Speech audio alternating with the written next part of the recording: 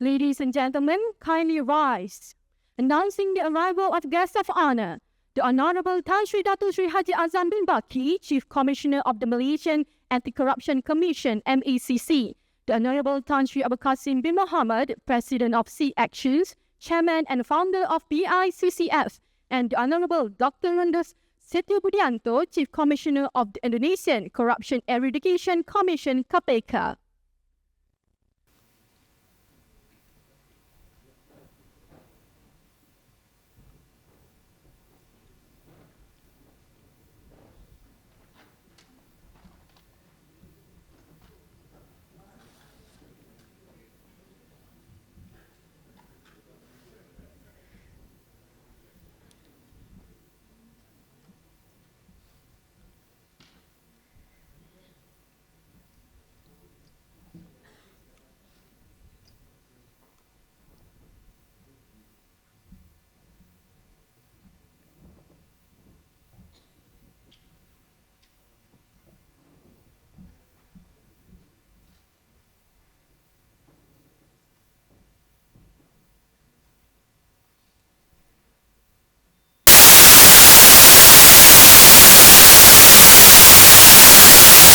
Negaraku.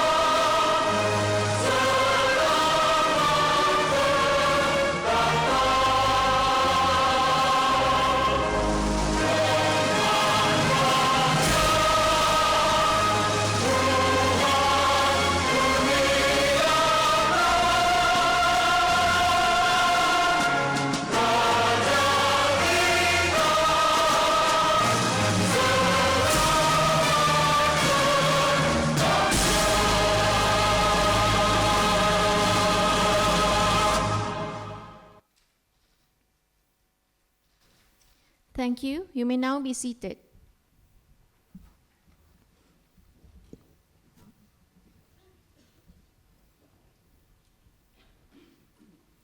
To seek blessings for today's conference, we'll proceed with prayer recitation. For our non-Muslim guests, you may observe a moment of silence and pray based on your faith. Let us now call upon Mr. Muhammad Nur Arif bin Idris from the Malaysian Institute of Integrity to lead the prayer. Mr. Nur Arif, if you please. الفاتحة. أعوذ بالله من الشيطان الرجيم. بسم الله الرحمن الرحيم.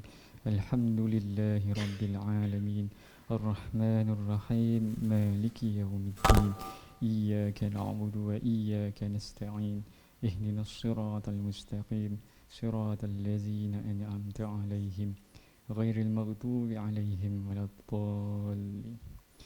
أعوذ بالله من الشيطان الرجيم. بسم الله الرحمن الرحيم. الحمد لله رب العالمين والصلاة والسلام على أشرف الأنبياء والمرسلين وعلى آله وصحبه أجمعين. Ya Allah, Ya Rahim, praise be to God, the Lord of the world. Peace and blessing be upon our Prophet Muhammad sallallahu alaihi wasallam and his companions, for those who follow his example till the judgment day. Allahumma ya Allah, on this blessing morning, in conjunction with the Sea Action Anti-Corruption Conference, Jakarta segment, we beseech thee and grateful towards you in favor of all the infinite blessing to us, your humble servant, to live in safe and prosperous life. We seek your blessing for a flawless progress of this event, from the beginning till the end. We seek your guidance to steer clear of event that would determine the progress of this event. Ya Latif, Ya Rahman, please bless us with your tawfiq and hidayat. Please guide us to greatness peace, glory, and prosperity in this world and the hereafter. Make us a responsible intellectual, granted us with a valuable knowledge that will be beneficial to mankind in order to gain your mardatillah. Make us your righteous servant that follow your commands and neglect the sinful acts. Please forgive us for our wrongdoing. Ya Munzil al-Barakat, bestow peace to our beloved country, Malaysia. Preserve us from any threat and disasters, neither man-made or natural disaster. And to you, Ya Allah, we seek for security and prosperity upon us, our leader and our country. Bestow patience in us in order to face the challenges from you. Please accept our deed and please reward us accordingly. ربنا آتنا في الدنيا حسنة وفي الآخرة حسنة وقنا عذاب النار وصلى الله على سيدنا محمد وعلى آله وصحبه وسلم والحمد لله رب العالمين. Thank you, Mr. Nur Arif. Before we begin, we would like to have a short photo session, so please kindly direct your attention to the center of the hall in front, to our photographers.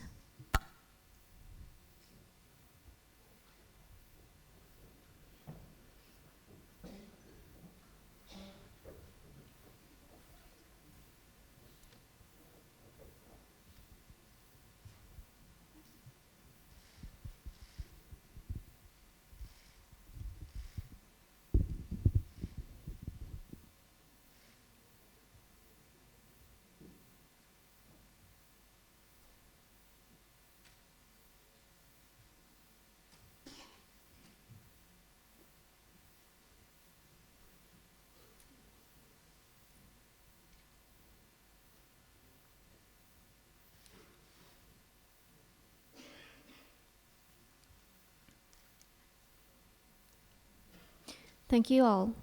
The Honorable Tan Sri Datuk Sri Haji Azam bin Baki, Chief Commissioner of the Malaysian Anti-Corruption Commission, MACC, the Honorable Tan Sri Abu Qasim bin Mohammed, President of Sea Actions, Chairman and Founder of PIACCF, and the Honorable Dr. Andus Setio Budianto, Chief Commissioner of the Indonesian Corruption Eradication Commission, KPK. Ladies and gentlemen, we are very honored to have esteemed guests and participants from across Southeast Asia gathered here today in a shared pursuit to strengthen the integrity of our region. I'm Adila, and together with me is Farahin, and we will be MCs for our conference today. Today marks an important chapter for Southeast Asia as we gather for the Southeast Asia Anti-Corruption Conference, recalling Jakarta Statement. This conference brings together anti-corruption agencies, NGOs, investigative journalists, and esteemed experts from across ASEAN and beyond, united in a shared purpose to uphold, revisit, and reinvigorate the Jakarta Statement on Principles for Anti-Corruption Agencies, a landmark framework developed in 2012 to strengthen the independence, effectiveness, and resilience of our anti-corruption institutions. Over the course of today, we will revisit the progress of our past decade, deliberate on emerging challenges, and reaffirm on commitment to integrity, transparency, and accountability. And through reflections, expert dialogues, and collective declarations, we aim to build a stronger regional architecture to combat corruption and champion good governance. And with that, it is our pleasure to officially come to the opening of session of the Southeast Asia Anti-Corruption Conference, recalling Jakarta Statement. Ladies and gentlemen, to officially welcome everyone, it is my honor to invite the Honorable Datuk Sri Haji Mustafa bin Ali, Chairman of the Organizing Committee for Southeast Asia Anti-Corruption Conference, to deliver his welcoming remarks. With all due respect, Datuk Sri, please welcome. Thank you, Ms. Adila and Farahim. Bismillahirrahmanirrahim. Alhamdulillahi Rabbil Alamin. Wassalatu wassalamu ala ashrafil mursalin wa ala alihi wa ashabihi ajma'in. Assalamualaikum warahmatullahi wabarakatuh and very good morning to all. Yang Bahagia Tan Sri Datuk Sri Haji Azam Baki, Chief Commissioner of the MACC. Yang Bahagia Tan Sri Abu Qasim Mohammed, President of Sea Actions and Chairman Board of Trustees of the Perdana International Anti-Corruption Foundation, The Honorable Dr. Anders Setio Budianto, Chief Commissioner of the Corruption Eradication Commission, Republic of Indonesia, distinguished guests, honorable delegates, ladies and gentlemen. It is a great honor and deep appreciation that I welcome each and every one of you to the Southeast Asia Anti-Corruption Conference with the theme, Recalling Jakarta Statement. Your presence here today reflects our shared commitment to a cause that transcends borders, cultures, and politics, the relentless pursuit of integrity, transparency, and accountability. This conference gathers some of the brightest minds, dedicated practitioners, and passionate advocates from across South Asia to reaffirm the re-energize of our collective stand against corruption. Today, we draw inspiration from the Jakarta Statement of Principle for Anti-Corruption Agencies, a milestone document that continues to guide efforts in strengthening anti-corruption institutions worldwide. As we recall the Jakarta Statement, we are reminded of the vital principles it enshrines: independence, accountability, transparency, cooperation, and adequate resourcing for anti-corruption agencies. These are not merely ideas to aspire to. They are actionable commitments that must be nurtured, defended, and operationalized in every facet of governance. Ladies and gentlemen, this conference is more than a gathering. It is a call to action. Throughout the day, we will deliberate on challenges, share successes, learn from setbacks, and most importantly, forge new alliances. We aim to translate the spirit of the Jakarta Statement into practical strategies that fit the realities and complexities of our respective countries. As the chairman of the organizing committee, I would like to extend my deepest gratitude to the Malaysian Anti-Corruption Commission, or MACC, as our esteemed co-organizer for the unwavering leadership in the fight against corruption, especially, of course, to Tan Sri Dato' Sri Azam Baki, the Chief Commissioner of the MACC. This conference is also made possible through a strong support of the Perdana International Anti-Corruption Foundation, the National Financial Crime Center, or NFCC, the Malaysian Institute of Integrity, or IIM, Rasuah Busters, Sinar Daily as our media partner, IM57, and of course, thank you for all of your commitment and partnership. Your dedication is indeed invaluable. I'm particularly thankful to the organizing committee and the teams who have worked tirelessly to make this event a reality. Thank you too to our international experts who are able to join us in this conference to share their views and expertise. May our discussion be robust, our collaborations enduring, and our resolutions bold. Let us leave this conference reinvigorated with renewed resolve to uphold integrity and to create societies where public trust is earned and safeguarded. Once again, welcome to the Southeast Asia Anti-Corruption Conference. I wish all of us a productive and inspiring meeting. Sekian wabillahi taufiq. Assalamualaikum warahmatullahi wabarakatuh.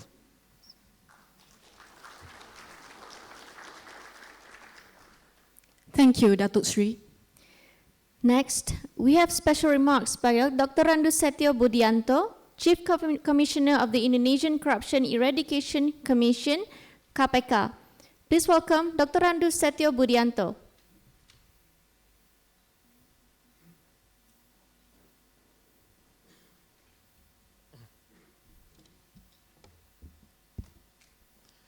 Bismillahirrahmanirrahim.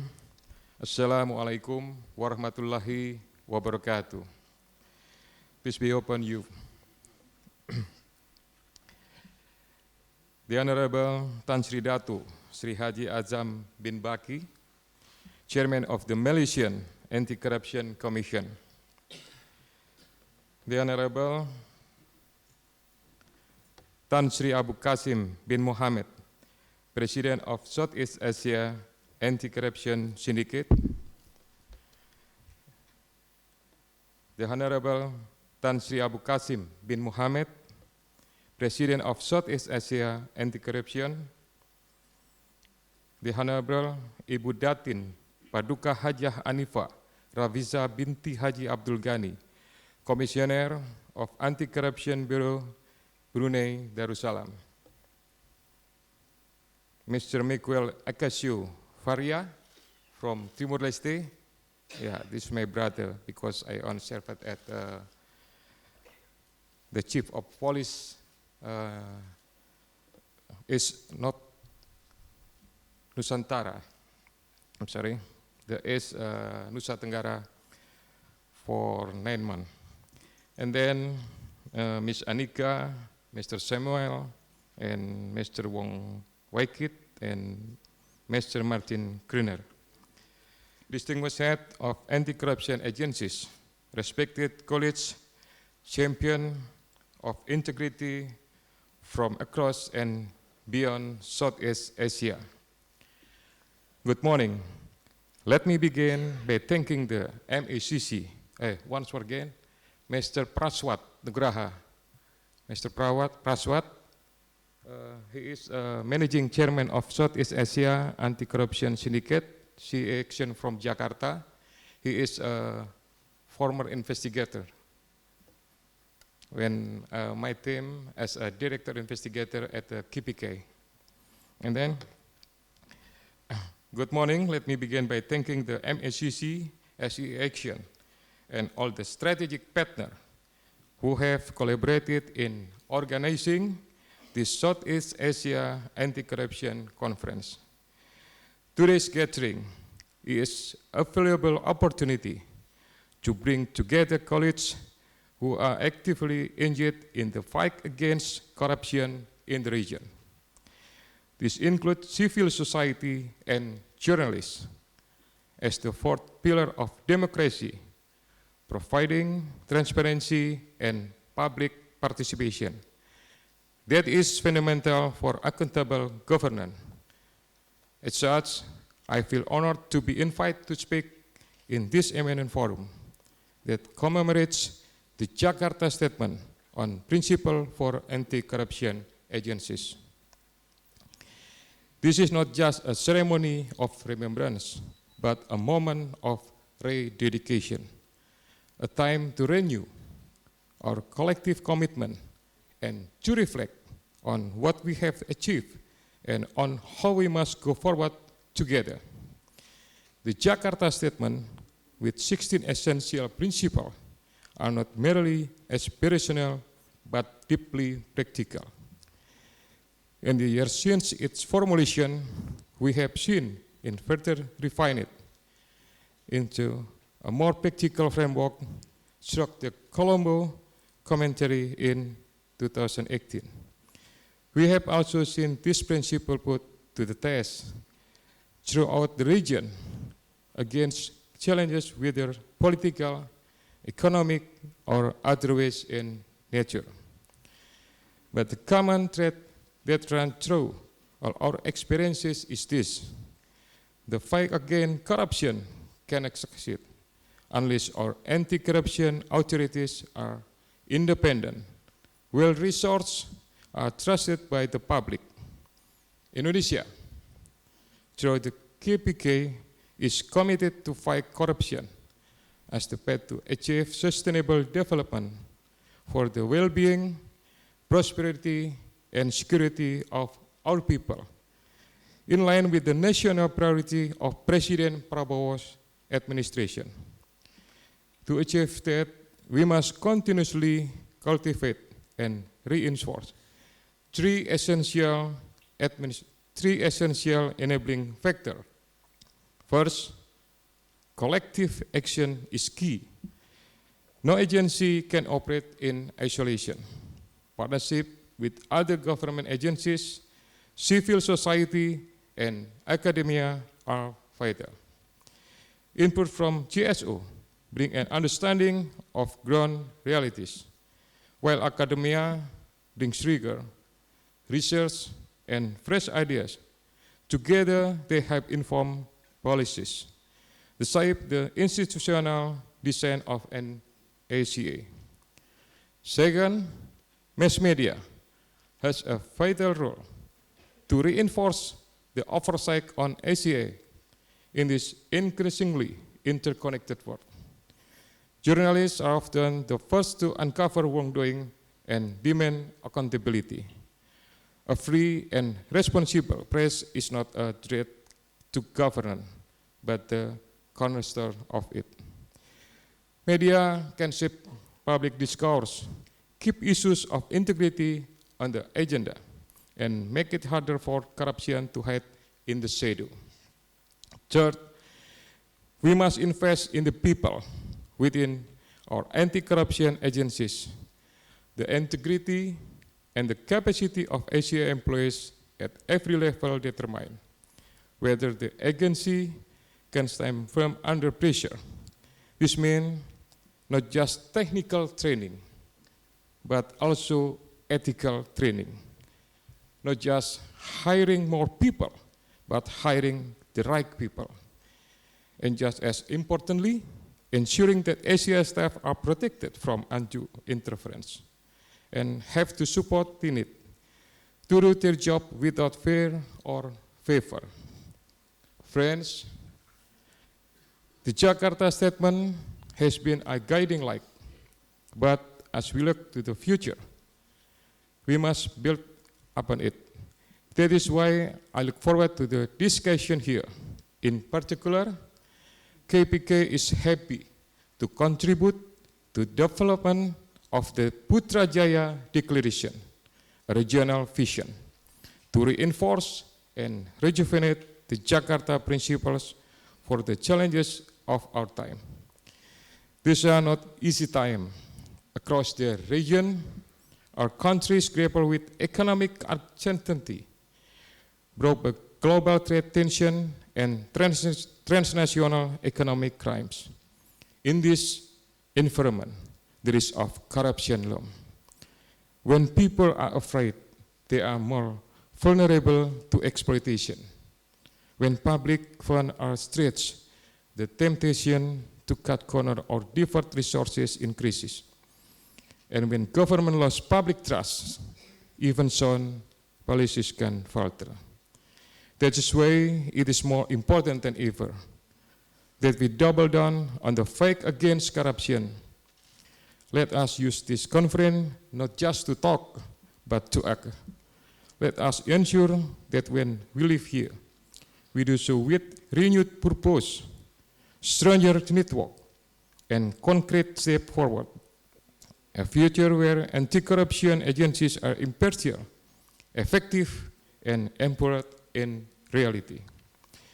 Thank you for your dedication and courage in the work you continue to do in defense of integrity and the public interest. Now, let us begin. Thank you very much. Assalamualaikum warahmatullahi wabarakatuh. Terima kasih. Thank you for the aspiring speech, Dr. Andus Setio. Ladies and gentlemen, it is our honor to invite the Honorable Tan Sri Datuk Sri Haji Azam bin Baki, Chief Commissioner of MECC, to deliver his officiating speech. With all due respect, Honorable Tan Sri, please welcome.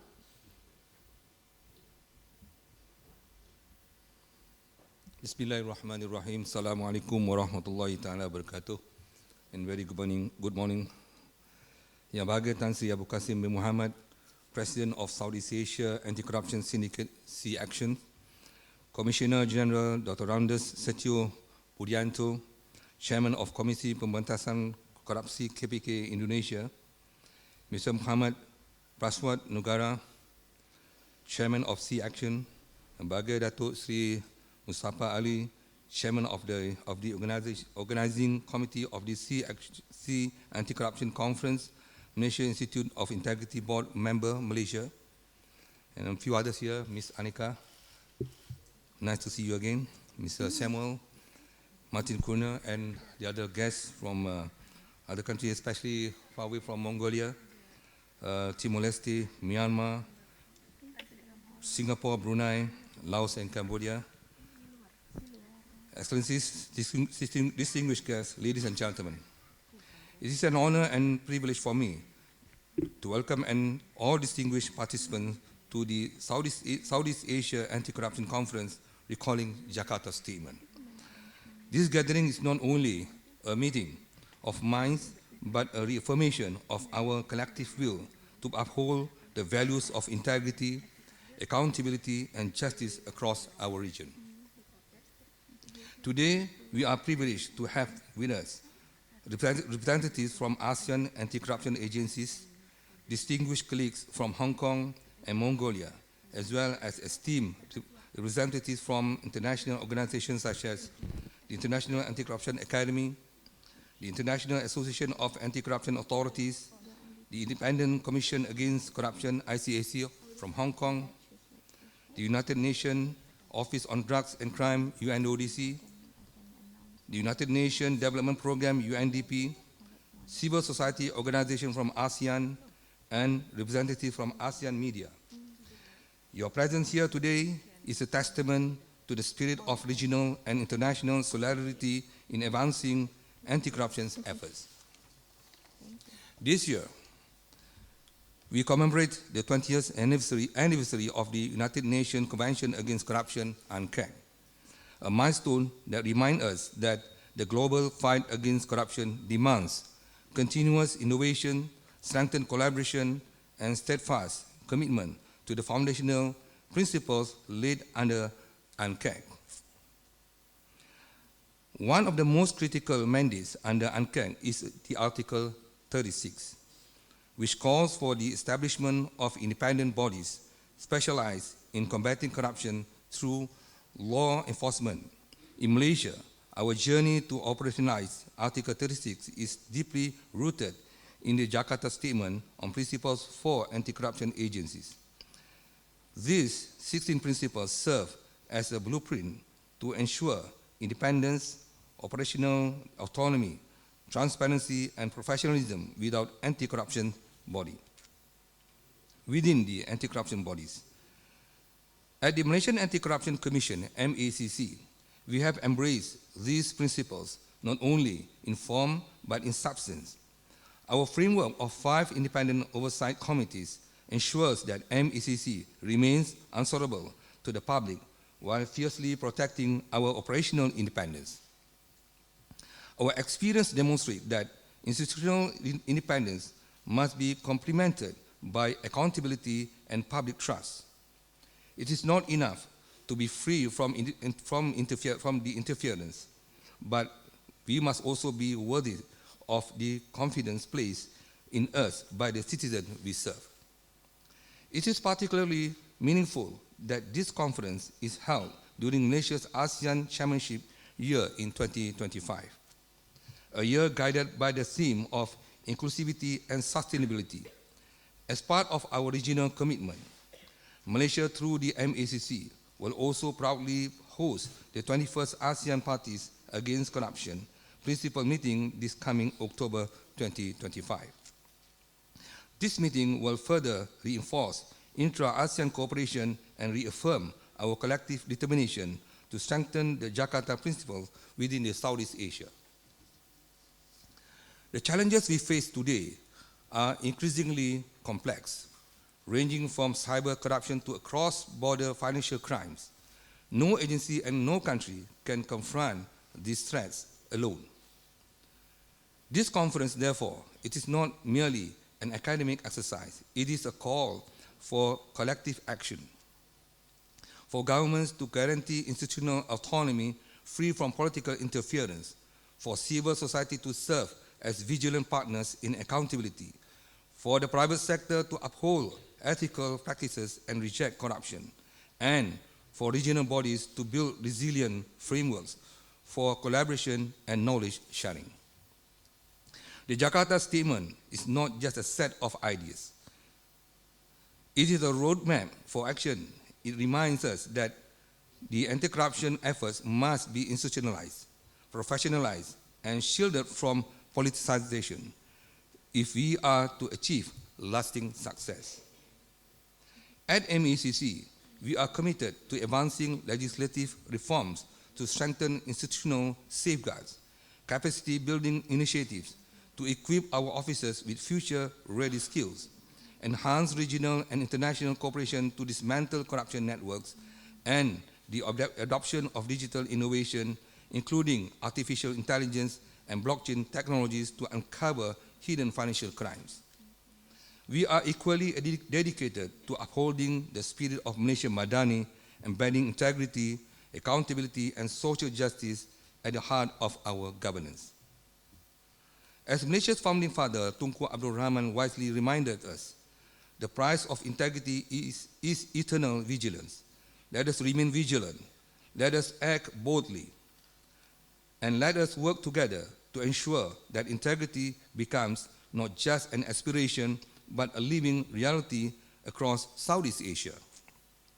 I would like to take this opportunity to express my sincere appreciation to the Malaysian Anti-Corruption Commission, MACC, Perdana International Anti-Corruption Foundation, PIACCF, the National Anti-Financial Crime Center, NFCC, the Malaysia Institute of Integrity, IIM, Sea Actions, Rasuah Basta, IM57, and all partners for their collaboration and support in making this conference a reality. With the blessing of Allah subhanahu wa ta'ala and the goodwill of all gathered here today, I now officially officiate the Southeast Asia Anti-Corruption Conference, recalling Jakarta Statement. Thank you.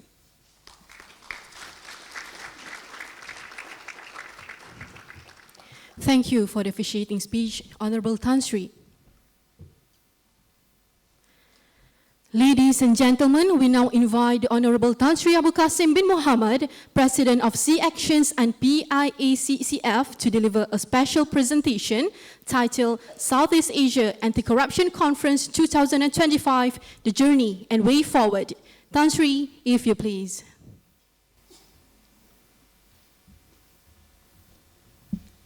Thank you. Bismillahirrahmanirrahim. Assalamualaikum warahmatullahi ta'ala wabarakatuh. Yang bahagia Tan Sri Datuk Sri Haji Azam Baki, the Chief Commissioner of MACC, and Honorable Dato' Seato Budianto, the Chief Commissioner of KPK, and Raja Anifah from Brunei, Dato' Sri Mustafa Paswat, friends from Martin, Samuel, and everybody. I saw a lot of our friends here. Welcome to this conference. Of course, the purpose of my presentation is try to bring the meaning this conference is all about. Basically, this is the first time where the former anti-corruption officers and officers of anti-corruption unitedly together in fighting corruption. If not, the former will enjoy their pension life by not doing anything. And I'm very, very proud today that it's the first time we bring together the NGOs, we bring the medias, we bring the civil society. And this is the journey. This is the beginning of the journey of fighting corruption with the togetherness. This is what we call the unity in fighting corruption. I'd like to thank everybody who is present today. Allow me just to go through what we're going to, at the end, what we're going to get from at the end of this conference. Of course, we're going to have a declaration, but this declaration is very important because it is a declaration that we're going to bring it to the IAACA, and I have a representative here from IAACA, and as an advisor to IAACA, and Dato' Sri Azam as the ESCO member of IAACA. For those who do not know, IAACA is the International Anti-Corruption Authority Association, where we wanted to bring this because in the constitution of this association it's very clear that they wanted to champion to make sure that the formation of an independent anti-corruption agency, an effective anti-corruption agency. So what is Sea Action actually? This organization, of course, as I said earlier, we bring all together. We bring all those who are interested in fighting corruption to be together with us. And again, when we unite, the corrupt will run away. when all the investigators, law enforcement, media, Rasuah busters, and everybody, NGOs, I believe that those are corrupt, because we are so worried about, sometime from our experience, not that far, not that long, about more than 40 years, when it is very difficult when the corrupt strike back. This is very crucial. It will cost not only the life of those who fight corruption, can cost the ruin of the anti-corruption agency itself. So this unity is so important for our journey in fighting corruption. What is the destination of this organization or this fight? As I said, it is bringing all together. And I like to inform you that the oldest anti-corruption agency in the world was born in Southeast Asia. We have among those who are very, very experienced anti-corruption agency in the world. Malaysia, Singapore, the anti-corruption was born before 1960s. And ICAC, Hong Kong, was born in 1970s. I remember the ICAC came to Malaysia and to Singapore to do some search. What is the best way of fighting corruption? Of course, they take the business model from Malaysia and Singapore, and they make it advance and become more effective.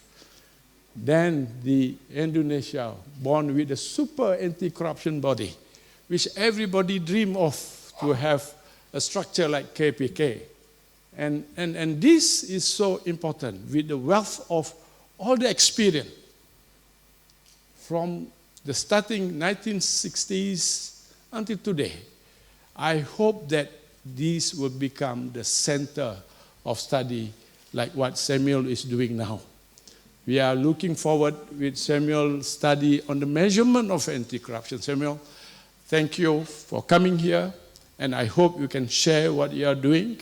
And we wanted to be together with you. We wanted to be together with International Anti-Corruption Academy, who now is doing research, what the meaning of effective anti-corruption, the measurement of anti-corruption. Again, ladies and gentlemen, how are we going to achieve this? This by sharing of knowledge is very crucial. As I said, those who have retired, former anti-corruption officers, those who are in service, those are in the civil society, if we unite, and we will come up with very comprehensive and a pool of knowledge that will help everybody in this region. We unite and we trained. Of course, one of the most important journey in fighting this Jakarta Statement, or Article 36. Article 6, please remember this is not only Article 36, but it also involves Article 6 of ANCAC, the importance of having an institution structure that effective in fighting corruption. What makes us different from others? What makes this association different? Because we have a collaborator. With PIACC, or Perdana International Anti-Corruption Foundation, is a foundation that to protect, to defend the fighters of corruption. We have experienced a lot of anti-corruption fighters at the end of the day being victimized. There are anti-corruption officers being killed, injured, victimized, transferred, and all that. We don't want to interfere with the government action against them, but we have a platform for them to come and to share with us. If there is a possibility, we bring them so that they can still play their role in fighting corruption. For that purpose, I would like to thank Martin Krutner for bringing me to Vienna to be the guest lecturer over there way back in 2016. Ladies and gentlemen, for our program that we wanted to design and to pursue, First, we would like to have an annual conference. We hope that this conference do not stop here. And there are a lot of discussion, a lot of topic that we can really explore. After this, what is about measurement? What it means by measurement? What it means that an effective anti-corruption agency is still in the discussion. We hope that we can come up with a very, I would say, that comprehensive assessment of what is an effective anti-corruption. We wanted to be the advocacy. We work with the government. We work with everybody to create a stronger law. We also wanted to deal with corruption. We wanted to build, actually, to build and have a collaboration with all the anti-corruption academy. Because we have an academy, we wanted to set an academy so that the focus area on our training will be whatever we have on the 16th principle and how to make an anti-corruption effective and how to develop an effective anti-corruption strategy. This is very crucial, three elements that is so important for us to focus in the C action. And fourth, which is very crucial, as I said, is on research. The research is very crucial in bringing new technology, new methodology of fighting corruption, a new way of investigation. Today, investigation should not be like what we have 30 years ago. The investigation today has to go beyond the normal perspective. There are a lot of challenges. We have to use AI and so on in our investigation. Again, that's why in the way forward, I request all of you, all those members in this conference room, please join us. If you are interested to be together with us, to create a new landscape in fighting corruption in this world, especially in this region, please join us. For that purpose, as I said in my conclusion, this is not just a C action or organization fight. It is your fight too. For us, our principle is that we do not pressure any government, but we wanted to engage with all the government and anti-corruption authority. We don't criticize. We share problem, and we find solution. For anti-corruption agencies, if you are weak, we will help to make you stronger. If you do not know, we will tell you. If you know, but you do not know how to act or cannot act, we will help you how to act. If you feel alone, we will stand with you. If you are lost, we will guide you. Friends, if you are the friends of anti-corruption, we request you be a true friends. If you are ACA officers, anti-corruption officers, I request, just do the right thing. Follow the law. If you are a journalist, keep reporting the truth. If you are an NGO's leader, make fair comment, support ACAs, and help us to build public support. If you are a former MACC officers, share your success stories so that we can be stronger. Let me end with this.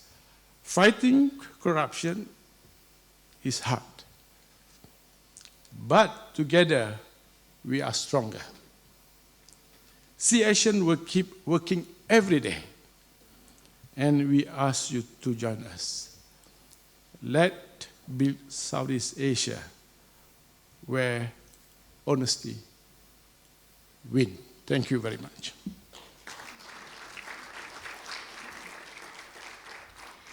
Thank you, Honorable Tan Sri.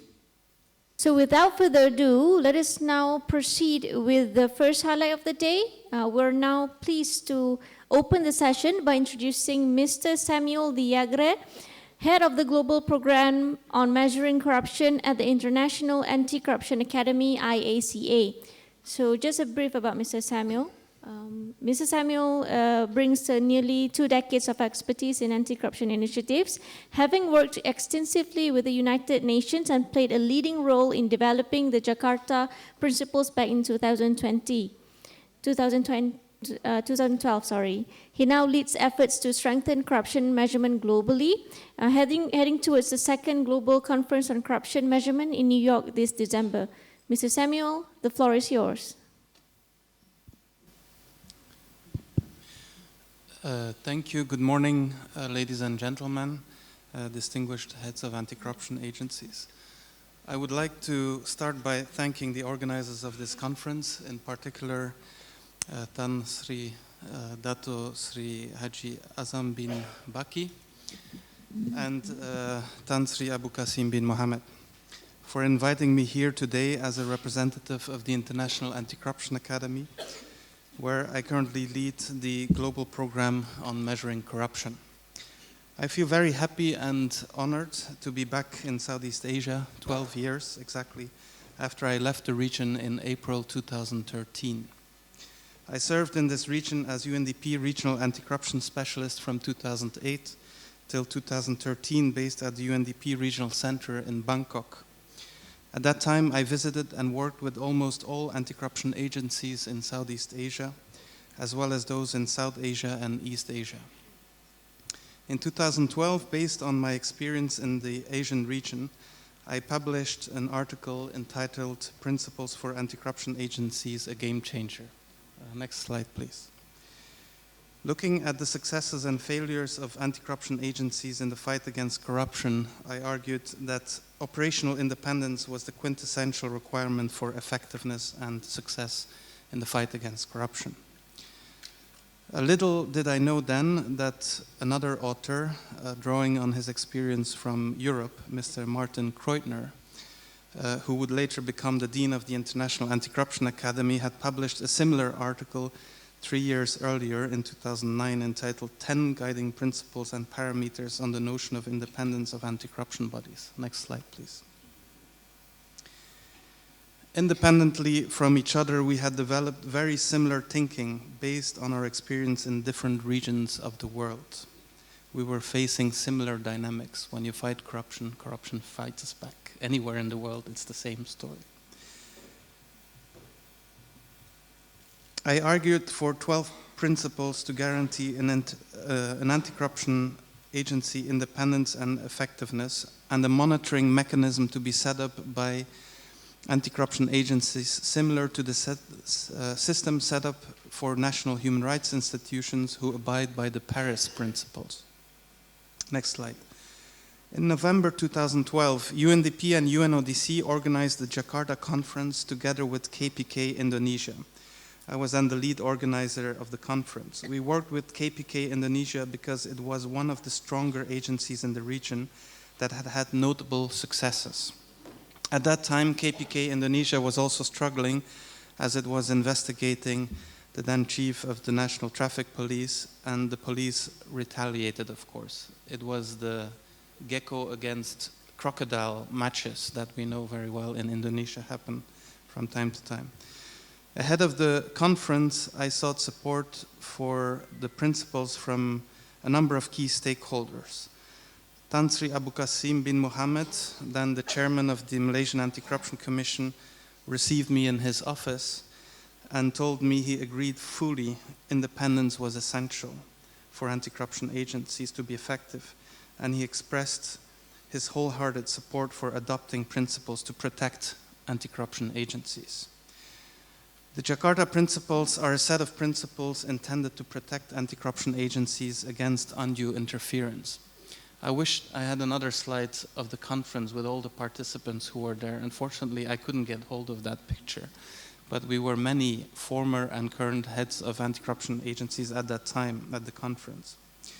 And at the conference, we worked day and even at night and to develop the principles. And eventually, there were no 10 principles nor 12 principles, there were 16 principles and they were adopted despite one head of agency expressing concern, especially about the principle about removal, because in his country it was easy to remove the head of agency, and he didn't really want a principle to challenge that. But eventually all heads of agencies agreed to the principles, and the principles were then quickly recognized at the international level, notably by the International Association of Anti-Corruption Authorities and the Conference of State Parties to the UN Convention Against Corruption in Panama in 2013. Next slide. Various other COSP resolutions recognized the Jakarta Principles as they explained the meaning of necessary independence in Article 6 and 36 of the UN Convention. Even in internal UNODC documents used for the UNCAC implementation review mechanism, the Jakarta Principles are used as a reference. But nevertheless, after all these years, no mechanism has been set up at the international level to measure compliance with the Jakarta Principles. Next slide. In 2018, UNODC convened an expert meeting in Colombo, Sri Lanka, to better define the Jakarta Principles, so there could be no doubt as to their meaning. I organized the meeting together with Siabok in Sri Lanka and then worked on the UNODC publication, the Colombo commentary on the Jakarta Statement on Principles for Anti-Corruption Agencies. We see here officials from Indonesia, Malaysia, Sri Lanka, Mauritius, and I'm not sure about the last person. Next slide. This is the Colombo commentary that came out of that meeting that was published in 2020, and which comprises an evaluation framework to assess the compliance with the Jakarta Principles. But I'm not aware of any agency that has actually used that framework. Next slide. In 2023, in the International Anti-Corruption Academy in Vienna, its global program on measuring corruption, then led by Professor Elizabeth David Barrett, convened a meeting of experts to discuss the topic of measuring the effectiveness of anti-corruption agencies. The meeting was held in June 2023, and the report is available on IACA's website. The meeting concluded that the Jakarta Principles compliance should be measured to understand their impact on the effectiveness of anti-corruption agencies. The think tank U4 in Norway then started developing a grading scheme for the Jakarta Principles in 2024 under the leadership of Sophie Schutte. And I was recruited as a consultant for U4 to develop the grading scheme based on the Colombo commentary. This grading scheme will be published in the coming weeks by U4. In the meantime, I was asked in my new role as the head of the global program on measuring corruption at IACA to develop a methodology to measure the effectiveness of anti-corruption agencies. I agreed with U4 that we would work together and that we would be using the framework that has been developed at U4 as part of IACA's methodology. Next week, IACA is convening an expert meeting in Vienna, Austria, to review the draft methodology, and more than 50 experts, some of you are present here, are confirmed to attend the meeting. At IACA, our aim is to develop a methodology for anti-corruption agencies by anti-corruption agencies to measure their effectiveness. This may be a means towards realizing the Jakarta Principles. Next slide, please. The draft methodology consists of 3 parts. The first part looks at input indicators, 48 questions about compliance with the Jakarta Principles to measure the independence of anti-corruption agencies. The second part looks at indicators, output indicators, or performance indicators for various functions, investigations, prosecution, education, prevention, asset disclosure, etc. The third part looks at outcome indicators. What is people's experience with corruption, their tolerance of corruption, how is tax revenue moving in the country, etc. Next slide. Once the methodology has been reviewed and improved, it will be presented at the 6th Globe E plenary meeting in Baku, Azerbaijan from 20 to 23 May 2025. Thereafter, IACA plans to send out a survey with about 100 questions for anti-corruption agencies to collect data on their compliance with the Jakarta Principles, their performance, and other indicators. The data will then be reviewed at a second expert meeting in August 2025. Next slide. Our goal at IACA is to collect and present objective data on anti-corruption agency effectiveness. We also want to identify global trends in anti-corruption agency effectiveness. And we want to provide anti-corruption agencies with an overview of their strengths and weaknesses in their setup and performance so they can improve and enhance their effectiveness. Our research is just the beginning. It's just the beginning, but we hope to present the methodology and initial findings by the end of the year at the second Global Conference on Harnessing Data to Improve Corruption Measurement to be held at the UN headquarters in New York from 2 to 4 December this year. At IACA, we hope that all agencies present in the room here today will participate in the survey and will share knowledge on their agency so we can all collectively learn from each other and works towards realizing the Jakarta Principles and improve the effectiveness of our fight against corruption. Next slide.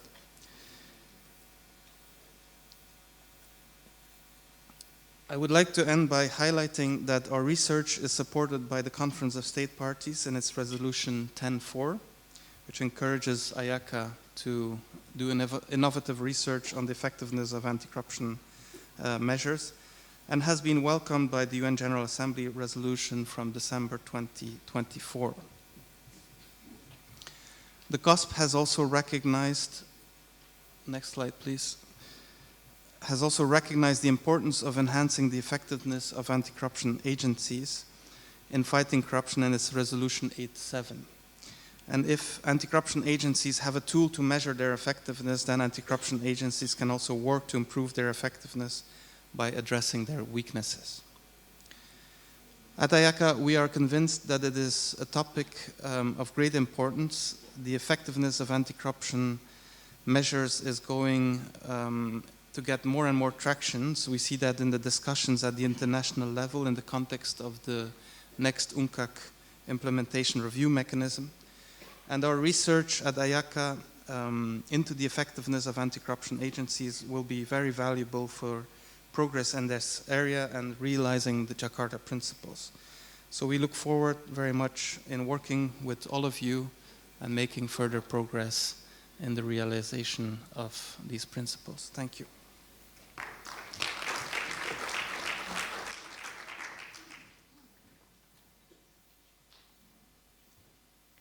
Thank you, Mr. Samuel.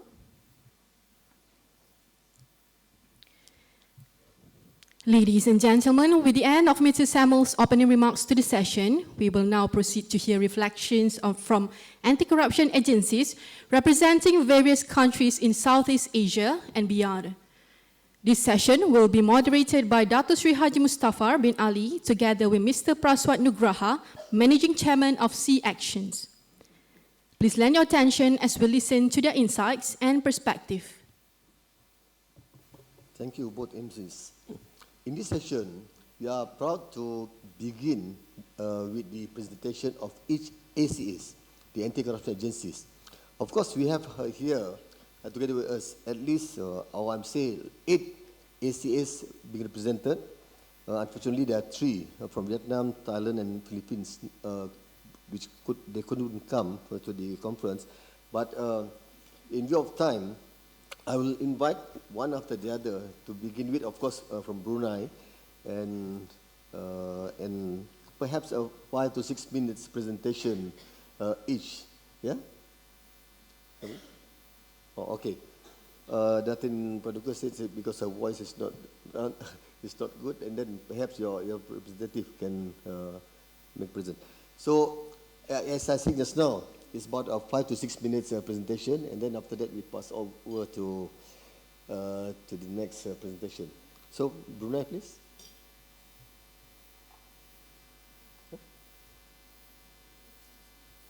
Oh, okay.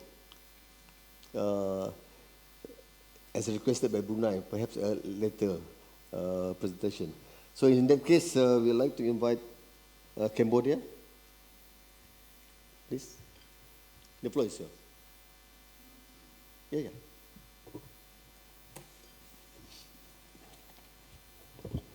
Good morning, distinguished guests, the host, friends and colleagues, ladies and gentlemen. My name is Yun Sinat, Vice President of Anti-Corruption Unit, Kingdom of Cambodia.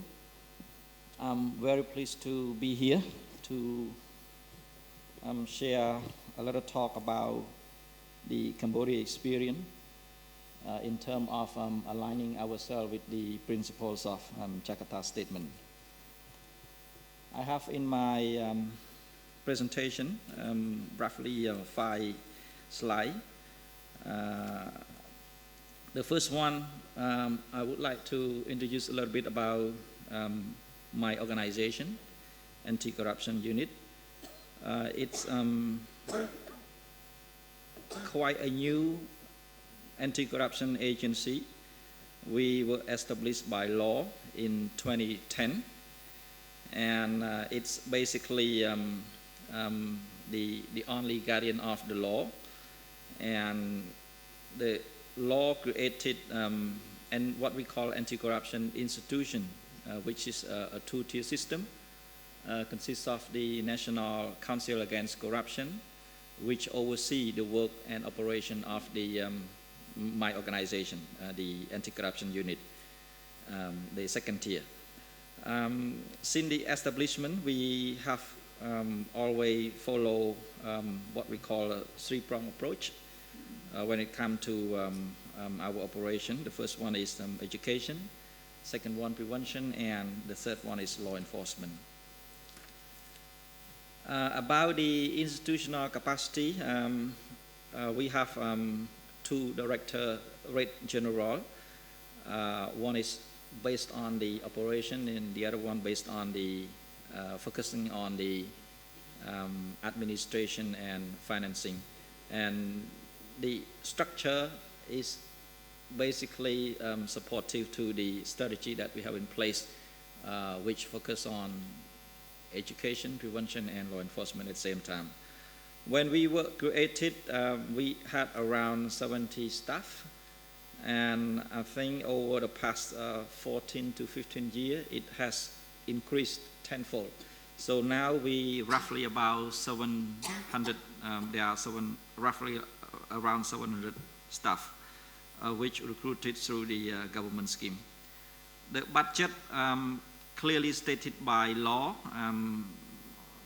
it would be 0.02% to 0.03% of the government current state budget, the annual state budget. And if the finance is not enough, then the Anti-Corruption Unit has to request to the government for additional budget. When it comes to outreach and professional work, we of course conduct our education outreach throughout the country. We focus on the student, which we work with the Ministry of Education, incorporating what we call anti-corruption education in the general education from primary to tertiary education.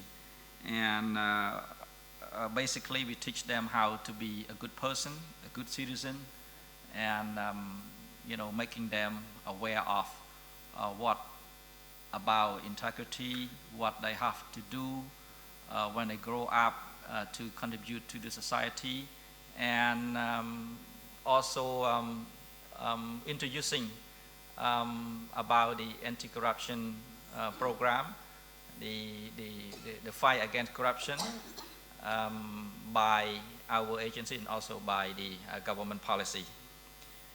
We also conducted a lot of outreach through social media, and we work with different stakeholders, the public, the private sector, as well as the CSO, journalists, and academia as well, using social media as one of the platforms, and also directly reaching out, having consultative dialogue in a different area, basically about education and prevention. Some of the key achievements that I would like to capture is that in terms of education, we can say that it takes root within the society, and that is irreversible. It means that more and more people understand about the impact of corruption, and they know how to participate when corruption occurred. And what is more is that they know what is not allowed by law, what is allowed by law and what is not allowed by law. When it comes to prevention, we work with government reform in many different areas. For example, education, public admin reform, financial reform.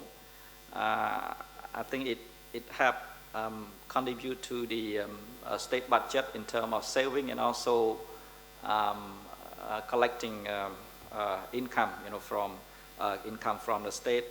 And as for the public admin reform, it really helped with the improvement of the, especially the integrity within the governmental institution. And one of the messages that we managed to convince the government policymaker is to introduce what we call the clean institution, meaning that into the government strategic policy, which means that every ministry, they have to clean their own house. That's the key message from the top of the government. So with that message, everyone really have to work by themselves and also together with the ACU to clean the house, to make sure that corruption is not tolerated, within their respective ministry. As for the law enforcement, we managed to work with everybody in the law enforcement field. The experience that we had with when it comes to UNCAC review and also FATF work show that the cooperation is very important. The challenges is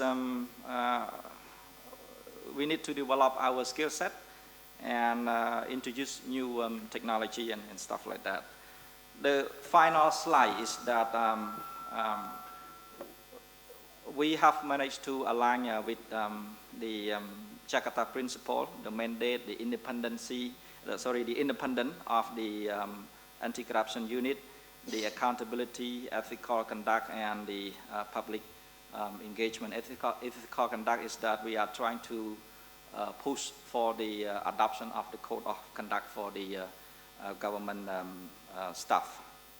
And the current planning that we have is that we are developing the National Strategic Action Plan, National Strategy Anti-Corruption Action Plan, Phase 4, 2025 and 2030, and we have a request for input from all stakeholders, not just government and private sector, but also CSO, journalists, and academia as well.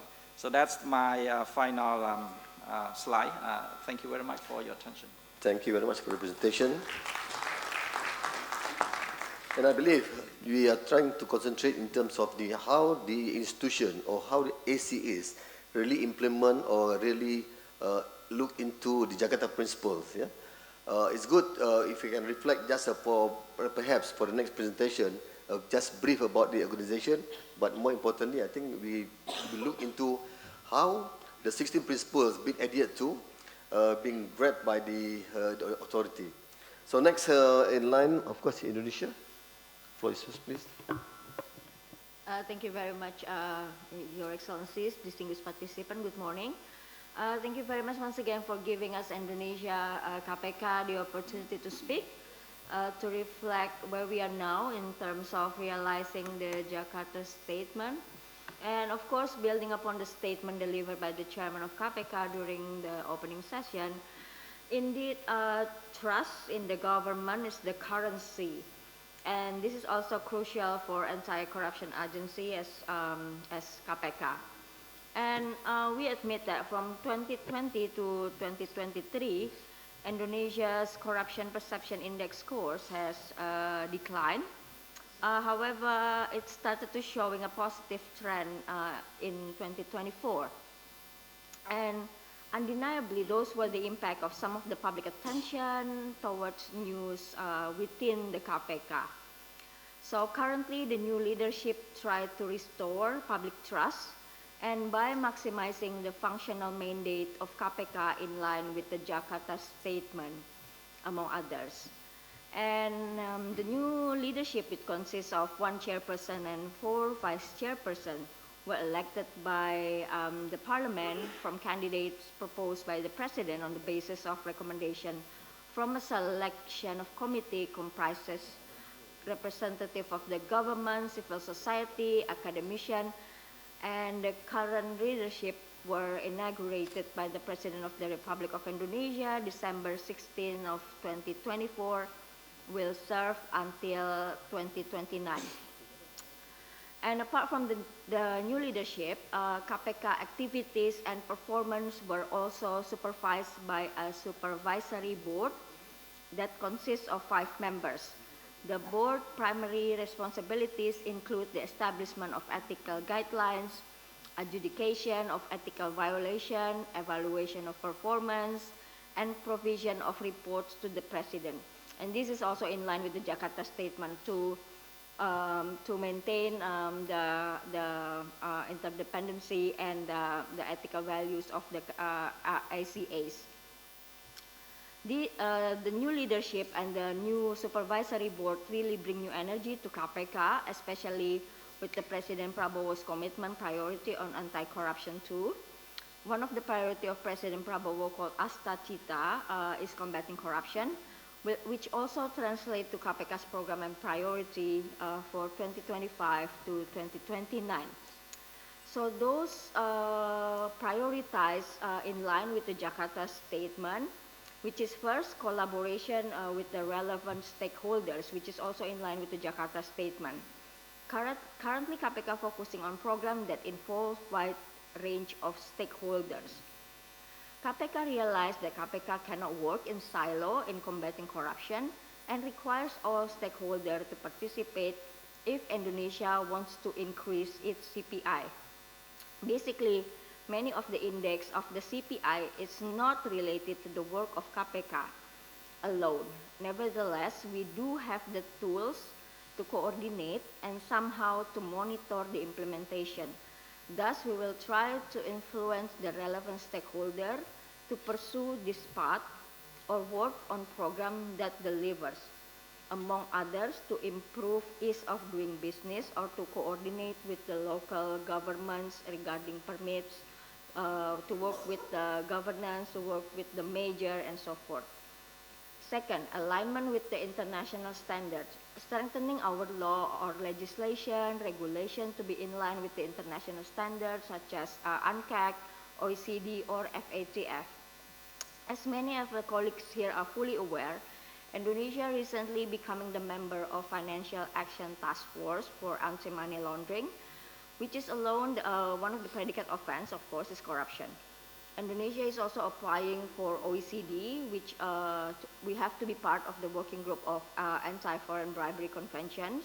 Thus, we need to be comply with many of OECD standards, which is one of the things we do need to have anti-corruption body, which is independence and free from influence from any political influence. In that regard, KPK is currently working together with other ministries in the process.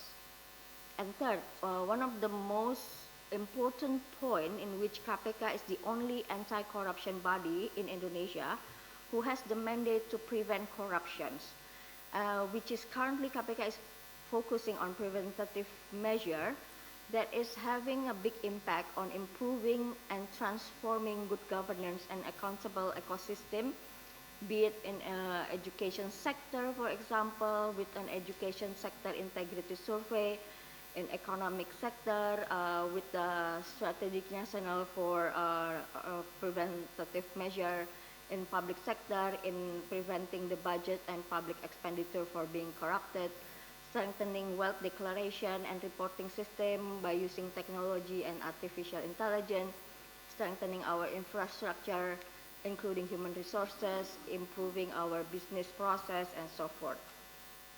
So those are, among others, the current leadership focuses for the upcoming 5 years.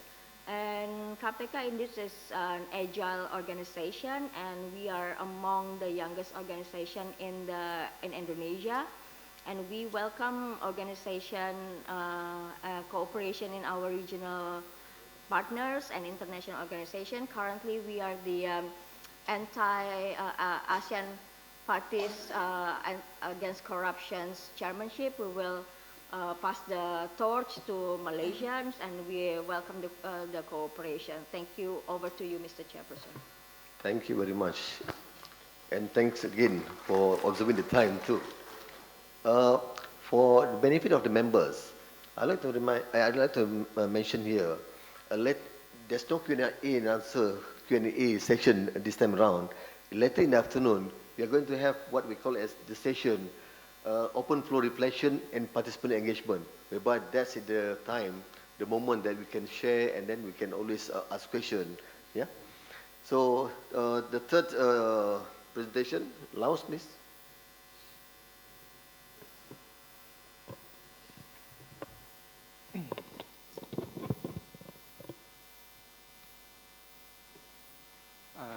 Good morning, ladies and gentlemen. Let me introduce myself. I am Sunthala Khiempilat. I account for Anti-Corruption and Investigation Department as Deputy Director General, State Inspection Authority of Lao PDR. It is my first time in Malaysia. First of all, thank you very much for the warmly organizing this conference and letting me participate in the professional conference.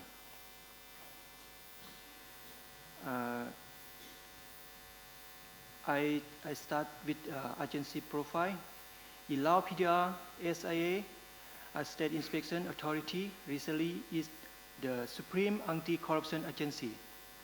It's a ministry equivalent agency which was established in 1982 in accordance with the resolution of the party and government.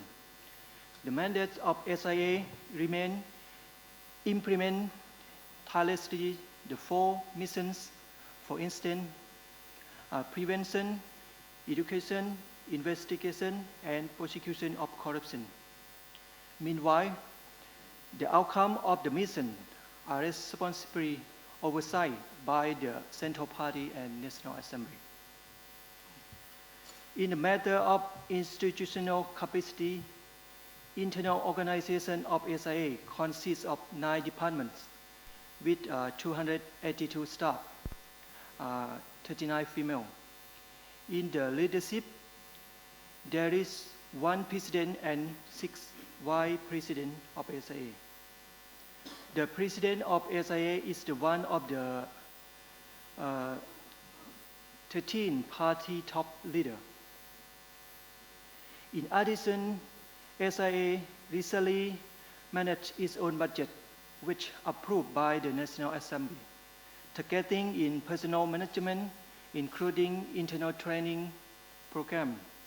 Meanwhile, the radio program and the official Facebook page also contribute to the education mission.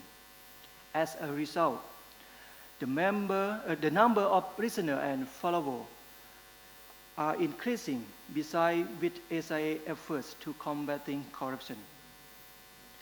In practically, in the circumstance of Lao PDR, SIA firstly conduct party inspection, state inspection, next anti-corruption, and finally investigation.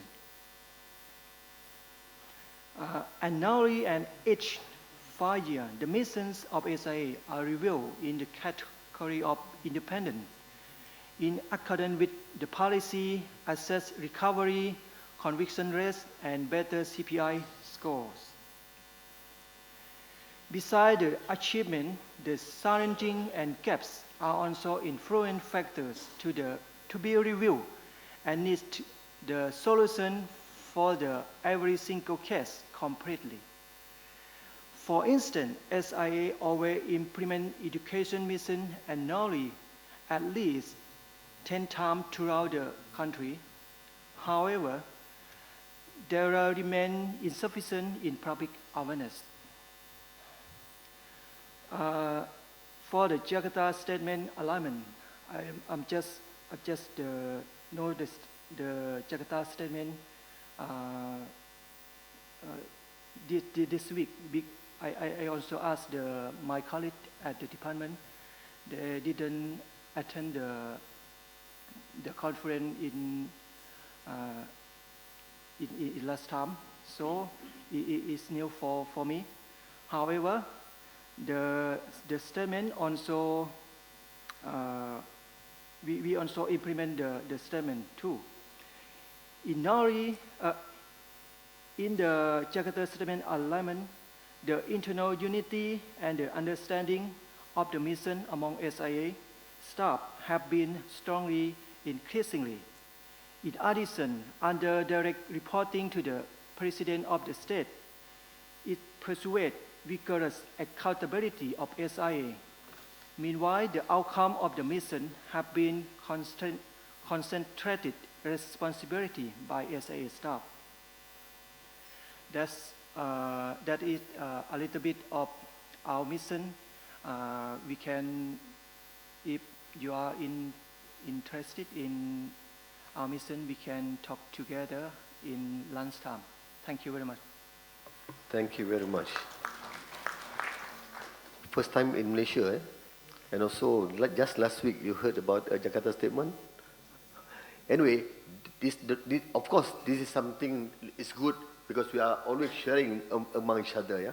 So, and again, when we observe and we try to adhere to the Jakarta Statement and all the 16 principles, I think that's the utmost important. And next representation by Malaysia, please. Assalamualaikum and very good morning or good afternoon to all. It is both an honor and a privilege for me to present Malaysia's country reflection at the Southeast Asia Anti-Corruption Conference, recalling the Jakarta Statement. Today, I will share Malaysia's journey in strengthening the MACC. I will outline our key achievements, discuss the challenges that we face, and also we would like to explain how do we align the institutional practices with the principles of Jakarta Statement to advance good governance and integrity across our nation and region. To begin the presentation, I would like to share about the agency profile briefly. MACC was formally established on the 1st January 2009 under the Malaysian Anti-Corruption Act 2009 Act 694. It succeeded the former Anti-Corruption Agency, which was originally established in 1967. The MACC's legal mandate was provided by this act, empowers it to investigate corruption offences, undertake preventive measures through, and also to educate the public on anti-corruption. Okay, next, in terms of institutional capacity, I would like to outline that the institutional capacity and structure of MACC is divided into three main sectors, each with distinct responsibilities that enable the holistic approach to combating corruption. Number one is operation sector, two is prevention sector, and management and professionalism sector.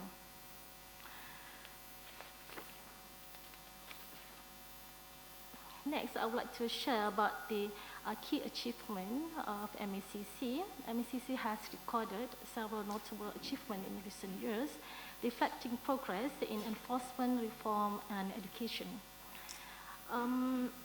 a little bit about the recovery of MNDB assets. Among the most significant outcomes that has been with MSCC's investigation into the 1MDB scandal.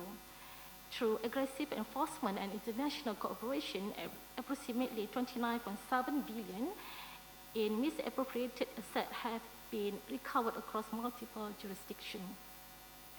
In terms of corporate liability reforms, the MSCC played a key role in the introduction of Section 17 Capital A of the MSCC Act 2009, a landmark legal provision that imposes corporate liability for corruption offences committed by legal persons.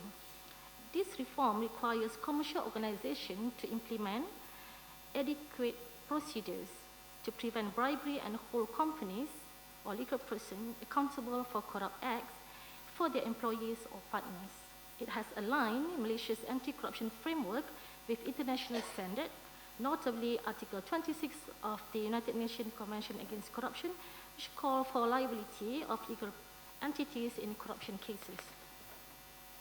And for the National Anti-Corruption Plan and Strategy, MSCC led the implementation of NACP 2019-2023, and also building on the progress of the NACP 2023, MSCC proceed with the building of developing of National Anti-Corruption Strategy 2024 to 2028, which prioritizes strengthening integrity in governance, preventing political interference in public institutions, and improving the transparency and accountability. These strategic plans have provided a comprehensive roadmap for coordinated anti-corruption efforts nationwide. And for the Public Education and Integrity Initiative, in addition to the enforcement and reforms, the MSCC has placed great emphasis on prevention through public education. In terms of challenges and gaps, we would like to share our experience. Despite the progress, the MSCC continues to face several institutional and operational challenges that it's working to address. Number one is emerging complex threats. The nature of corruption is becoming increasingly complex with the rise of cybercrime, cryptocurrencies, cross-border illicit financial flows, and abuse of shell companies that hidden beneficial ownership to conceal corrupt proceeds.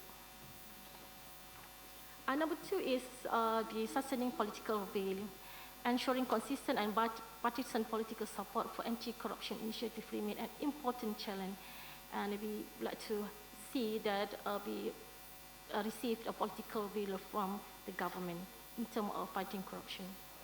And we would like to focus on the alignment with Jakarta Statement Principle.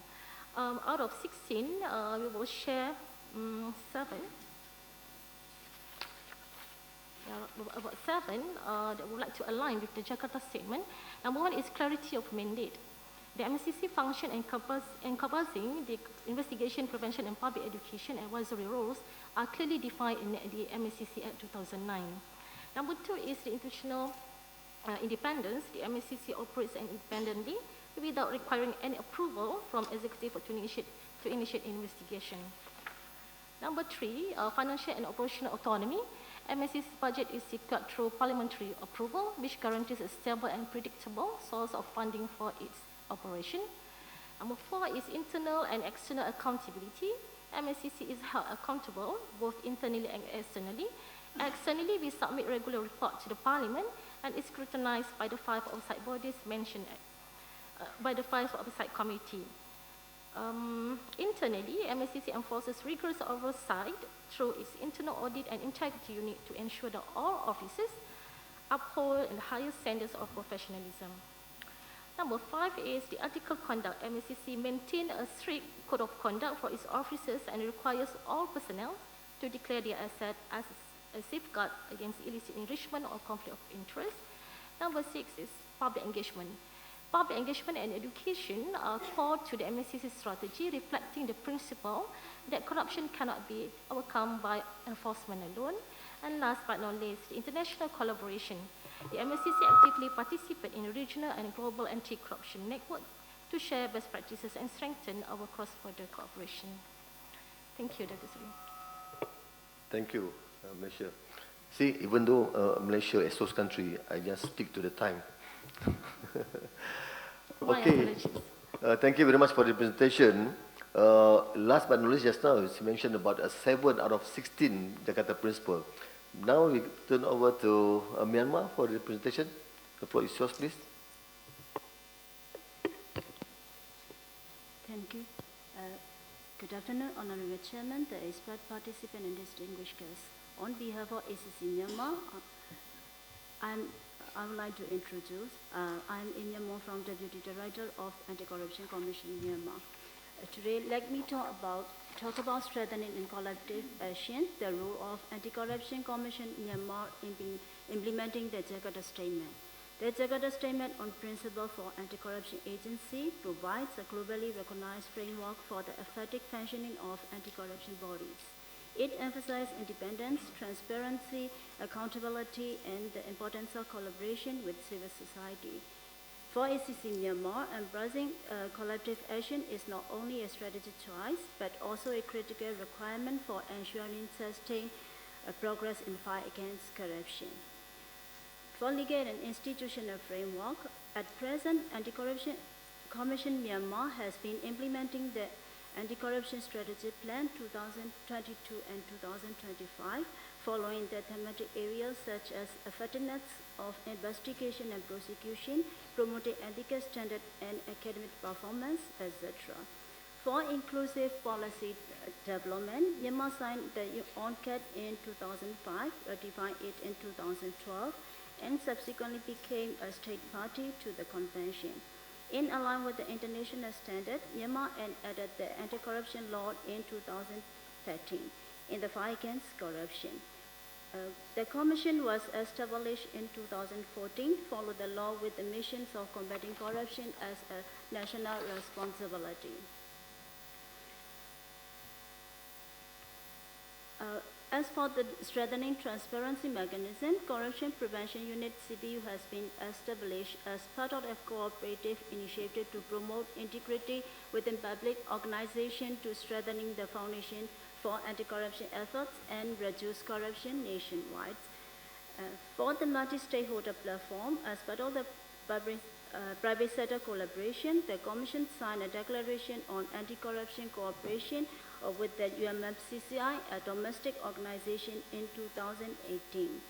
Besides, in order to exchange best practices in the fight against corruption, Commission has signed the Memorandum of Understanding with the regional countries, such as the Government Inspectorate of Vietnam, NCC Thailand, and etc. To strengthening the capacity and performance of its staff, the Myanmar Anti-Corruption Commission has implemented a comprehensive professional development approach. In addition to conducting localized training programs, the Commission has facilitated staff participation in specialized courses offered by esteemed institutions such as IDEC, Malaysian Anti-Corruption Academy, MACA. In conclusion, when implementing the Jakarta Statement, collective action is not merely a strategy, but a necessity. Only through shared responsibility and mutual reinforcement can sustained anti-corruption outcomes be achieved. Challenges remain, including political resistance, shrinking civil space, and lack of trust. However, when civil society, intergovernmental organizations, and government move from confrontation to collaboration, they can co-create solutions that are both effective and legitimate. Thank you very much.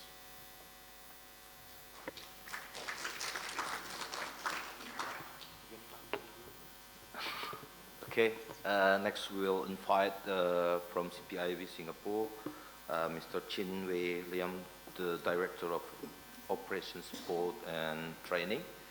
Please, the floor is yours. Thank you. Good morning, distinguished delegates. First of all, we'd like to thank the organizers for the kind invitation. I'm William, Director of Operations, CPIB Singapore. So basically, my brief sharing will provide some context to the work of CPIB, the safeguards that are in place to ensure that CPIB can operate without fear and favor, and at the same time, enjoy functional independence in the fight against corruption. CPIB is established in 1952 by the British colonial government. After Singapore attained self-government in 1959, it was determined to revamp CPIB into an agency capable of conducting investigation into corrupt offences. We basically rely on two statutes to carry out our day-to-day work. The first one is the Prevention of Corruption Act, which was enacted very long ago on 17 June 1960. Till today, after various revisions to keep up with the changing environment, PCA still remains as the primary anti-corruption law in Singapore. I will not go down to the list, but just suffice to say that there are some special features of the PCA that were intentionally crafted to ensure that CPIB has the teeth to bite when we conduct investigation. Essentially, these special provisions enable CPIB to carry out our investigation effectively and efficiently. The second statute is the Corruption, Drug Trafficking, and Other Serious Crime Act. We normally call it CDSA in short. CDSA is enacted to work in tandem with the PCA to confiscate the corrupt proceeds to ensure that the corruptors would not get to enjoy the ill-gotten gains. CPIB structurally comes under the Prime Minister's office. It is an independent anti-corruption law enforcement agency without affiliations to any government ministry. So naturally, the question always asked then, what happens if the Prime Minister interfere? So to safeguard the functional independence of the CPIB, Article 22G of the Constitution of Singapore was enacted to empower the Director of CPIB to seek the consent of the elected President of Singapore to continue his investigation, even if the Prime Minister sought to interfere or disallow it. I will now just simply share a case to demonstrate the tenacity of CPIB and the commitment in supporting and working closely with our anti-corruption counterparts. Briefly, to cut a long story short, in 2005, about 20 years ago, CPIB commenced investigation into a case involving more than 72 million of a public listed company. Shortly after the investigation, the CEO absconded and could not be located for investigation. In December 2024, about 5 months ago, the CEO was finally nabbed in Malaysia with his wife by the MACC and handed over to CPIB custody on the same day. This successful arrest, after almost 2 decades, attests to the long-standing ties and close cooperations between CPIB and the MACC. So in conclusion, we think that functional independence and operational autonomy are especially important for anti-corruption agencies to carry out their mandate efficiently. CPIB is lucky that we have been able to operate under such a context over the years. By virtue of the fact that Singapore is a small city-state, we have been able to garner strong public trust and confidence in CPIB. This can be seen in our recent Public Perception Survey 2024 results. The result was positive and encouraging to ensure that we are committed and relentless in the fight against corruption. Thank you.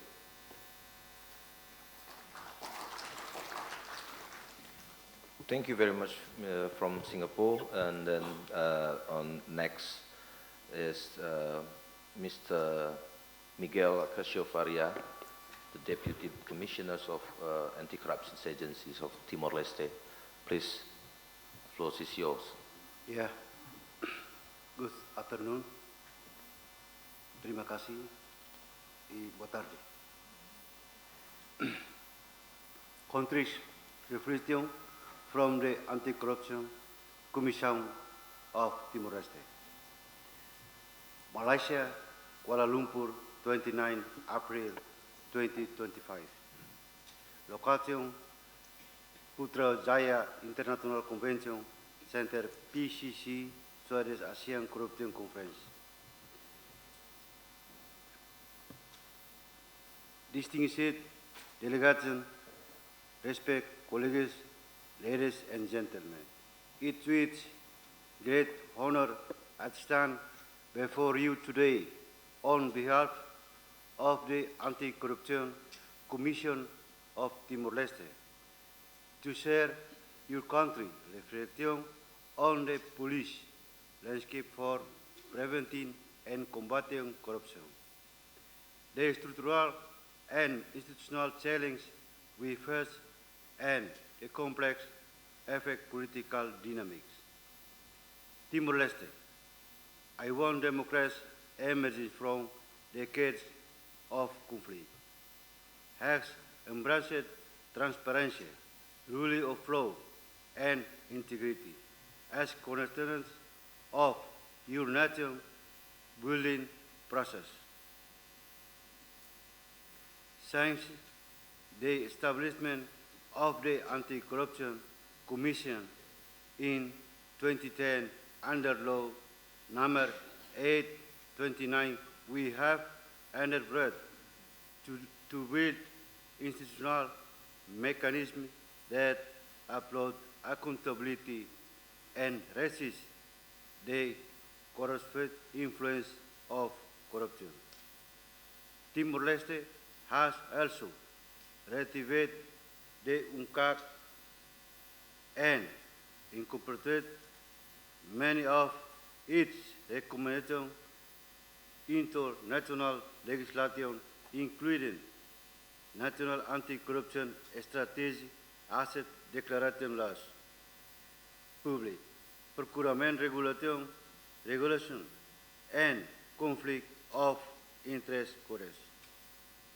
Despite our progress, implementation remains patchy due to resource limitations, institutional capacity gaps, and most critically, political interference, impact of policies and legislative reform.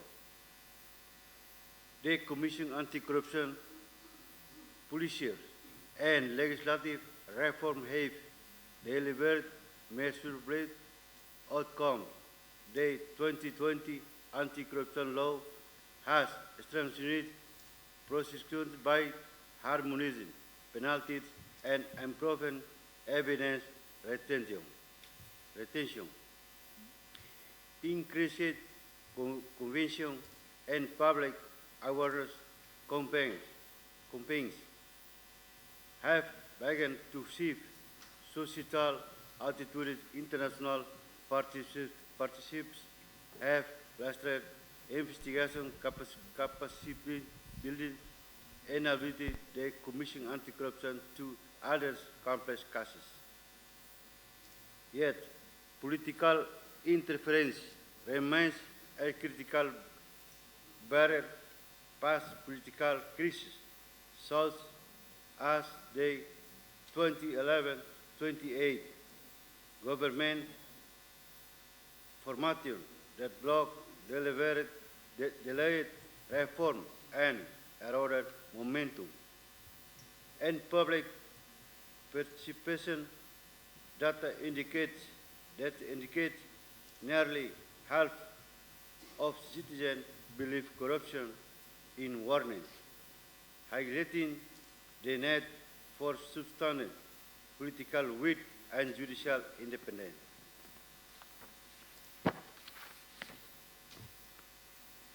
Distinguished delegation, respected colleagues, ladies and gentlemen, major challenges and obstacles. Number one, political interference and institute independence. On of the mass pressing that to anti-corruption effort in Timor-Leste is political interference, especially in the appointment and dismissal of the Commission Anti-Corruption. Legislative reforms surrounding the CAC Commission appointment and dismissal reflect both progress and risks initially law number 829 required a 3/4 preliminary quorum to appointment or dismiss the commissioner, a safeguard for independence would barrier to timely appointment, often startling operation, darling political deadlock. In 2024, amendment to law number 829 reduced the quorum to an absolute majority and allowed the incumbent commissioner to remain in office until a success and appointment. The change aims to ensure operational continuity, particularly in politically volatile context the reform have established. Leadership transition enability the CAC to maintain momentum in investigation. However, leveling the quorum risks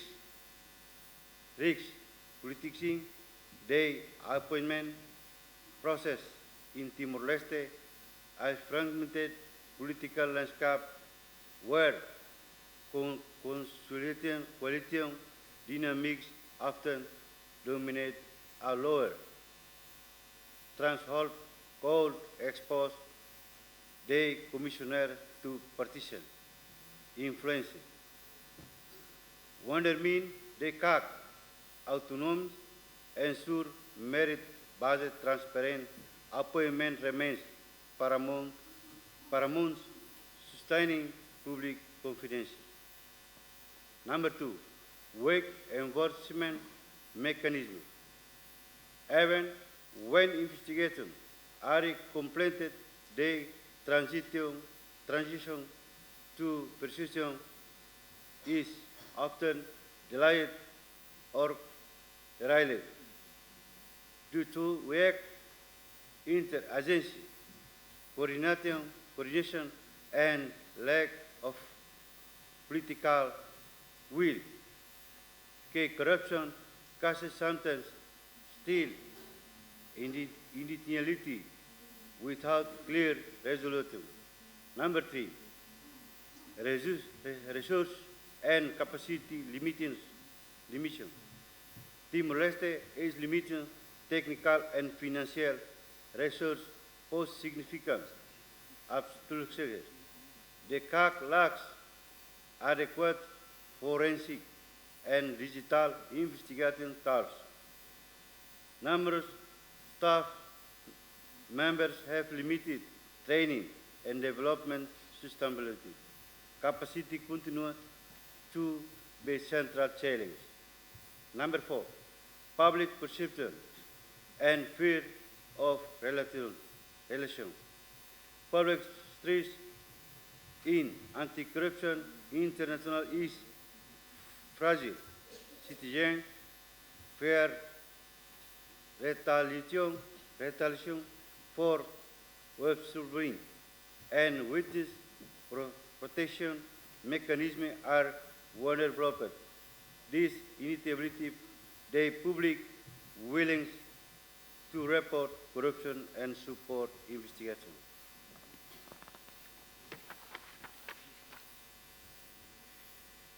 Distinguished delegates, our fight against corruption is not simply a matter of police.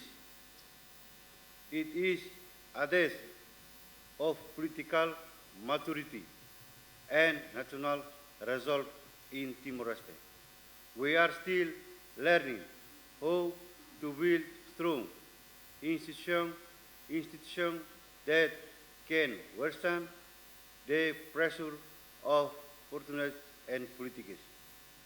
Our challenge is not only to pass laws, but to ensure they are implemented fairly, enforced consistently, and protection from manipulation until the independence of the Anti-Corruption Commission is beyond question, and its commissioners cannot be read or free at political confidence or progress will remain fragile. We call from continued international support to help strengthen our legal and investigation for work and safeguard the independence of your institution with unwavering commitment from our government, civil society, and international partners. We can build a future where corruption no longer hinders the just and equitable development of your republic. Thank you. Good afternoon. Thank you very much, Mr. Miguel Acacio Faria, the Deputy Commissioner of Anti-Corruption Commissions, Timor-Leste. And next is we will welcoming our special guest from Mongolia. We're really honored that we will come to the Southeast Asia region, even though that Mongolia is not part of the Southeast Asia, but we still offered you to elaborate or discussions, or you have something to share about your experience and about anything, problem, solutions, or anything in Mongolia to share with us in Southeast Asia. The floor is yours. Thank you. So, good afternoon, ladies and gentlemen. I will make it very brief. So, many thanks from our Malaysian Anti-Corruption Commission and Malaysian colleagues for hosting and inviting us. So, the Mongolia adopted the anti-corruption law in 2006, just after ratification of the United Nations Convention Against Corruption in 2005. And we have established a special anti-corruption organization that has special law and special mandate to tackle the corruption through the prevention and raising awareness and education and investigation, and also the collection of data and its control over financial statements and disclosure of public officials and politically exposed persons.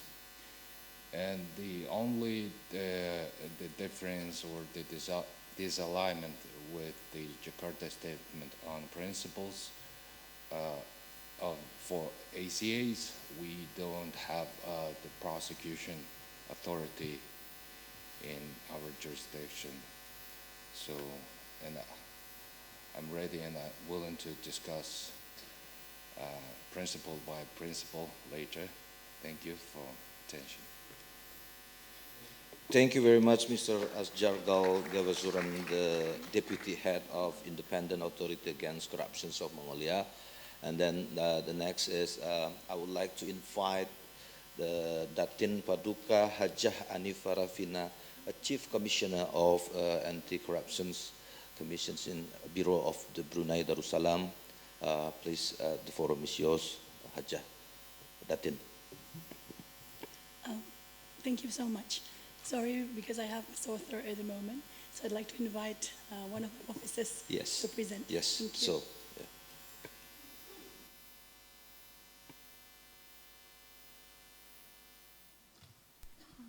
Assalamualaikum warahmatullahi wabarakatuh. Bismillahirrahmanirrahim. Excellencies, ladies and gentlemen, thank you for the opportunity to allow me to speak. My name is Omi Abdul Karim. I will report on behalf of Director Datin Hajah Anifa briefly on the overview of the anti-corruption strategies in Brunei Darussalam. The Jakarta Statement was formulated in November 2012, which outlines essential principles for strengthening the independence and effectiveness of anti-corruption agencies in the fight against corruption globally. ACB Brunei Darussalam would like to report on the overview of the anti-corruption strategies in Brunei. Brunei Darussalam continues to demonstrate a strong commitment to the principles outlined in the Jakarta Statement, which emphasize the independence, accountability, and effectiveness of the anti-corruption agencies. In Brunei Darussalam, combating corruption remains a strategic and important action in the whole of government approach in realizing the success of the strategic objective in sustaining the economic development and enhancing peace and security in the country. The government of His Majesty the Sultan and Yang di-Pertuan of Brunei Darussalam has taken significant strides in tackling the problem of corruption. The Prevention of Corruption Act was enacted in 1981, and the following year, in February 1982, the Anti-Corruption Bureau was established, a body dedicated to investigate and prevent corruption in Brunei. In Brunei Darussalam, combating corruption remains a strategic and important action in the whole of government approach in realizing the success of the strategic objective in sustaining the economic development and enhancing peace and security in the country. Ladies and gentlemen, the foundation of the objective of the Prevention of Corruption Act is to root out corruption from whatever the source. Hence, the law provides for the Anti-Corruption Bureau to have special powers to investigate corruption in all sectors, public or private, including private-to-private transaction. Officers of the Bureau are also mandated to carry out preventive work and educate the public in the dangers of corruption. The Anti-Corruption Bureau is also one of the authorized agencies responsible to investigate money laundering offenses under the Criminal Asset Recovery Order, CARO. The CARO provides a comprehensive act which allows the application for restraining order, confiscation order, as well as benefit recovery order to recover criminal assets from those convicted of serious offenses or money laundering offenses. This law allows requests to be made to appropriate authorities in a foreign country to execute these orders. This power can be used in the course of investigation or proceedings relating to money laundering offenses. Excellencies, ladies and gentlemen, having effective law provides the basis for the fight against corruption. In this regard, laws governing corruption offenses must be reviewed periodically, if necessary, to ensure that it is up to date and relevant. The powers of enforcement must be well provisioned to ensure effective investigation and prosecution. In this regard, Brunei has introduced an amendment to the Prevention of Corruption Act in 2015 to address abuse of power and misconduct in the public office. The new law provides criminalization of actions such as using state funds for personal use, giving favorable treatment to individuals, and deliberate negligence in executing duties as a public officer. In 2023 and to 2024, the Bureau has prosecuted 6 cases involving 8 individuals and 6 more cases there's a conviction in the courts of Brunei. These cases involve offenses of receiving bribes and misconduct offenses by public officials. Excellencies, ladies and gentlemen, we cannot fight corruption without the support of the public. Efforts to prevent corruption on all levels of societies are continuously conducted by the Anti-Corruption Bureau. In our recent initiative, the ACB has introduced the Training of Trainers program, comprising of appointed government personnel and representatives from the public sector. The TOT aims to provide training and promote deeper understanding of the intricacies of corruption, as well as analysis of how corruption unfolds. It also provides an analytical framework and hands-on skills on how to address corruption in practices and safe mechanism for reporting. Moreover, the Bureau has also contributed to the compilation of preventive measures on educating the youth in the fight against corruption in Brunei Darussalam through the publication of the Youth Engagement Guide for Anti-Corruption Authorities, which was launched at the 10th session of the COSP to the United Nations Convention Against Corruption in 2023. Recently, in January 2025, ACB Brunei and ICAC Hong Kong China has also collaborated in organizing a meaningful youth engagement seminar in Brunei Darussalam, where ICAC Hong Kong China had shared the engagement of youth in combating corruption. ACB has invited a total of about 150 participants consisting of youth for the program. Excellencies, ladies and gentlemen, at this juncture, please allow me to reiterate Brunei Darussalam's relentless dedication to combat corruption and our pledge to continue to implement our commitments under the United Nations Convention Against Corruption. In addition, I believe that with a strong political will led by our leader, His Majesty the Sultan of Brunei, a comprehensive legal framework, active enforcement, effective prevention strategies, as well as education, we can mitigate the evils of corruption.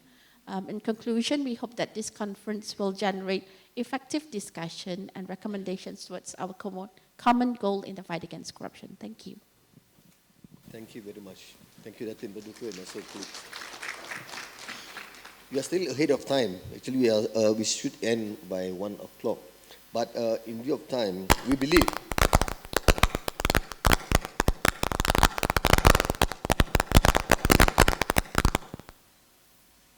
this because of ahead of time. We believe more info and insights from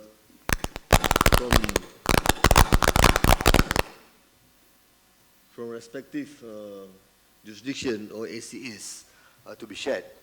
And for sure, much more efforts in terms of aligning the 16 principles from all the ACEs. Since I mentioned earlier ahead of time, I'd like to invite Tan Sri Abu Qasim just to make some recap in terms of the 16 principles and how far we are thus far. Yeah, Tan Sri? Thank you very much, Dr. Mustafa. Let us be clear, although Article 36 and 6 is a binding and also mandatory for the members to follow and because of ratification, but the Jakarta Statement is towards a guide and a strong guide for the members to, if they wanted to form an effective anti-corruption agency. Basically, it was grouped into certain groups. For example, the institution, the strengthening of the institution, we look into the mandate. It's very important to have mandate. I would prefer that if we can get mandate from the constitution would be the best, and also the legal framework. But some country may have the mandate were given through administrative arrangement. It would be good if we make it as it is very clearly stated in the constitution or in the law. Secondly, and that's why in the institutional perspective, there are three. One, mandate, and second is collaboration, because out of 16, collaboration is very important, collaboration with other agencies and stakeholders, and permanency, because some anti-corruption from all our experience all over the world, some anti-corruption agency will suddenly become, like David Copperfield, the agency has been dismissed or lost somewhere because of sometime for whatever reason. So permanency is very important. And collaboration is also the role of this institution. Second group that I can group in, out of the 16 principles is on the leadership. Leadership, one is on the appointment. Very crucial to have an appointment that prevent those people who have political inclination. We should appoint those people who are really straight and people who are really professional in doing the work, and leadership, stable and competence. There is a two element of leadership in the principle. And on the third element is on human resources. Human resources, you can look into the principle of human resource independent. It's very crucial, the independent, because we need an anti-corruption which they can work independently, and what most important, they can decide who they wanted to take. You know, sometimes if you've been controlled by the federal or be controlled by certain central institution, it's good, but it would be better if the anti-corruption have the power autonomy to hire and fire the organization. Security of tenure also is an element in the human resource. The fourth group is on the financial resources. Financial independence, although a lot of people talking about independence, but we do not forget about the independence of financial institutions. It's very crucial. It's like you're having a pistol, but you don't have bullet. So it's very crucial for any organization wanted to really become stronger to have a sufficient financial support from the government. And it depends on how your structure, your constitution, but it should be done independently, and assessment of the needs of financial will be given based on the need base. It's not because of, for some country, they have a kind that the financial support to the organization cannot be lesser than the previous budget. So it depends, and some countries have that. I will really like it very much. If it cannot be reduced, it must be increased. You know, this is very crucial. But again, it depends on the constitution and the environment. And the fifth is the most crucial, is on the operation and oversight.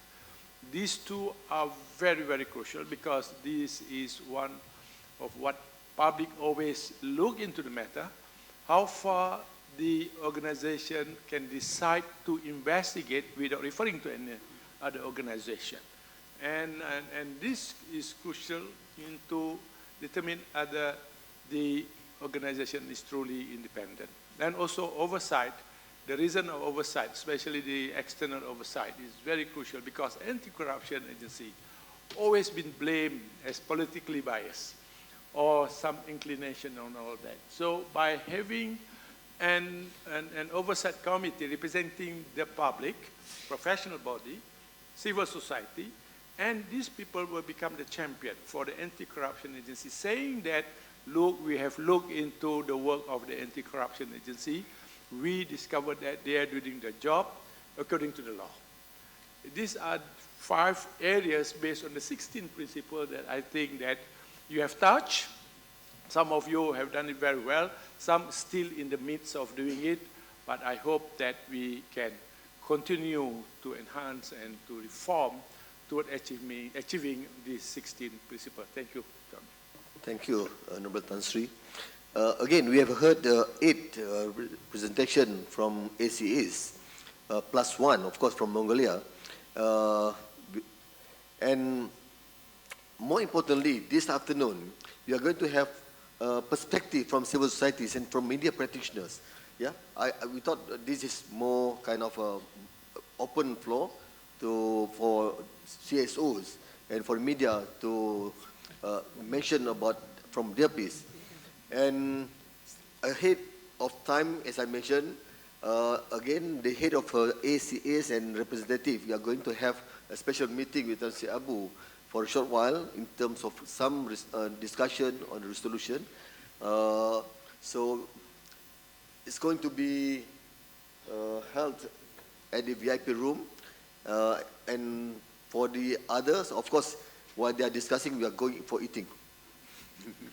So with that, we end for this morning session. I pass over again to the MCs, please. Thank you, moderators and panelists. It was indeed an eye-opening discussion. Ladies and gentlemen, we will now break for lunch. Kindly proceed to the designated dining area, same level on the right side from the hall, and we will reconvene at 2 p.m. Thank you, and enjoy your meal. Okay, welcome back everyone. Hope you had a pleasant break and also very much still focused to continue with the rest of our agenda today. So now we will move on to the next agenda of today, which is session 2. So in this session, we'll be listening to the different perspectives from civil society on the implementation of the Jakarta Statement. I invite the Honorable Datuk Sri Mustafa bin Ali to moderate this session, together with Mr. Prasad Nugara. Over to you, gentlemen. Thank you again, MCs Adila and Farahim. As we mentioned this morning, we are going to look into a different perspective. This morning, we have an opportunity to listen to all the ACAs, yeah, the anti-corruption agencies. But this afternoon session it is a perspective from civil society on implementing the Jakarta Statement. How far the ACA is, how far, and the perspective from the NGOs. This is something that above board, yeah? And after that, subsequent to that, we are going to have open floor reflections from the participants. I have a list here. The NGOs and also the media practitioners coming to this conference. I can call one by one, or perhaps I just open up to whoever wants to speak first. Is there anything? If not the first one, the second one. Or if not, I can give the floor to our host, one of our partners in this conference, this Rasuah Busters. Perhaps Puan Nur Hayati, you want to begin from the perspective of MGO? You have the microphone in front of you, please. Okay. Assalamualaikum warahmatullahi taala wabarakatuh. Thank you, Datuk Sri Mustafa, for the opportunity for me to get the ball started, rolling. So basically how I see the function or the relationship between the CSOs on implementing the Jakarta Statement Principle, it can be divided into two. One is system reform, and the other one is human reform.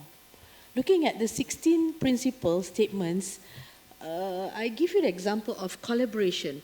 That's basically human reform, also ethical conduct, or maybe public communication and engagement. Why? I think CSO play a very, very important role in giving an influential legislative reform that is on system side. Okay, Rasuah Busters, for example, is also the Secretariat for All-Party Parliamentary Group Malaysia for Integrity, Governance and Anti-Corruption. So we've been given the opportunity to be together at the parliament table, sitting together with cross-party parliamentarians, with the government and opposition as well as the senators. So we also have with us the experts, the CSOs, among ex-ministers, bar council leaders, who actually give us input for changes and reform to be made in Malaysia. So I guess if that is something we, the civil societies here in the Asian countries, can do for our respective countries, this Jakarta Statement will be a success. So on human side, Rasuah Busters actually started as a movement from people, for the people. But after some times, after we actually encourage people to report, then we understand that we have to also engage with the stakeholders, including the policymakers. So this function, I think, is very, very important for all the civil societies to take part and become and be given trust by the policymakers as well as the institution like ACA, so that the message, the reality at the ground can be conveyed to the ACA. And izinkan Tan Sri, also Datuk Sri, how I hope we can move on from here. I think we should have an outcome strategy for this Jakarta Statement to be implemented. What I mean is that, how about we have a timeline? Maybe we start with a short-term strategy, mid-term or long-term. From 2012 till today, we have not seen a concrete change after, for so many years. Maybe this time round, after today, starting from Putrajaya to Asian countries, we can start off with targeting 6 principles to be implemented by the ACA for the next 3 to 5 years, for example. And then maybe we can have a reciprocal review among the ACA and the civil societies. I'm not sure whether every year we can do this, or maybe in 2 or 3 years to come. So I trust that we can do this together. Thank you. Thank you, Puan Nur Hayati. with regard to strategy, of course, there are so many strategies being implemented. I remember when we talked about MACC, NACP, the National Anti-Corruption Plan, the National Anti-Corruption Strategy, and whatnot. But again, you mentioned just now the outcome of this conference, the outcome strategy need to be addressed. Okay. Next, I'd like to invite, since usually I like to have volunteers, but now I'm start calling the organization now. Transparency International Indonesia, TI Indonesia chapter. Yes, thank you for the opportunity. Please show your hand. If not, I cannot see you. Okay, all right. Yeah. Thank you. Yeah, please. Yes, thank you for the opportunity to share our ideas, my ideas on Jakarta principles and also the anti-corruption anti-corruption agencies. For our point of view, it is very important for us, especially I need to emphasize the collaboration and the cooperation between Anti-Corruption Commission and Anti-Corruption Agency with civil society. The recent trend of the declining democracy or the democracy regression, and so many concepts about that. It's also reflect in the problem of the or decreasing collaboration and cooperation between Anti-Corruption Commission and civil society. In fact, based on our experience, civil society is important contributor, important ally for anti-corruption anti-corruption agency. First, civil society can be part of the prevention. In the job of prevention, you have anti-corruption commission must dealing with other agencies, department, and also society at large. And secondly, civil society also provide, or building a bridge with people. So that's why anti-corruption agency will have sufficient legitimate. Otherwise, if anti-corruption agency lack of legitimacy, then we will have problems like all the problems that actually Jakarta principle doesn't want to be there, like independency, autonomy, or the tenure. Sometimes, in many cases, many anti-corruption agency dismiss or fire before the end of their tenure. So that's why it can be happen because of lack of the legitimacy. So therefore, it is very, very important to emphasize the collaboration between anti-corruption and civil society. And from this forum as well, we see that anti-corruption commission also invite civil society, invite experts and academics. That's also part of the civil society as a important part of the combating corruption. So combating corruption is not only prosecution, but also how to build a coalition, how to build a strong ally, and civil society will be important part of that. Thank you. Thank you very much. That's interesting when you mentioned about legitimacy of the CSO with regard to anti-corruption prevention or measures.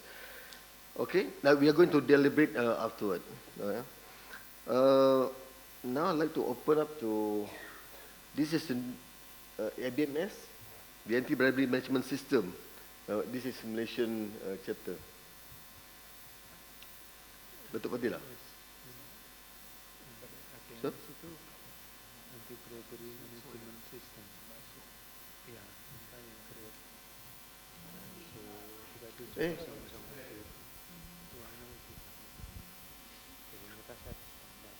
Okay. Thank you very much for the opportunity to speak, Dr. Sri. So basically, it was really enlightening to hear from all of the colleagues of ASEAN. And being like ABMS, Association of Anti-Bribery Management Systems of Malaysia, we feel that working together is a key effectively to all of our ASEAN colleagues. Even within Malaysia, Datuk Sri, I believe that we are now very eagerly working together. But in order to move faster within the region, I believe that we should also be engaged. Number one, macam Tan Sri kata, we want to be part of this grouping. Yeah. And then number two, if we are able to be looking at the principles itself, to see how the tools that was being mentioned earlier on by one of the speakers, which is also very enlightening to ABMS, right? So this is one area we feel that we should also be focusing on as a priority lah. This is I would like to propose, not only for Malaysia but also for ASEAN. The tools, I think that should be the way to go. And then you guys will be setting the example, and we as the professional associations will be supporting you in whatever way, because by the end of it, it's going to be about the indicators and to be accepted at the level of not only region of ASEAN, but I hope also to be recognized even at the level of the international arena. So this is how I nampak lah, basically the tools effectively. So that is what I see as a start. Thank you. Thank you, Dr. Fadila. Of course, ABMS, the Anti-Bribery Management System 37001, this is way back in 2016, right?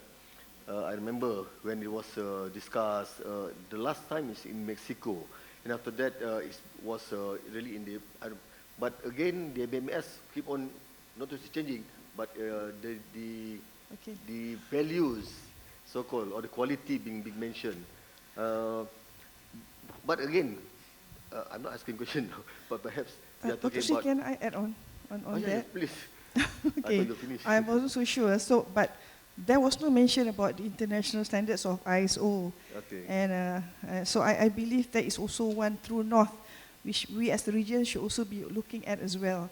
We need to be working together, even at that level of international, and recognition will by default becomes easy accepted lah, basically that way. And ISO 37000, as you rightly mentioned, was very well received in Malaysia.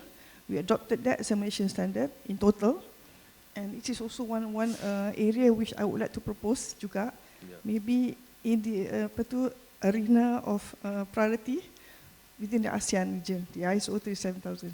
Yeah, if you can remember when Tan Sri Abu mentioned this morning about AI to be used, among others, as prevention of corruption or even enforcement, perhaps ABMS also can be used as one of the tools to ensure the adherence of, in terms of the Jakarta principle. So that's what you can discuss how ABMS can be really as a tool or a channel rather in terms of this journey. All right.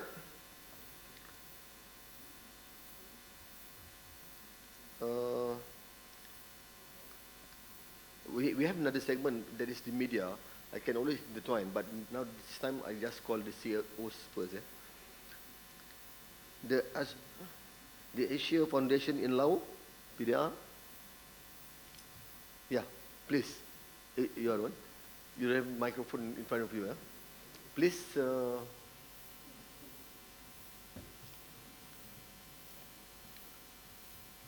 I thought we have prepared 2 mics each section. Now Nick Nurzai is going to run.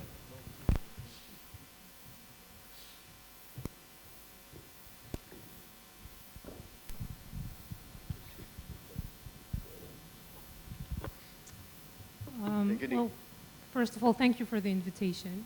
I'm the acting country representative of the Asia Foundation in Laos. I'm originally from Mongolia, so I've worked for the Asia Foundation in Mongolia for many years, where the foundation supported with the public perception survey on anti-corruption for over a decade. Sadly, we did not see a lot of public perception change among corruption in Mongolia. But in many of our Asia Foundation country offices, in our 17 country offices that we operate, we try to use digital transformation as a tool to eliminate a lot of petty corruption-related issues.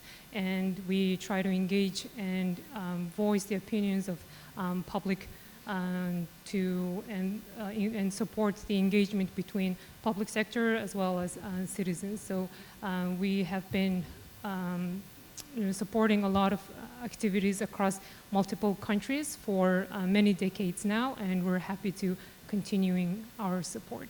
Thank you. Thank you for the intervention. It's good to hear that. Okay, next.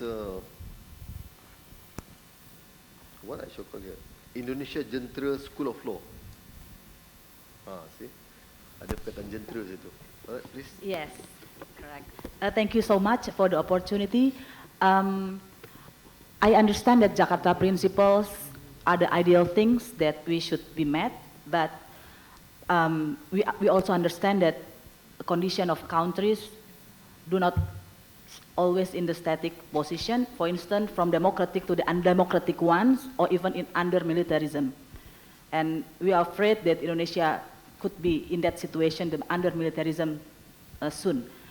And learning from Indonesia context, from powerful anti-corruption agency to the weaker one, and become weaker and weaker, the immunity issue has always been played a prime threat for the agencies, and combining with the social media context, even the society, the netizen could be reluctant to the agency at the end of the social media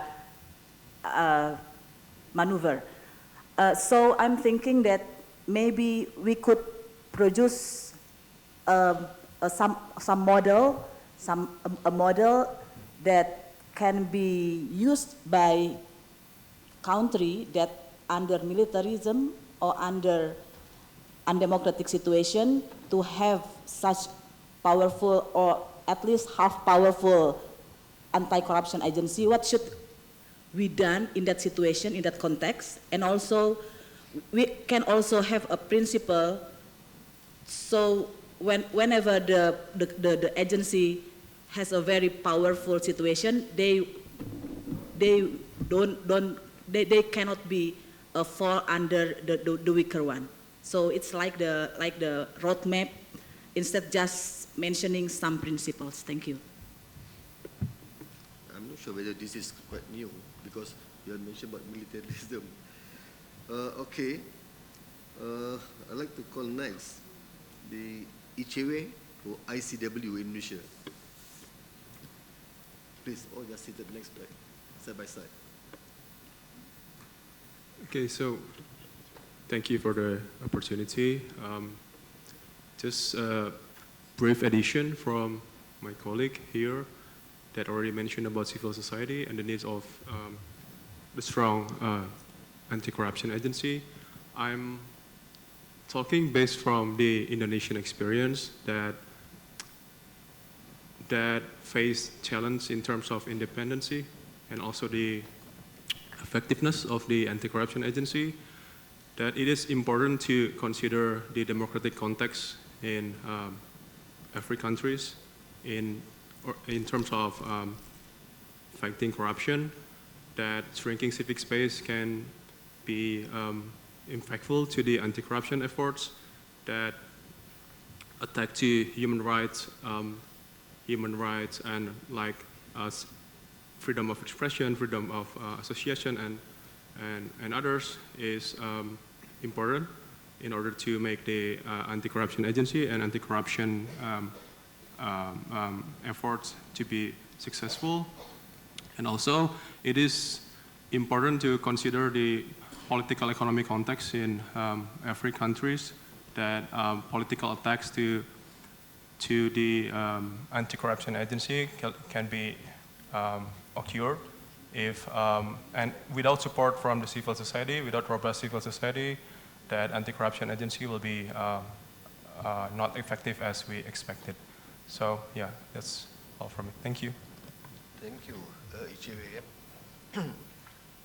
Next, Timor-Leste, the Center of Studies for Peace and Development. Thank you for the opportunity. To be honest, this is my first time ever to be exposed to the Jakarta Principles. And somehow I regret that that's the case, because CPAD, Center of Studies for Peace and Development, has been working very effectively in standing up against corruption in Timor-Leste, in collaboration with Anti-Corruption Commission in Timor-Leste, with the Ombudsman Office, including the Public Prosecutor's Office. With those three government entities, we have had memorandum of understanding. Only that working in isolation and just realize that there is this Southeast Asia anti-corruption action. I wish I had known that before, because in the past, over the past 20 years, that CPAD has been operating in the field against corruption, we have come to realize that what are the main obstacles to fighting corruption effectively in Timor-Leste is the very weakness of the Anti-Corruption Commission under the government itself, and two, the key elements that we have come to learn that are there and won't go away. That is the partidarization of the state institutions by the governing party, clientelism, patronage, recruitment of public servants, what else? Conflict of interest on the part of the government, leading to political interference in the actions and performance of other state institutions within the public sector. That has made it difficult, very difficult for CPAD to be more effective in the absence of a financial autonomy on the part of the civil society organizations such as ours. And therefore, that collaboration that we had with Anti-Corruption Commission didn't really go beyond what we had expected, because we came to learn that the Anti-Corruption Commission in Timor-Leste is also quite weak, and in the face of the government institution, government interference, political interference, it proved to be quite an obstacle. Now, in this morning session, I failed to hear and to register from the intervenants how, in fact, a collaboration and partnership between anti-corruption commissions or agencies with civil society organizations have worked so far. But for myself, having learned what I had this morning, I would like to see a framework or a strategy clearly laying out how a collaboration would work openly between anti-corruption commissions or anti-corruption agencies with civil society organizations. Because in a forum like this, it would be good to see those two, however separate entities they are, they should, come as one in the fight against corruption. I think we need that kind of strategy and framework. Thank you. Thank you, Mr. João Frederico. That is good. When you mentioned about this is the first time you heard about Jakarta Principle or Jakarta Statement, well, usually when we mention 1,000 journey start with first step, right? So by doing this kind of collaboration and engagement, hopefully more news coming to all parties with regard. And you mentioned about strategy, collaboration, openly or transparently in terms of doing the effort of anti-corruption, right?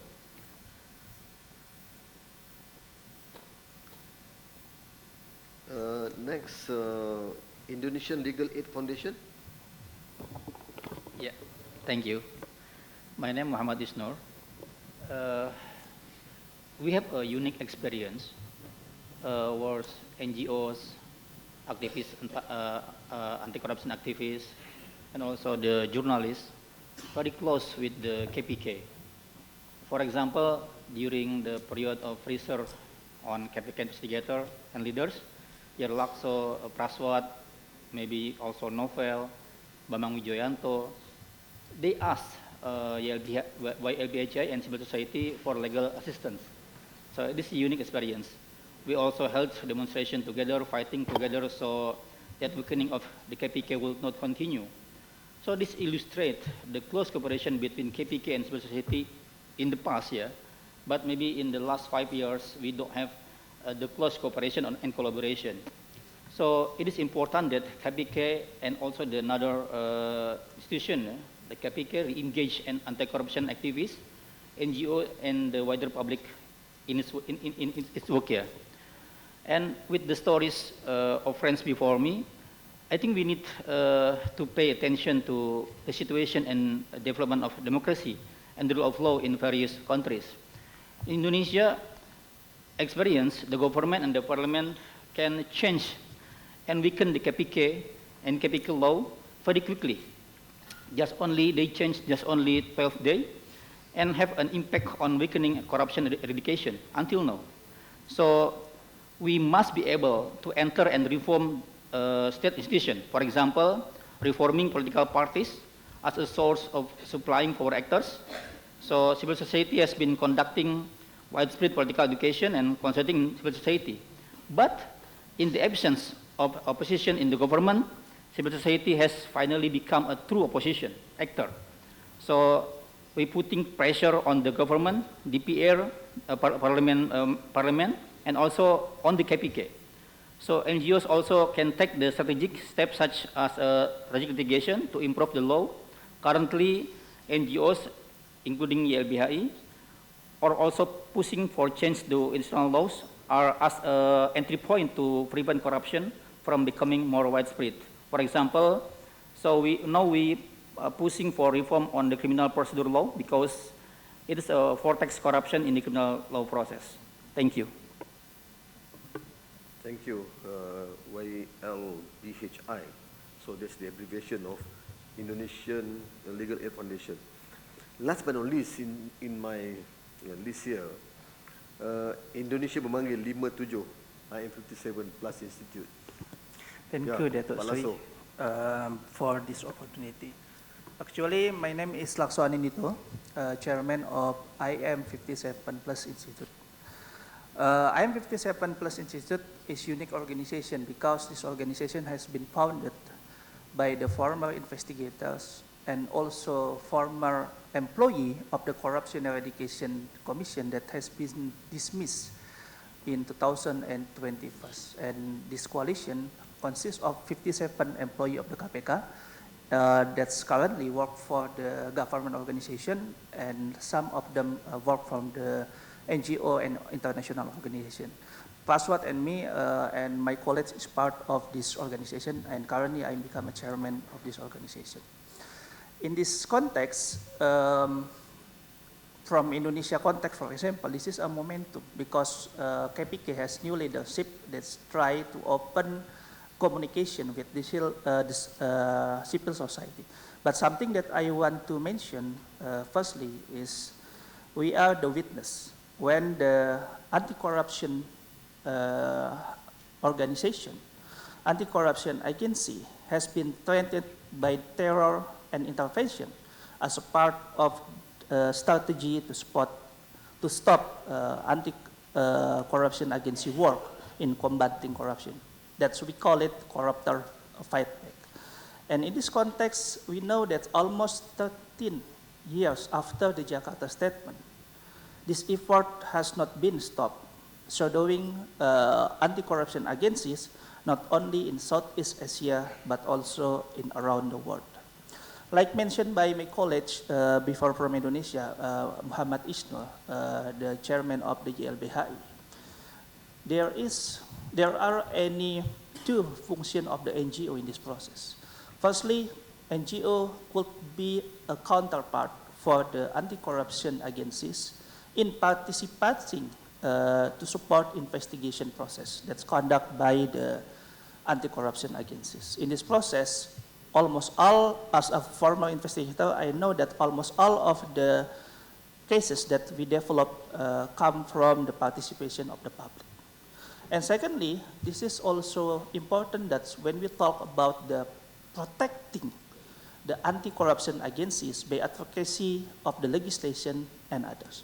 This is why I want to say that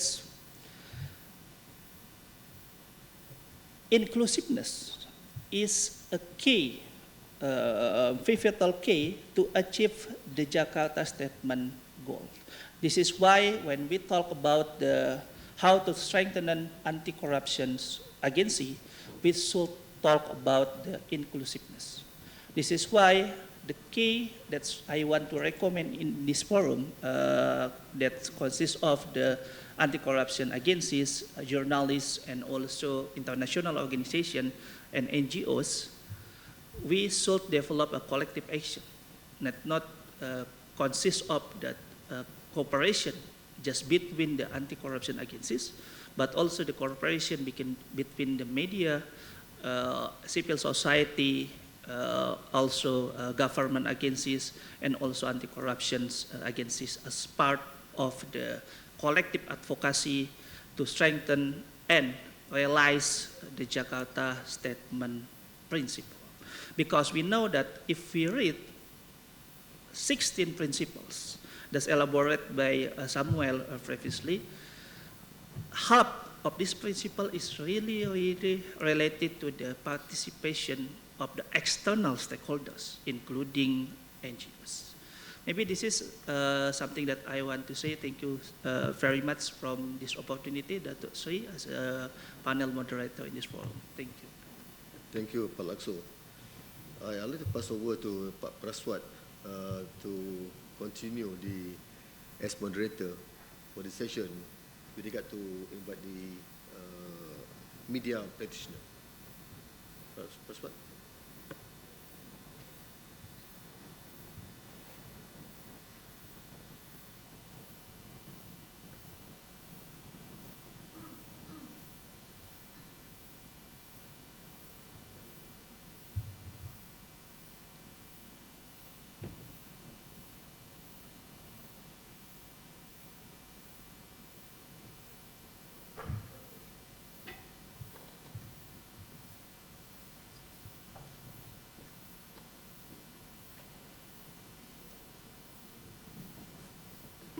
Okay, I will start a session for journalist anti-corruptions, one of the components that really important for us to unite and combating corruptions, not just an anti-corruption agency or as NGO, but the journalists as a fourth pillar of the democracies will really playing the role game on the anti-corruption combating in Southeast Asia.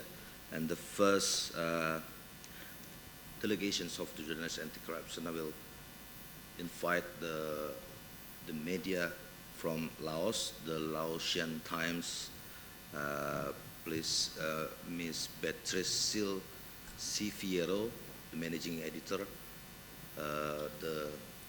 Which one is? Okay, so the forum is yours. Can someone please give the microphone for, yeah.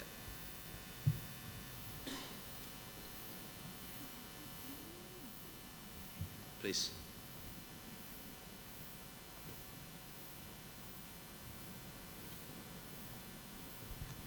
Hello. Hi, thank you for giving me the floor. I'm Beatrice from the Laotian Times, based in Vientiane, in Laos. From the media perspective, I don't have too much to share. However, what I want to say is that it is very important that the media creates a dialogue between the public and the institution. So as part of the media community in Southeast Asia, I do want to strengthen the fact that mutual support between the anti-corruption agencies and journalists is absolutely essential. to fight corruption across the region and in our own countries, in this case in Laos. Another way to implement the Jakarta statement is also the role of the media in spreading awareness among the community, which is something that we have been trying to do over the past decades, and we will continue to do it. One last thing I want to share is how important it is to train journalists to tackle sensitive topics like corruption in each of our own countries, to write about it in a culturally appropriate manner and use the most appropriate terms when writing and reporting. So yeah, that's all from me. Thank you. Thank you, Ms. Patricia Fierro from Laotian Times. And next will be another journalist of anti-corruption from Timor-Leste. I would like to invite the Asosiasi Jurnalis Timor-Leste, Ms. Maria Zevonia Fernandez. Is she in forum now? Ms. Maria Zevonia? Not here? Okay. The next delegation is from Malaysia Media, Free Malaysia Today, a broadcast journalist, Ms. Natasha binti Muhammad Azman Bus. Is she here? Not also. Okay. The next journalist will be my brother, Mr. Moses from Tempo. What I would like to tell you is when I was first time I appointed as an investigator in Corruption Eradication Commission in KPK in 2007. My supervisor asked me to investigate one of the corruptions, crude oil, the biggest corruptions in one of the biggest corruptions oil company in Indonesia, and he gave me the magazine from Tempo because magazine has all the investigation report and really complete, more complete than KPK itself. So I bring the magazine, go to the oil company, and through that magazine I just call all the witness and all the suspect using the magazine that write by Bang Moses. Please, forum is yours, Bang Moses. Okay, thank you, Bang Abung or Mr. Paswat. We are not that good. it's too big. I think introduce myself. I'm Moses or Mustafa Silalahi. My formal name Mustafa Silalahi. I'm a managing editor for Law and Crime in Tempo, and Tempo is one of media in Indonesia that coverage about corruption case. Every day we talk about corruption case in Indonesia. It's not about our business. It's not about corruption in Indonesia is one big thing in Indonesia, and that's why Tempo, especially Tempo's journalist, me personally, close to another investigator from KPK, commissioner of KPK. So I know very well from Bang Abung, Mas Lakso. I quite know them quite long ago. So if we talk about corruption, like I said, that corruption is daily issues in Indonesia, and every month, every day maybe, there are a case of corruption in Indonesia. For your information, that law enforcement in Indonesia not only of KPK, there are attorney and police also. But in this case, Tempus for the policy is more trust to KPK.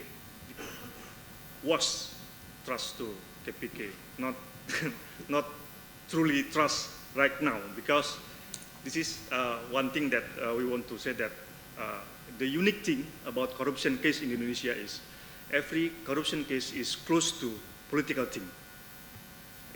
This is that's why if KPK now, not then, KPK now, if they said something, they cause something, they had something, they hold something, someone that they blow something about case, we as a Tempus, I say Tempus, not we, Tempus said always think that is there something behind this case about politics?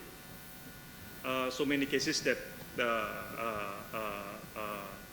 that we know that there are political policy or political thing, political in every case in Indonesia. So I think it's quite challenging in future, and we as a journalist in Indonesia, like I said, that not many mass media in Indonesia covering, investigating about corruption in Indonesia. So I think this conference, it's a good start. I think we will spread this result of this conference to Indonesia widely. So hopefully that more journalists and more mass media join with us to fight anti-corruption in Indonesia. Thank you very much. Thank you very much.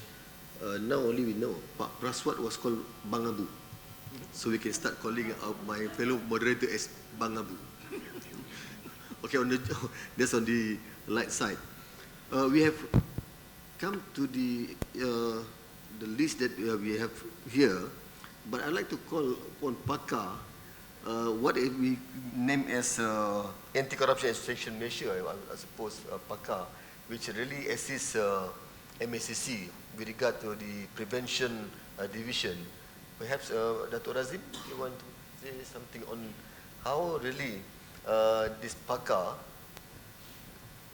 assists in a way MACC, and of course by doing that on the Jakarta Principle too. Dato' Razim? Okay, thank you Dato' Sri Mustafa. Okay, Assalamualaikum and good afternoon. Okay, I'm representing Pakar Malaysia. Okay, for your information, you are registered on December 2022, about 3 years ago, and launched by MACC Chief Commissioner on March 2023, about 2 years ago. Okay, among our members are ex-MACC officers, certified integrity officers, academicians, and professionals. So far, we have about 100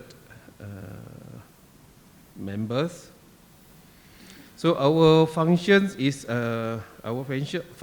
are to support MACC, because last time, like just now, we also Tan Sri also mentioned about lack of manpower, human resource. So we try to help MACC by giving our service. So among our service to support MACC, okay, we try help agency to develop their OACP. And now some agencies ask to help to review their OACP, and some agencies, we help them to develop their ABMS, and now some of our members just sit for our auditor course, and we hope we have our certified auditors to do checking on ABMS, because when Malaysian Parliament passed our additional 17 capital A on corporate liabilities, which on corporate liability which need the corporate to have their adequate measures, and the government also, our minister also issued guidelines on adequate measure, and when we compare to ISO 3001, we found that it is not lack of gap. There's a gap, some gaps, a big gap between adequate measure by ministers and the ISO 30001. So we hope we can cooperate with SPRM to make a suggestion to update the these guidelines by ministers, and that is among our function, Pakar. Okay, thank you. Thank you, Dr. Razim. Yeah, usually when we spoke about perspective of civil society, the room will be swarmed with a lot of inputs or perhaps debates, but I'm not sure this time quite unique. Everybody quiet. So we are going to listen again to Rasuah Busters to give some highlight. Yeah, only a bit, Datuk Sri, because we came into a media collaboration side. I just want to mention how MECC have done it here in Malaysia also. I think 4 days ago, MECC have this award called MECC Media Awards, right? MECC Media Awards, and it was awarded to Sinar Harian, first place. And this is something that we can see the relationship between media and also the anti-corruption agency. How the support and the encouragement that been given by anti-corruption agency here in Malaysia, so that the media can do their best in combating corruption. And what I can say is that apart from Sinar Harian, for Rasuah Busters here in Malaysia, for everybody's information, we have about 14 other media house supporting Rasuah Busters, and they are very committed in conveying messages of anti-corruption, integrity and governance. Since we are the CSO, so there's no competition among the media in conveying this message to the public. And how we do this is actually like what we do today. The civil society through media will try our level best to translate our meeting today into the people's language. And we humanize what probably we have in this Jakarta statement to make people understand.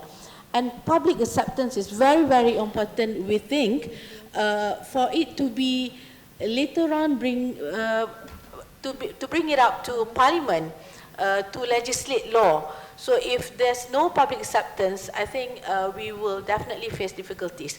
So media must function like, for example, our APPG, the All Party Parliamentary Group, we actually brought 9 reform proposal, Whistleblower Protection Act, for example, separation of AG and also public prosecutor function, political finance, those which we think that will help Malaysia in particular to be better, not only to achieve better ranking in CPI, but the challenge that we face is, of course, to make the people at the ground understand what we are all talking about today.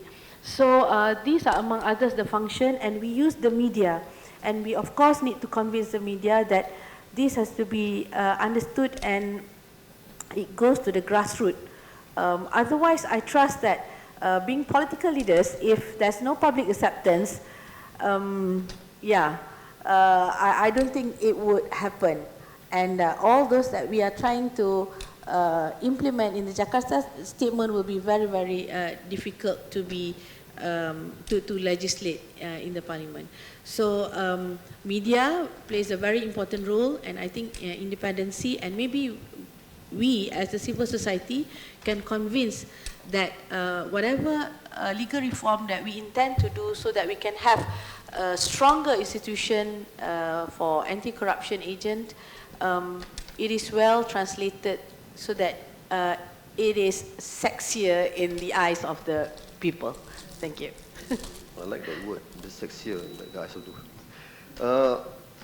before I'd like to invite again, TI of Indonesia, ICW, Indonesia General School of Law, with regard to how you look into, as what we mentioned by Puan Noyati, media with the NGOs. Yeah?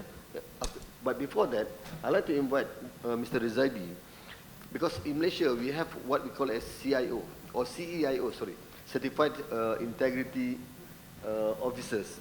Yeah? And they have an association, and how this association can really work hand in hand with other agencies, especially the authorities, the ACAs, and also towards the Jakarta Statement, and of course, in particular, the 16th principle. Mr. Razali? Yeah, thank you, Mr. Moderator. The CIO is a professional trained in ethics, compliance, anti-corruption measure. I think this position was created by Tan Sri during the formation of the National Integrity Plan, one of the initiative and action plan. So Tan Sri Abu mooted this thing, and I think it was implemented, and I was the first president of this association. And we actually make sure that the members, they're certified to be trained properly by MACC. So this is also contribute to how we want to have a free corrupt system in the ecosystem. So I think one of the few points to share is actually they help to strengthen the institutional integrity where they develop and implement the anti-corruption policies during the training, and then also do conduct risk assessment, and also ensuring compliance and ethical governance. Besides that, whistleblowing protection and reporting mechanisms they need to know, and also promoting transparency. So besides that, also their role is also to play in public-private collaboration against corruption. They're supposed to facilitate some of the initiatives, like what government have done. We have the Integrity Pact, okay, multi-support stakeholders initiative and all that. So for this character, CIO have to play a role to implement whatever initiative been held. And then also beside that, we also have to safeguard some crisis management or reputation protection. Okay, and also beside that, looking into best practices, which is actually under the anti-bribery management system, is to look into some best international standard, that is Technical Committee 309 Governance of Organization. So I would like to go beyond anti-bribery, because this platform is actually so huge, not only talking about anti-bribery management system. TC 309 in ISO talk a lot about compliance, whistleblowing, conflict of interest, and other some sort of governance issue which is directly related to that. So this is what I think as my association we can play a big role also to support this initiative. Thank you, sir. Back to you. Thank you, Zaidi, for that intervention. And as I alerted earlier, perhaps ICWA or with regard to the media, any take on that? How it really works? ICW?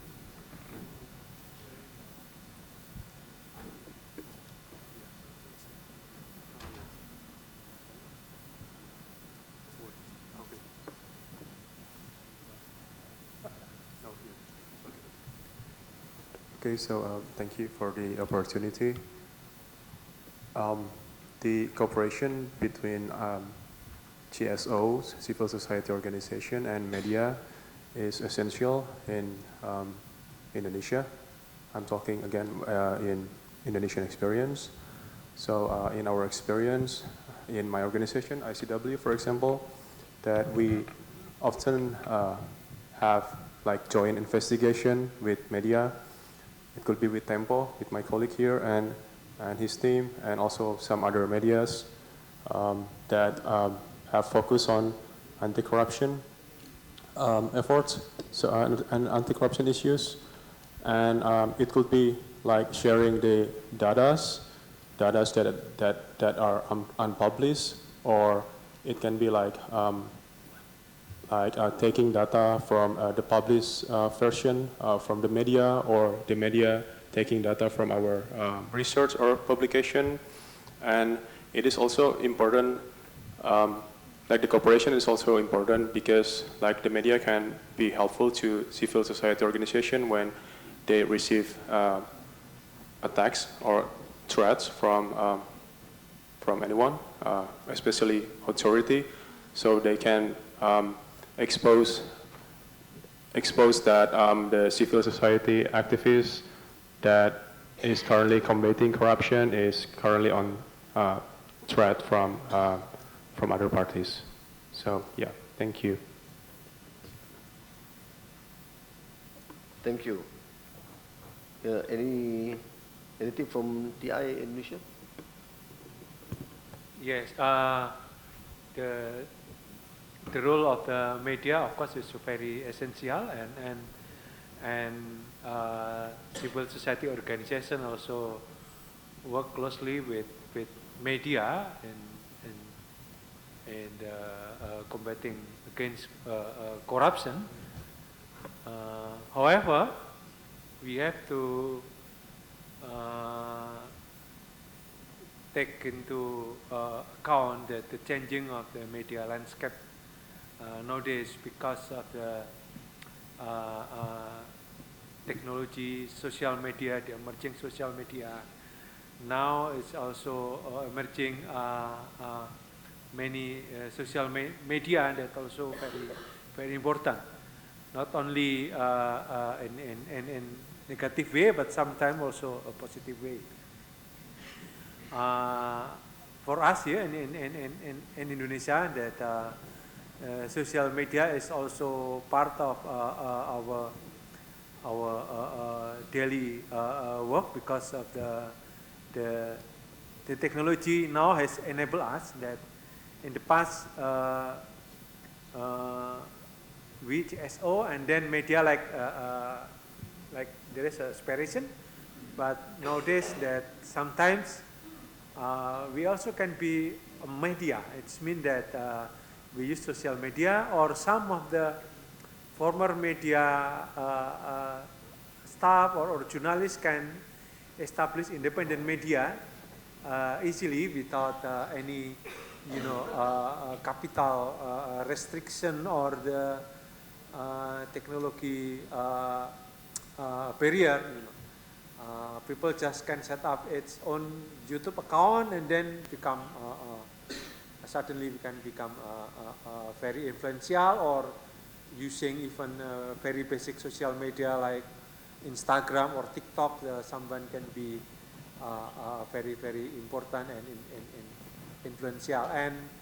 And in many countries, sometimes it works. For instance, to defend democracy, many journalists established independent media, and then it become the supporter of democracy.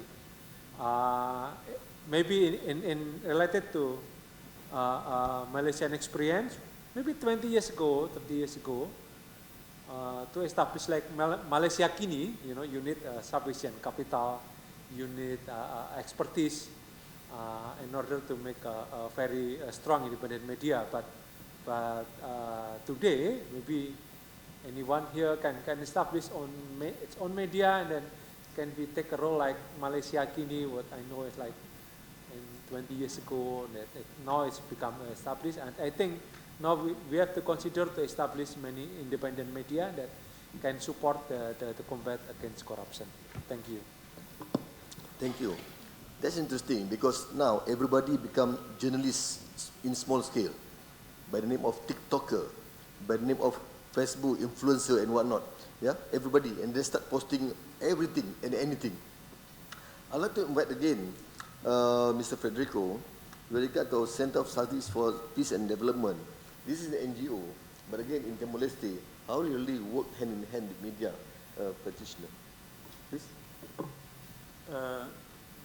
In the context of Timor-Leste, media is still very much in the making, meaning in the process of developing itself.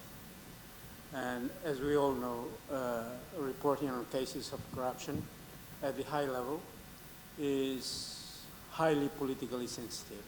That's one. And therefore, in the absence of adequate knowledge on the part of journalists in terms of using the right term, using the right words, and even lacking the concept itself, on what corruption is, collusion, and nepotism is, I think they are not that brave enough, intellectual-wise.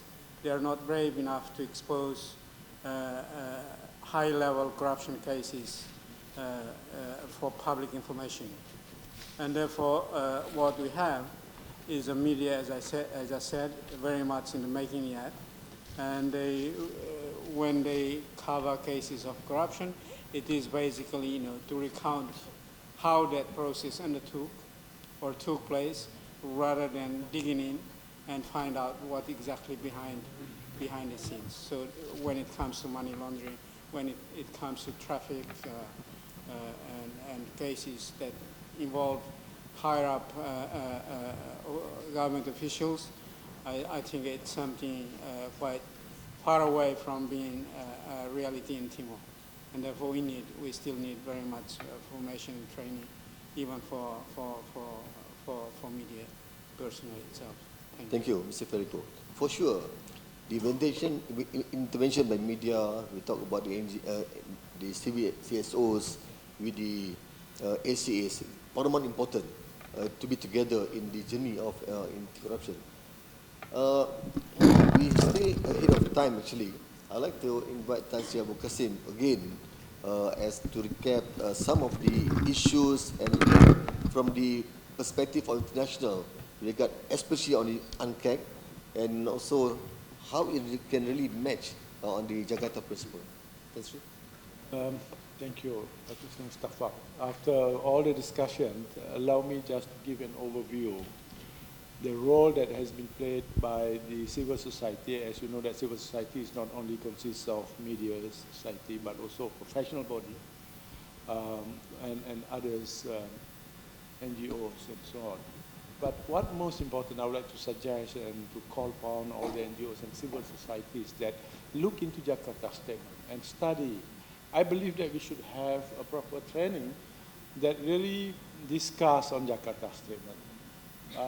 I'm teaching in International Anti-Corruption Academy on this subject matter, and it needs a lot of time for you to understand. I'm very sorry about it. Like for example, mandate only. To understand what is the real meaning of the mandate, a clear mandate for an effective anti-corruption agency to be effective.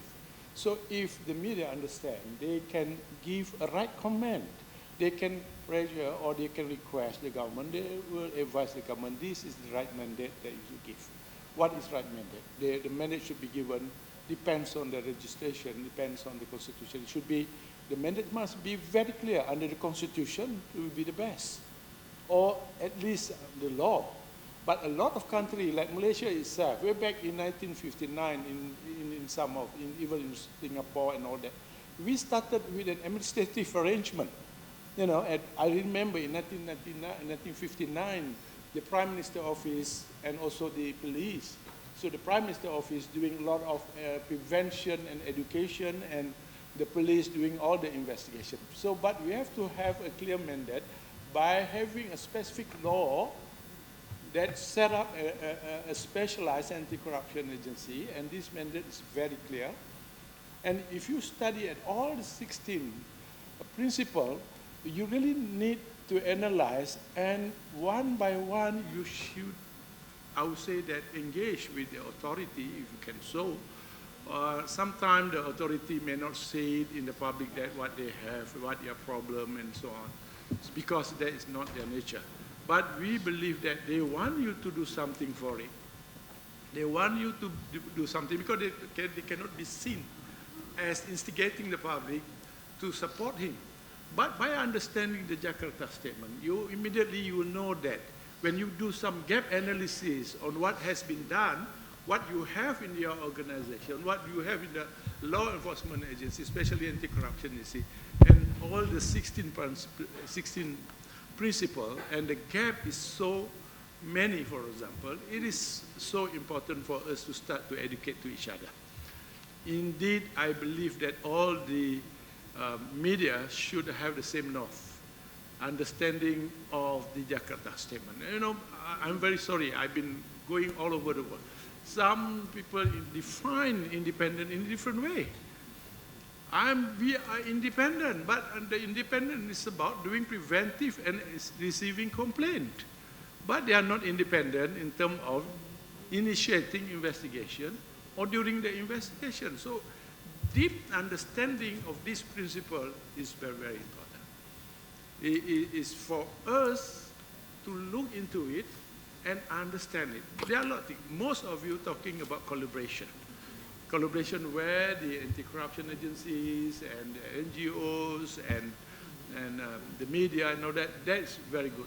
But there are some best practices where the media become part of the oversight body to look into, is the anti-corruption agency doing the law according to law, for example, in some organizations like in Hong Kong and Malaysia and some other countries, there is an oversight body looking into the work of the anti-corruption agency. If they decided not to investigate, so the representative of the civil society who've been appointed in the oversight body will stand up saying that we have this, I, as representing of the people and the public, we have asked the anti-corruption agency what they have done and how they deal with it. And this is very important if you wanted to see the meaning of independence, where the public become the defender of the anti-corruption. As I said earlier, my earlier speech, we have to be a true friend. A true friend, they will stand up when it have to. When everybody attack the organization, then they stand up. Like in Hong Kong and in Malaysia. In Hong Kong, I remember when the police attacked the ICAC because they said that ICAC have done something that is not according to the law and so on. Right? Then the advisory board members stand up, and this advisory board member consists of civil society. You know, civil society who representing the public, and the anti-corruption agency is working for the people and for the public. I'm not saying that we should far away from the politician, but be wary, because they have their own way of thinking, they have their own motive. And so the real honor for the anti-corruption to report and to work very closely is the civil society. Let have, if I don't mind just to give a suggestion, We should have a continued program to educate and to train the 16 principles. Because every principle, it takes me about half an hour sometimes, maybe about 1 hour to look and to discuss and to do some engagement. Like for example, mandate itself. It is sufficient to have the law of establishment of anti-corruption under the law. Why don't you put it under Constitution? Because if it's under Constitution, you need 2/3 majority. If you put it under legal and simple majority by law, worse still if you manage it administratively. That's only the first principle in the Jakarta Statement. Go beyond and about 16 of it. You can, for example, like collaboration, permanency. Permanency is very, very, my friend in South Africa, I think Martin also knows, have done very beautiful job, very superb. And suddenly the government said, okay, due to a lot of duplication, a lot of entity in the country, we wanted to reduce duplication, and we dismantled the most important and the most powerful anti-corruption agency.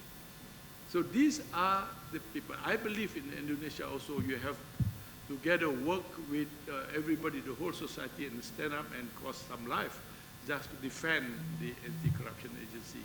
I believe that at one time.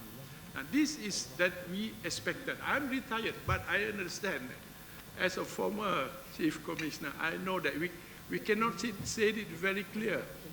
We hope that we have telepathy to tell you, please understand that what the problem that we are facing. Please shout for me. Please stand for me. This is where I'm talking about the true friend of. When we are in trouble, because we are an obedient law enforcement. We follow the law, whatever the law says, but at the same time, we have some limitation. And this limitation that sometimes tie our hand. And we need somebody to tell the government, look, don't tie this organization because they are the last bastion in this country. You must make sure that these organizations are truly independent. So again, like leadership, appointment of the chief commissioner, please, this is very important. But what more important is dismissal of the anti-corruption chief. While we are looking at the appointment, but people forgot about the dismissal. A lot of chief anti-corruption chief and all that was dismissed. Although they have a very tight, watertight process of appointment, but you can imagine it can be dismissed because I got my student, my master student, he was very excited from the academy. I supervised his thesis and all that. He was so excited going back and fight and really charge his vice president. In the morning, he was sacked in the afternoon. So he has to run away and so on. But he's trying to do the best. But he's doing alone. At that time, he's doing it alone and nobody really stand up for that. And this is, I believe that, let's be together for either you are civil society, be true friend to these people. Sometimes we make mistake. Yeah, of course, when we make mistake, you tell us. You tell us this is the mistake, some mistake that. Indeed, when I was the chief commissioner, I brought one editor from the news, one of the senior editor from the news. And I brought a lot of reporter in the oversight committee. So that previously, one of the person was a very critical against anti-corruption agency. He's a very, very critical. Every time when he write, he really criticized the anti-corruption agency, bias and whatever. Then I took him, I bring him at the oversight, as an oversight committee. After 6 months, he became the champion of the anti-corruption. When he started to realize that what he written is not totally right. This is what we were talking about, bringing the civil society together. But before you bring them, you must educate them. So education, training must be done again and again and again so that everybody. And for professional body, there is another very interesting, there's not a few professional body. Don't forget about them. This professional body under the principle of collaboration. is very crucial, because we can make the process of detection of corruption by the professional body, for the accountant, for the auditors, and so on, because auditors are very good in detection. Although it's a reactive detection, but they are good. They are good in red flag and make them to understand, to become the friend for the law enforcement to work effectively, to be independent, to be effective when you have a good information from a good informer. And auditor is one of the most important sources. Of course, the definition of independent have to be understood. I got one situation. The organization is very independent, but the financial independence is not there. They don't have money.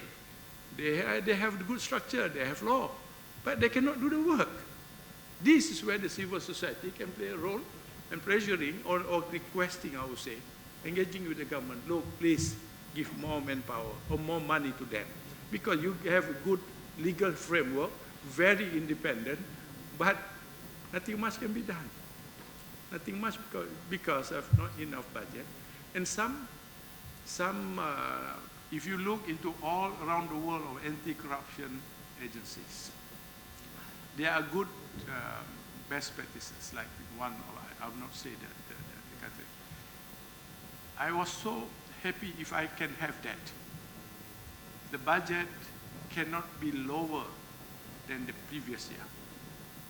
So no way any person who don't like the anti-corruption agencies, and they have financial independent management, very, very crucial. You may have a good officer, but you have no money, how to investigate? That's another area that we have. So what we have done, I'm very proud and very happy that a lot of you have done very, very well, but it's a matter of restructuring to make you understand more what is the 16th principle, and you become the master. You master the 16th principle, and you communicate, especially, I have to be very frank with this, especially communicate to the politician. Because some politician defined independent based on what he wants, rather than the principle that what people want. So be the voice of people and tell them this is the meaning of independence. Thank you very much for all the comments. With a round of applause, we can always say something about how Tan Sri Abus, he never tired on all this. Yeah, well, even though he said he's quite tired, but he's never tired. The only thing is grey, white. His hair getting whiter. And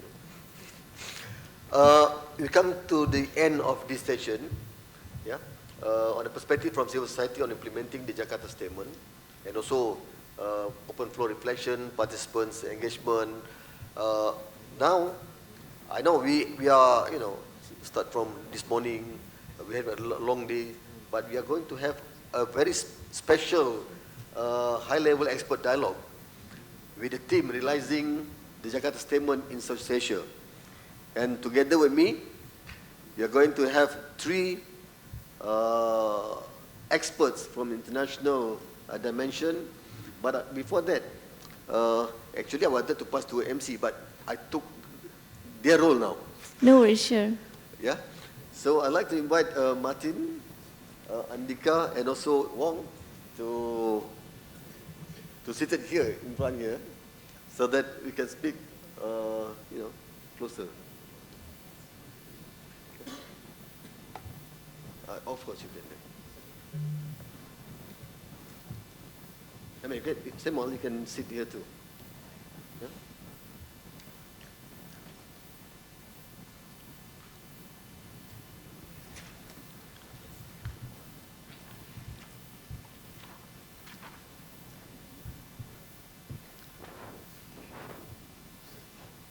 All right. In this session, as I mentioned earlier, that's the theme of the discussion, realizing the Jakarta Statement in Southeast Asia. Without reading their CVs, their biodata, I think we know who and who. Yeah, of course, Martin, former dean of the IACA, Andika, UNODC, Wong, very senior officer in ICC Hong Kong. But again, here in Southeast Asia, our challenges are diverse. We always maintain that. And this morning we have had a lot of discussion from respective speakers, from the ACAs, from the media, and also from the NGOs. But again, to build institutions, they are not only capable of resisting corruption, but are trusted by the people they serve. Today's dialogue, or rather discussion, aims to move us from principle to practice. We have had 16 principles, whether or not it's really implemented, adhered to, from aspiration to implementation. Over the course of this conference, we explore how these principles are being applied, where the gaps remain, and what collaborative action we can take to fully realize the Jakarta Statement in our own national and regional context. With that, I will open one question to the other. No time limit, but of course, not sky is the limit. Perhaps first round, we can have Martin, for example, for 6 minutes, and then, of course, we go around. Since we have around 1 hour or so, yeah? And after that, we are going to open to the floor so that we get opportunity to listen to our friends and delegates. So, Martin, we have heard a lot, given the importance of institutional independence and effectiveness as outlined in the Jakarta Statement principle. You as former dean, and you are as really somebody that's being respected in terms of this journey, whether or not IACA incorporates the Jakarta Statement into its training modules or curricula, are there any specific program or initiative that really helps to operationalize this principle? Over to you, Martin. Yeah, thanks very much. First of all, I would also like to extend a warm welcome to everybody. I know it's already in the afternoon, but still it's a privilege being here. And it's not only a privilege, but of course it's also something that comes from the bottom of my heart to be here in order to support what is the topic of this conference here, but also, of course, the topic of the Jakarta Principles. With your permission, I may also add that I was not only the first dean, in the meantime emeritus of the International Anti-Corruption Academy, but prior to that I was also a counterpart of Abu Qasim, Tan Sri Abu Qasim here in Malaysia. That means I was the head of the Austrian Anti-Corruption Authority for 10 years. And it might sound strange, but it's a matter of fact that not only is corruption an issue for all regions of this globe, and I emphasize that, and I emphasize this especially talking in Europe or talking in the so-called Western world, because, and that goes with the mea culpa, we have the kind of attitude that corruption is always something for the others. You know, it's not something for us, but it's something for you, and not, if not for you, then for those outside of the room, or even better, the only ones that are corrupt are the aliens on the dark side of the moon. And that is not true. So I can tell you a story from my own country, from Austria. I live in Vienna, Austria, in the middle of Europe. And when I started my work, I had to build up the Austrian Anti-Corruption Authority. So by the way, also Austria was more than 40 years late in comparison to Malaysia, because I understand that your anti-corruption authority was implemented by the end of the 50s. In Austria, the anti-corruption authority was only implemented in 2001. So in 2001, we started from scratch. And as Abu Qasim already said, we didn't start with a clear mandate. We started with an administrative order. And only 9 years later, I repeat, 9 years later, we got our own law. So what I wanted to mention is that at certain incidents or at certain occasions, the only way that we survived was due to positive media coverage and also by the help of international organizations, because they basically outlined that we did a proper job, that we really not only went for the small fish, but we also went for the big ones, etc. And of course, you have to get in conflict with the political decision makers. And of course, it took us only 3 or 4 years when we had one of our major investigations also in the ruling parties, that the first idea of the ruling political parties in parliament was not to support us, but they came up with the nice idea of reforming us. And reform, at least in the area that I come from, normally means dismissal, etc. So I cannot overemphasize how important all these principles are that are enshrined in the Jakarta Principle, Jakarta Statement, and which are also enshrined under the notion of independence in Article 6 and 36 of UNCAC, the United Nations Convention Against Corruption. But getting back to your question, sorry for the introductory remarks, I will stay within the 6 to 7 minutes. It is a given, of course, that also the International Anti-Corruption Academy, hopefully any other educational and academic institution, pays quite heavy emphasis or strong emphasis on the notion of independence. One cannot overemphasize how important that notion is, and of course all that comes along with it: resources, selection of proper personnel, etc. I'll give you another example. Sorry for telling you another story. When we had troubles, meaning we did our job, one idea of the political sphere was to, within the evaluation or the reform, not to cut our finances, not to cut our investigative powers, but they came with the idea, and they took some of our duty cars, and then they changed our secretaries every second week.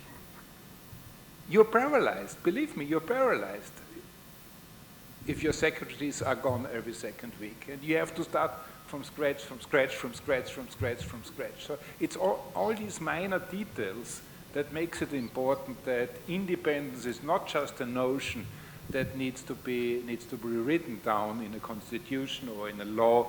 It needs to be lived. It needs to be implemented in daily practice, and that means also resources, etc., etc. And that, of course, again, is a role, or is a thing that you, as representative not only of the anti-corruption authorities, but also of media, of NGOs, need to have a look on, need to have an eye on, and need to support the anti-corruption authorities. And all that, of course, and again, I get back to the question, needs to be also taught, needs to be implemented in curricula, needs to be implemented in syllabi, etc., so that future or present anti-corruption authorities know about these so-called minor details, which actually are major details in daily practice, in order to let the anti-corruption authority flourish. Thank you.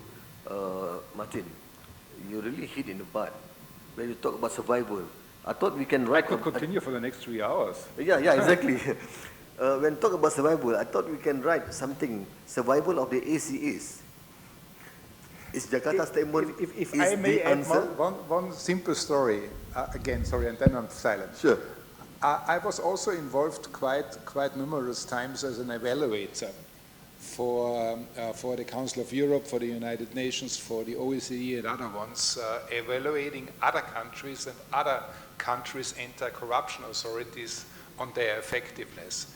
And believe me, if we came to a country where they had an anti-corruption authority for a few years, minimum 5 years, and we didn't read anything in the newspapers, that means they had a so-called clean record, believe me, we had a very, very tough look on, because you cannot work in that kind of arena and not having any kind of counterwind or foes. Okay, thank you. Thank you, Martin. Next to Andika, of course, our distinguished speaker from UNODC, or United Nations Office on Drugs and Crime. We have heard about the Jakarta Statement, set of the vital principles intended to guide the establishment and functioning of independent and effective ACAs. From your perspective, or UNODC perspective, how realistic is actually the implementation of these principles in practice with regard to South Asia? And perhaps you can compare a bit from other parts of the world. Please, Andika. Thank you very much. Good afternoon, everybody. This may be the graveyard shift, whereby we have to try and keep you all awake, so we will do our utmost, but thank you so much for allowing me to be part of this discussion. I do have a slide, so with permission, I might ask for that to be put up. Essentially, I wanted to look at the UNCAC articles that are relevant to the Jakarta Principles and allow you to understand what it means in terms of how are ASEAN member states implementing these articles, what are some of the recommendations that are coming out, what are some of the good practices, and why is it that the Jakarta Principles are still highly relevant today. So with permission to go to the next slide, I'm going to look a little bit at Article 5, and the reason is because this focuses on preventive anti-corruption policies and practices. Many refer to national anti-corruption strategies. These are often implemented by anti-corruption bodies. There could be a coordinator that is indeed an ICAC, but also otherwise. And Article 6 is looking at preventive anti-corruption bodies, 36, the specialized anti-corruption authorities. Then I think we need to focus also on cooperation. Cooperation among national authorities, also with the private sector. And then I wanted to look at a few findings a bit beyond as well, and why cooperation internationally is so key, and what are some good platforms that ASEAN is already party to. So for the next slide, keep going please. So with UNCAC, the reason that this is a good framework is it's of course the only legally binding anti-corruption instrument around this table. There are a number of UNCAC focal points, and they can probably recite the convention as well as I can.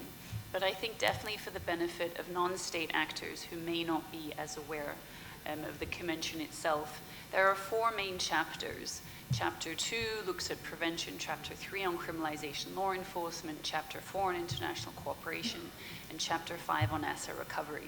There is a review mechanism, which means 191 states parties to the convention, including all ASEAN member states plus Timor-Leste and Mongolia, have been part of this intergovernmental peer review process. It's technical in nature, and it does give us an insight into indeed how your country is implementing this convention.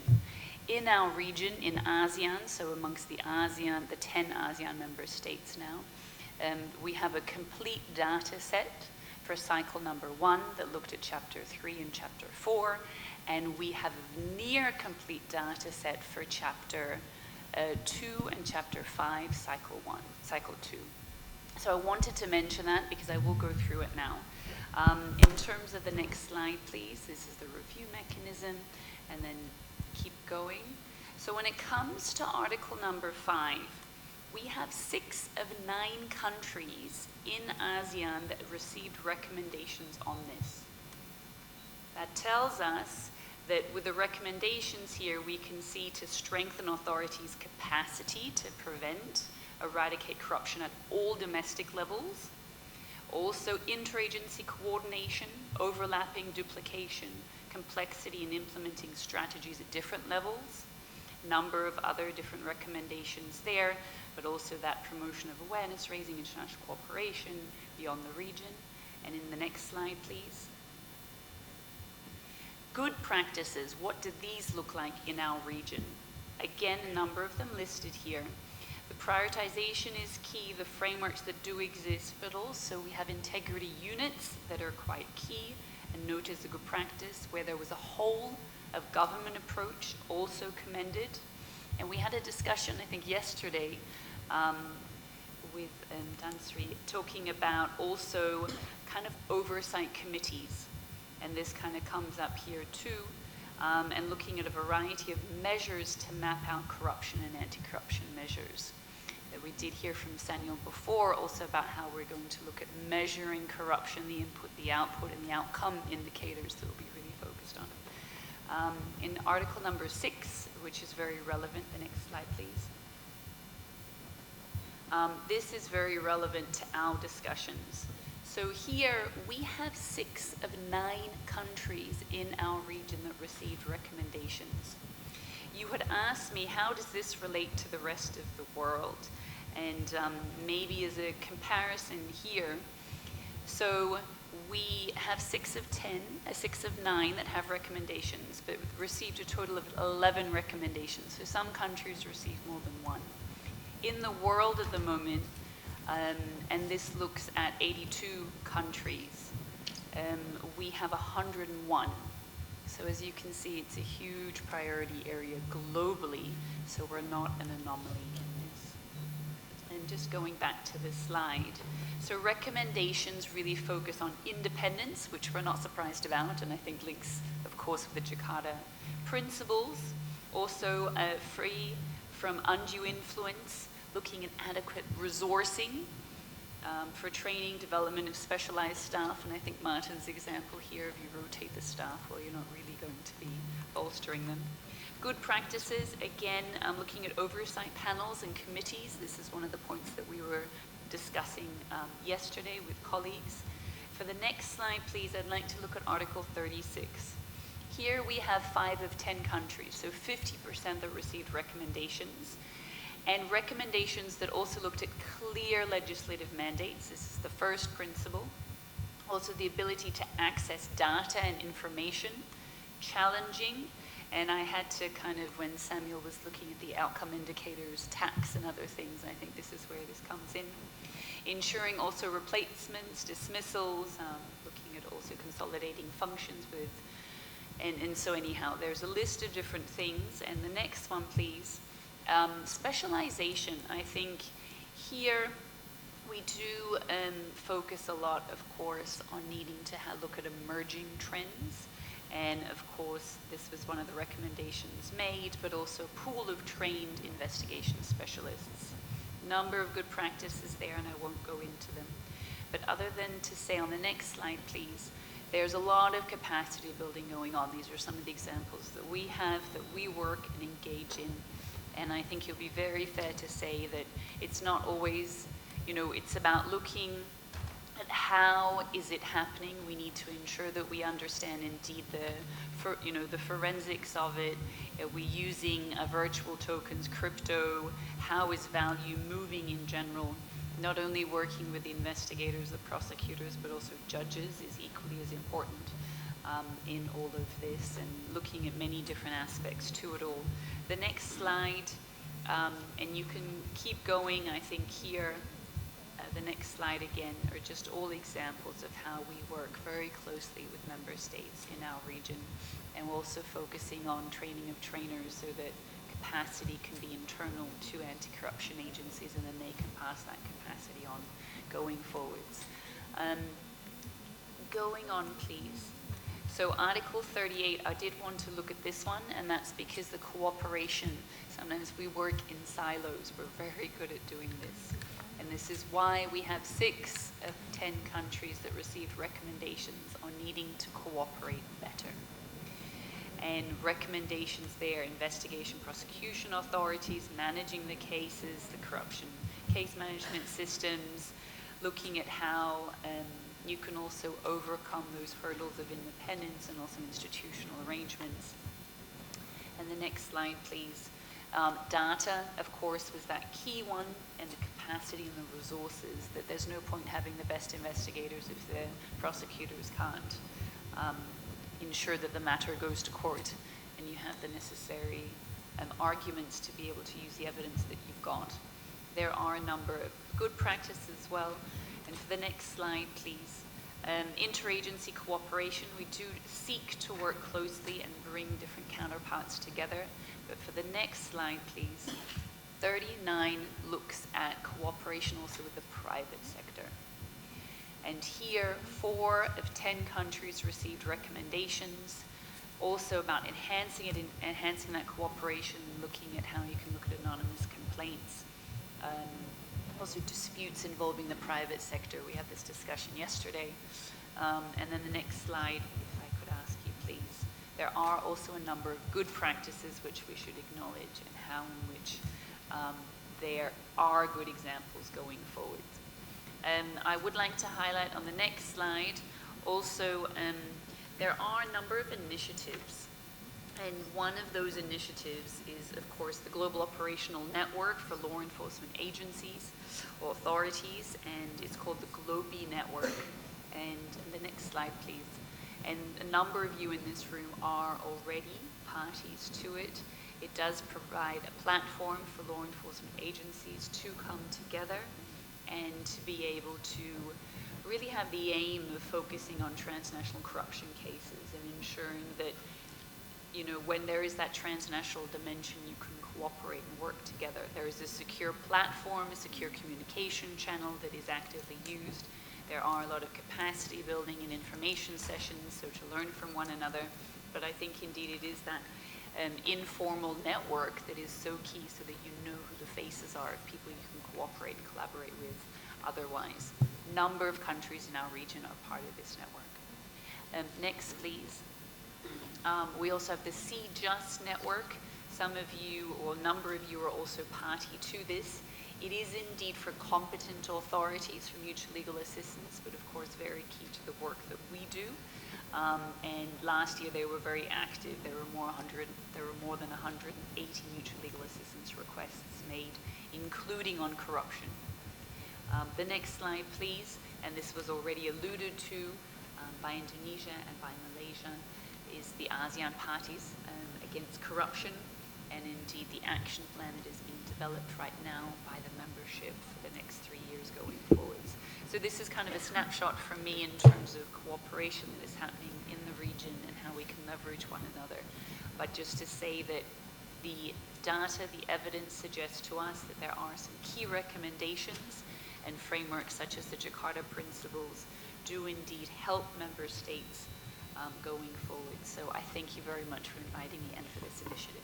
Thank you, Andika, for that enlightening information. Samuel, before I turn over to Wong, you cannot escape my question, yeah? I know you're ready forever. Wong, I'd like to invite you, in terms of, you have the mechanism, talk about oversight bodies in ICAC, in Hong Kong. But more importantly, one is the Jakarta Principle or Jakarta Statement.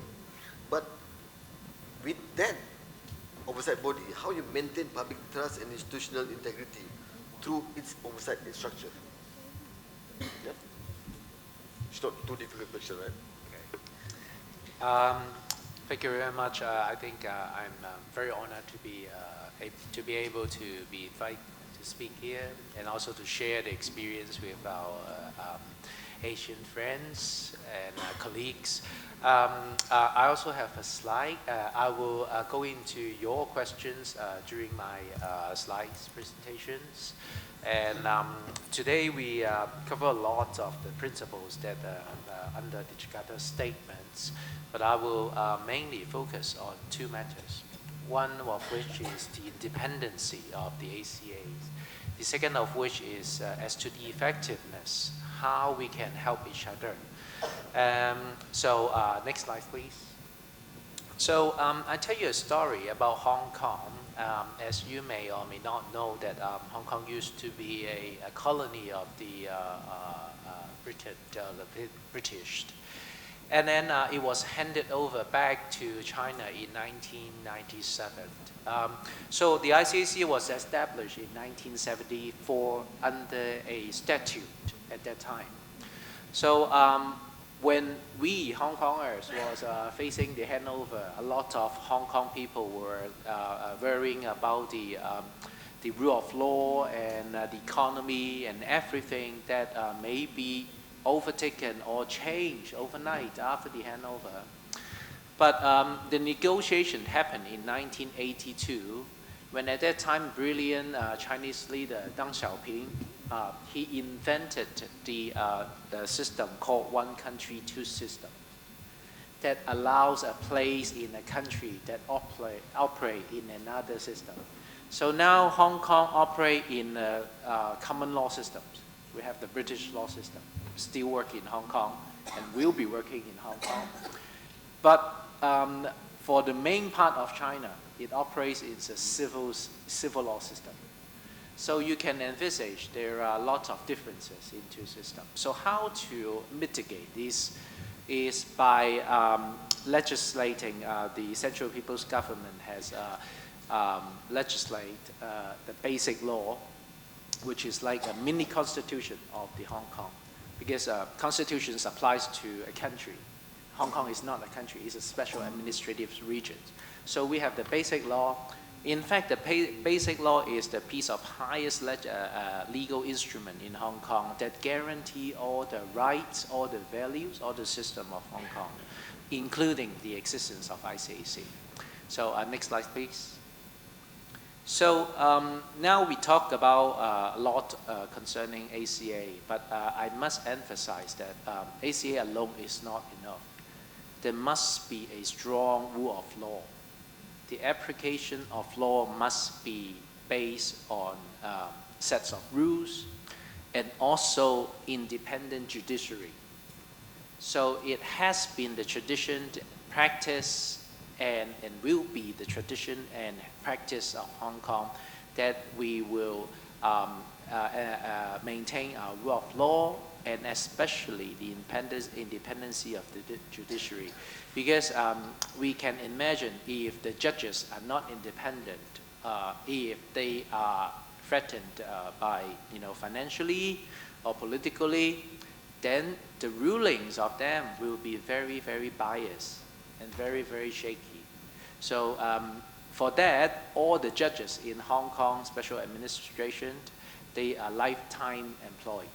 So once they are employed, they cannot be removed until their retirement. Of course, if they commit a serious offense, that is another issue. So this is one of the safeguards. Next slide, please. So as to the ICAC, our independency is based on Article 57 of the Basic Law, that the Commission Against Corruption shall be established in the Hong Kong SAR, and it shall function independently and be accountable to the Chief Executive only. So this is the fundamental constitutional basis of the ICAC establishment and also survival. As Mr. Abdul Kasim mentioned, there must be law-based guarantee the existence of the ACA. So next slide, please. So you see, the ICAC is directly responsible to the Chief Executive, and none of the other senior officials can influence our decision. Next slide, please. So in a nutshell, my experience and my studies and my professional work as a lifetime investigator in the ICAC, I would say our independency can be enshrined in three different aspects. First of all is the institutional aspect. Just now you heard from me concerning the constitutional status of ICAC. That is one of the design of the institutional aspect. Second of all, financial. So we cannot have the gun without bullets, right? So financially, we are very independent. We obtain our annual budget from the Chief Executive directly every year. We do not have to go through any minister or secretary in order to get our funding. And last year, our budget is about 70 million ringgit. So for a place of 7.5 million residents, Hong Kong is a small city. It's only 1,100 square kilometers.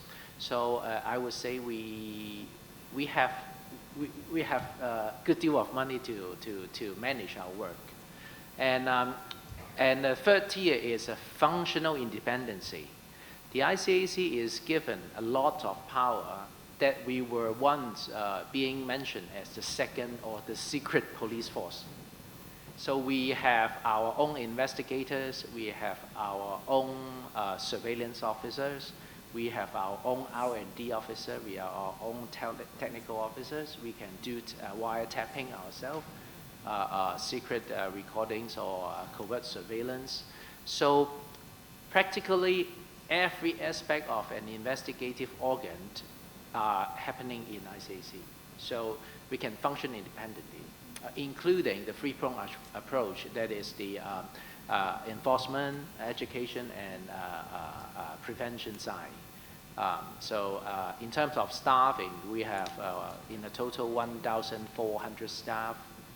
About 1,000 of us are investigators, 200 community relations officers. They are doing the public educations and also publicity. About 70 of them were prevention officers, and they are professionals. Many of them are engineers. They are accountants, so they have the professional backgrounds to do advisory things. Some of them from banks, others regulatory body like the Securities and Futures Commission. And the rest of us, of them are admin and support staff. Okay, next slide, please. So as to the Hong Kong system, we have a number of things that we think are the successful factors that we have. First of all, the ICAC as an independent anti-corruption agency, and institutional arrangement is never enough. The experience from Hong Kong is that active and sustainable public participation is the key to keep a society to fight against corruption. Because many of the jurisdictions treat corruption as a crime, but in Hong Kong we treat it as a social problem. So a social problem needs all-in efforts, including civil societies, academia, and other non-government governmental people to take part in, including the public. So the latest survey by the ICAC found that the respondents, 98.9% of them had not come across any corrupt activity in the last 12 months. So that is one of the very encouraging findings for our annual survey. And also political determination. Over the years, there are many governors and chief executives that took their office. But my experience, I have been with the ICAC for over 24 years. None of our leaders had ever said a word about ICAC investigations. Of course, we need, for major investigations, we need to make report to the chief executive. But what I have encountered is every time when we report a case, the answer is always, okay, you do your job according to your procedures. And he or she had never said a word, whether it's good or not. Probably, we understand that one of the chief executive was not quite happy with what we do, because we pulled down one of her assistant, one of the bureau heads. And then even though like this, she was also supportive to the job in general. And the rule of law, I have mentioned, robust anti-corruption law. The anti-corruption agency must be given the power and the legislation, in particular nowadays, asset recovery. Very, very important, powerful ammunition. The check and balance, just mentioned about check and balance. So who watched the watchdog? We are the watchdog. So we have a lot of special powers. We are so secret. So who look after us? The job we are doing are very secretive, and it's connected with corruption. The nature of corruption, as we all know, that it is a very insidious crime. They're very secretive. They're very silent. There are no actual victims apart from the society itself. So we must be given powers to investigate, like wiretapping, undercover infiltration, things like that. So in order to ensure that we don't cross the line, or people will know we cross the line if we do, and we have set up different committees, advisory committees. And these committees are comprised with people from the societies. Take an example, we have 4 committees in total. I take the example from my perspective is the investigations. There is one committee called the Operations Review Committee.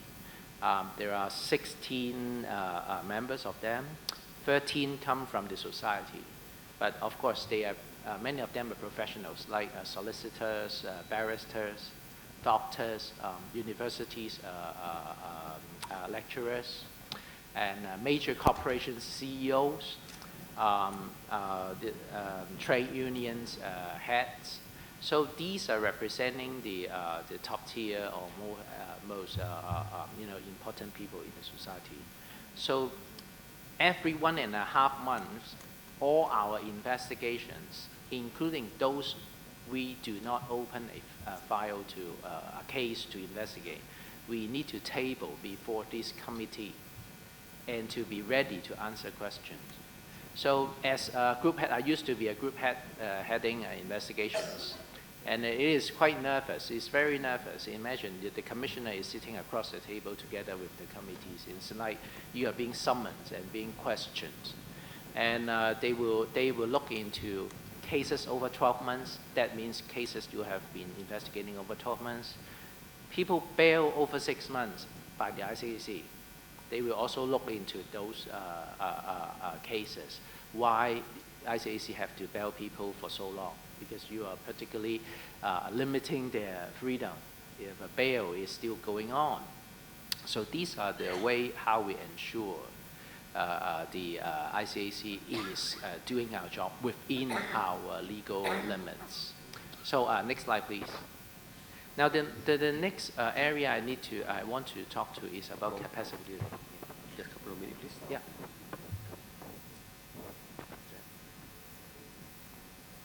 Oh, okay. Yeah, I will be fast on that. Now, we established the Hong Kong International Academy Against Corruption last year. And we have, because since we have the 50 years of experience, I think it's a good opportunity for us to share the experience with our counterparts. So the Academy actually work on 4 pillars, one of which is international training. Next slide, please. Okay, next slide, please. So with IACA, because our commissioner is also the president of IACA, we have a lot of members, 182. At the ICAC with a lot of experience, and the Academy as a platform to share the experience. We have organized a lot of international trainings and capacity building programs for our counterparts. Next slide, please. So since 2024, we have already delivered over 30 courses to over 70 jurisdictions professionals. So we have engaged 2,300 anti-corruption professionals and people. So not only we do inbound training courses and then bring people to Hong Kong, we also deliver outreach capacity building programs that is going to the country. Next slide, please. So this is the map we have done last year. The latest one is we went to Brazil for a week to work with them, and then we have been Panama and Kazakhstan, and then Mali in Africa, and Greece in Europe. So next slide, please. So this is the comment of 2 members in Brazil. I want you to listen to. Please play the video. Well, I was really looking forward to this capacity building program from ICNC and the expectations were more than overcome. I've learned so many new things, so many practices that are not similar to what we do here in Brazil, but was very enriching experience. 我非常高兴能够和你们在一起，从你们身上学到了很多宝贵的东西。非常感谢你的慷慨。无论何时你想以传统或友好的形式访问巴西，我们都会热烈欢迎你，因为此时此刻，我真心认为你是我的朋友，我们是朋友。好的，非常感谢，谢谢你。 That each force has investigating those cases, but it's very, very nice to see that both Brazil and Hong Kong have the same goal, which is to handle with these corruption cases in the most effective and fastest. Okay, just 2 more points. You see from the video is 2 things. All the courses are now bear by the ICAC. We have never charged our counterpart $1. We bear our own ticket. So when we fly to Brasilia, and it took us 30 hours, and all the officers are taking economy class because it will be cheaper, then we can go to more places. And you see, because Brazil is a Spanish-speaking region, and we don't speak Spanish.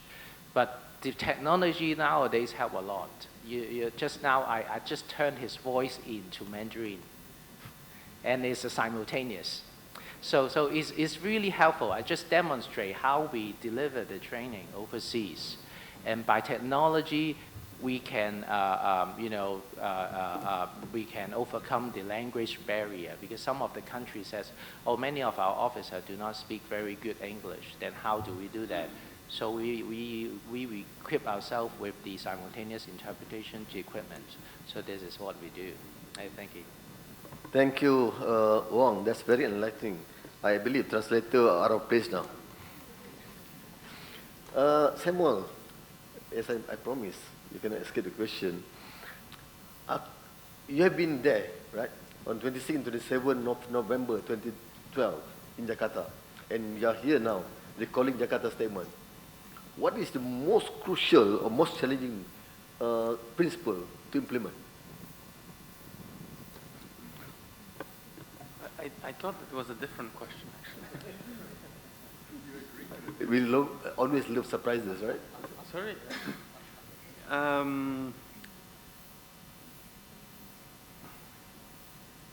Look,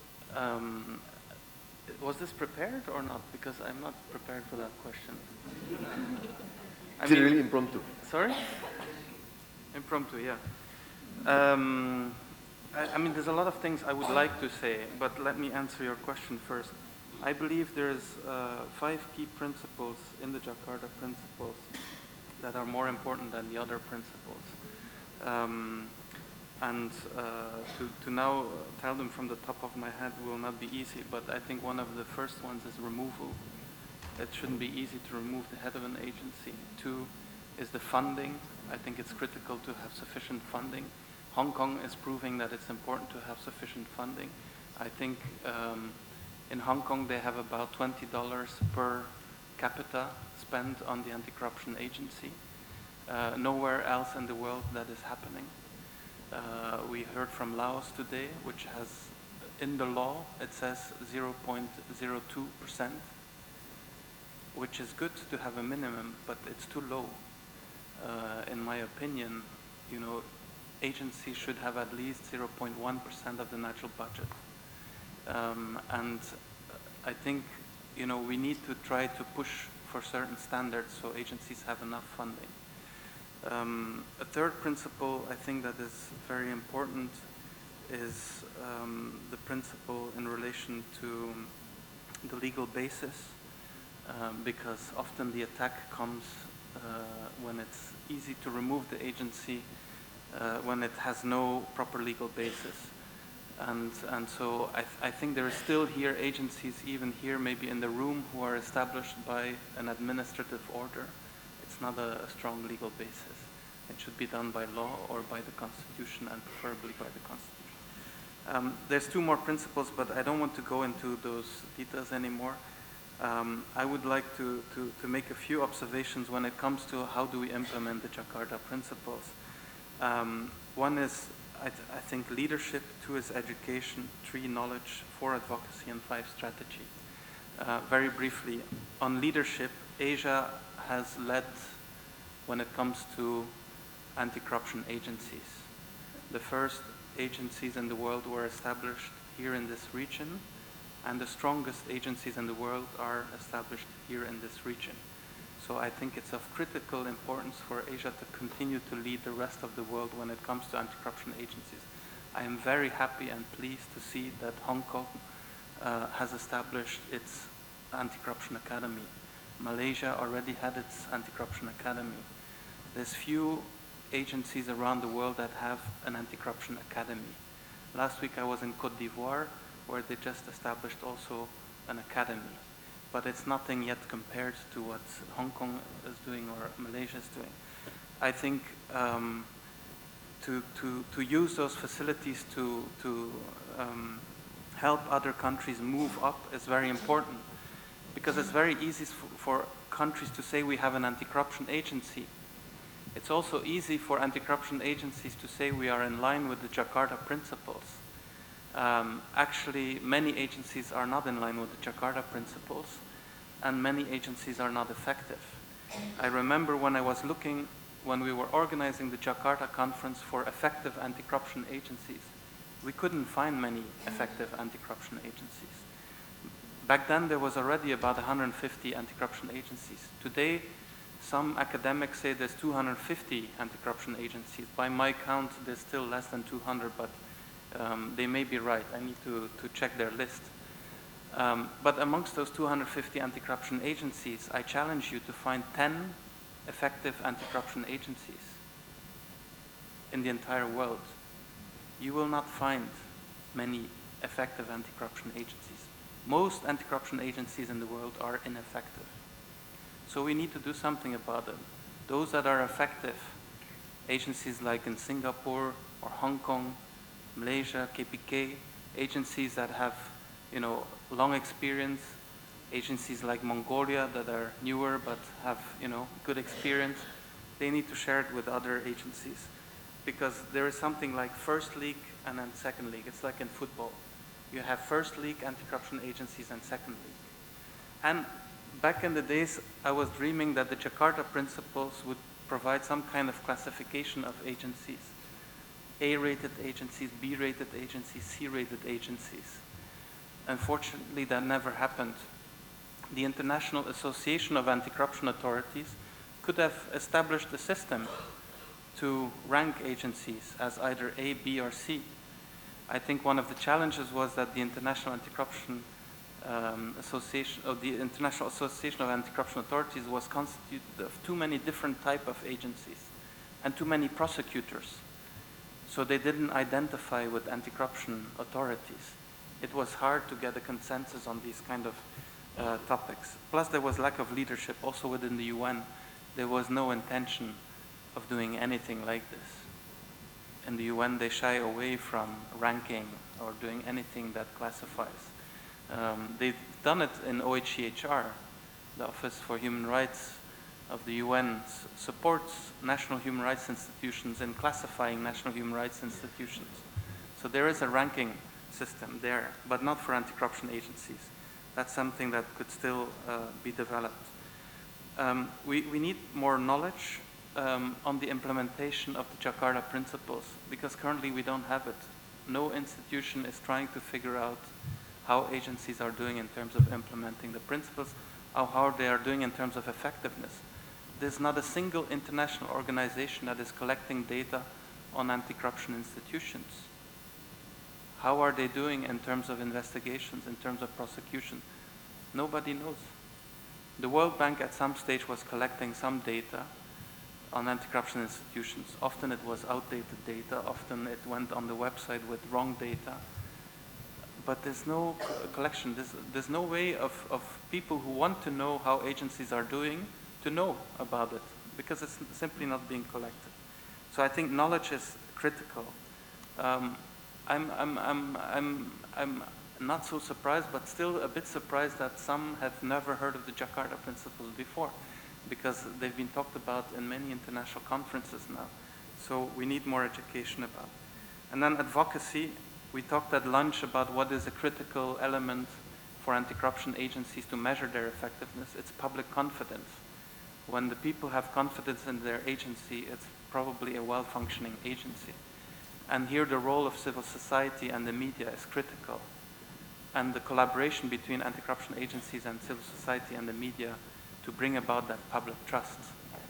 But a dysfunctional anti-corruption agency will never be able to gain public trust. Because if you have nothing to show, the people will never have faith in what you're doing, because they know you're not doing anything. So there's many anti-corruption agencies out there who cannot perform. But we should measure it. We should measure what is the public confidence in agencies, so we get a better idea of which agencies are functioning and which are not. And finally, strategy. I think we need better strategies to get political commitment to support anti-corruption agencies. Because at the end of the day, corruption is a political problem and it needs political solutions. And in order to get there, we need to think about other ways than the current ways. And I think we need to put pressure on governments. And one of those is to have new ideas. And one of the ideas I like is the idea of an international anti-corruption court. Something like a mandate for the International Criminal Court to deal with grand corruption. We need an international mechanism to deal with corruption, because corruption is a global menace. And I do not believe that any national jurisdiction or any national anti-corruption agency can solve the corruption problem we have today. What we need is an international system that deals with it, an international mechanism, like an international anti-corruption court. We talked about it some years back in 2019 at the conference I organized also in Oslo, where we proposed the International Anti-Corruption Court. It didn't work back then. There was also no support. Also within the UN system, there was no support.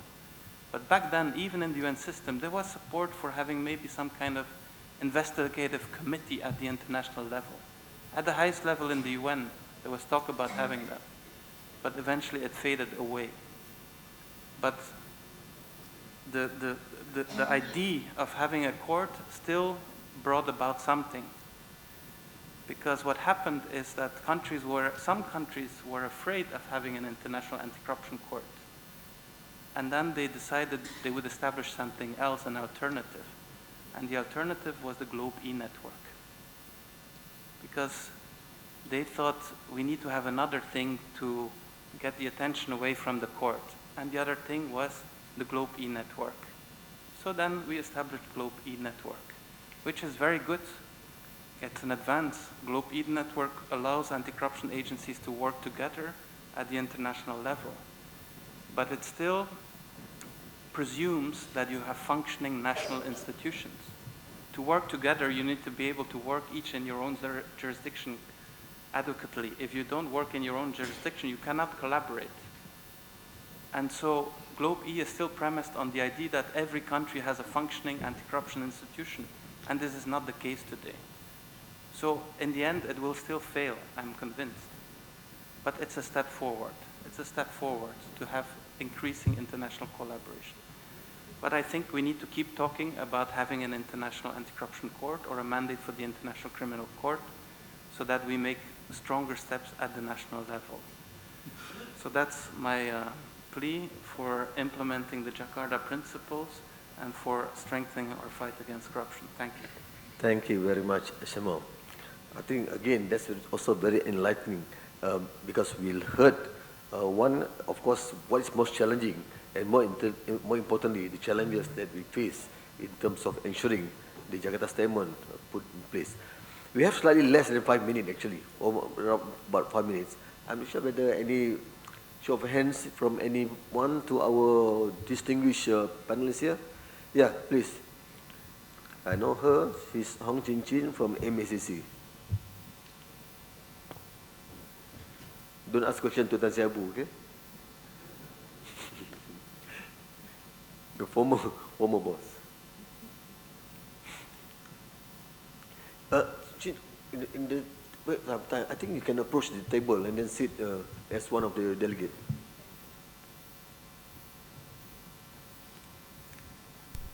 No, you can sit and then you can take photo. You are one of the delegates. Thank you, thank you. Okay. Thank you, Dr. Sri, and thank you for the panelists for the very interesting presentation and your opinion as well. I have a question for Mr. Samuel and Ms. Anika. I found it particularly interesting that ICAR has initiated the project that you, in your presentation earlier on, before lunch, that basically the project will employ 3 methodology, and then you talk about one of that is to see the compliance of the Jakarta Statement. And just now, you just gave a little bit background of the Jakarta Statement. As far as concerned, the Jakarta Statement is a non-binding document. And also, because the nature is non-binding, and it's not like the UNCAC. UNCAC has the legal binding effect, and also with the robust review mechanism and the peer evaluation mechanism that Anika just briefed. So my question is 2. Number 1, how does ICAR address the concern about the effectiveness and the validity and also the authenticity of the data collected through the approach? Second question, I will be interested to know that your thought and your projection on the outcome of the evaluation after the project is done that compared with the assistant index such as CPI. Do you anticipate any significant difference, result, or trends? Can I ask the question to Ms. Anika? Ms. Anika, my question is very simple. And is, I appreciate that you cited Article 5, 6, 36, 38, and 39 in your presentation. That I also noticed that there is no Article 13 participation of society, where actually today we have so many CSO and media with us. I also pay attention to our Indonesia colleague to talk about the government might weaken the anti-corruption enforcement agency in the country. I believe this happened to any one of us and any part of this world. So in your observation or based on your data collection or the review that you have done, what is the best recommendation that you came across or any good practices that we can learn from this exercise? That's all. Thank you very much.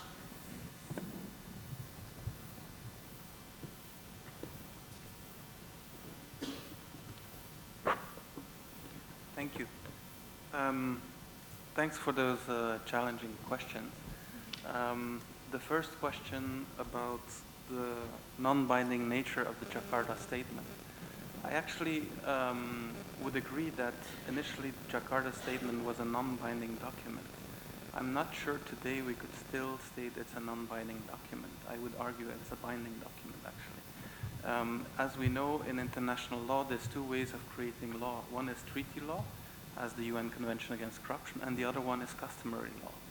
And I would argue that customary law comes about by state practice, that we've now had over 10 years of state practice where the Jakarta Principles have been repeatedly acknowledged through UN resolutions as being principles that should be followed by anti-corruption agencies to implement Article 6 and 36 of the UN Convention Against Corruption. So to the extent that Article 6 and 36 are binding for countries and that they require that agencies have necessary independence, and to the extent that Jakarta Principles defines what it means to have necessary independence, I believe they're just part of customary law and they're binding, actually, at this stage. That's what I would say to that argument. Secondly, as to the validity of the research, obviously, when we will be collecting data, we will not be filling out surveys ourselves.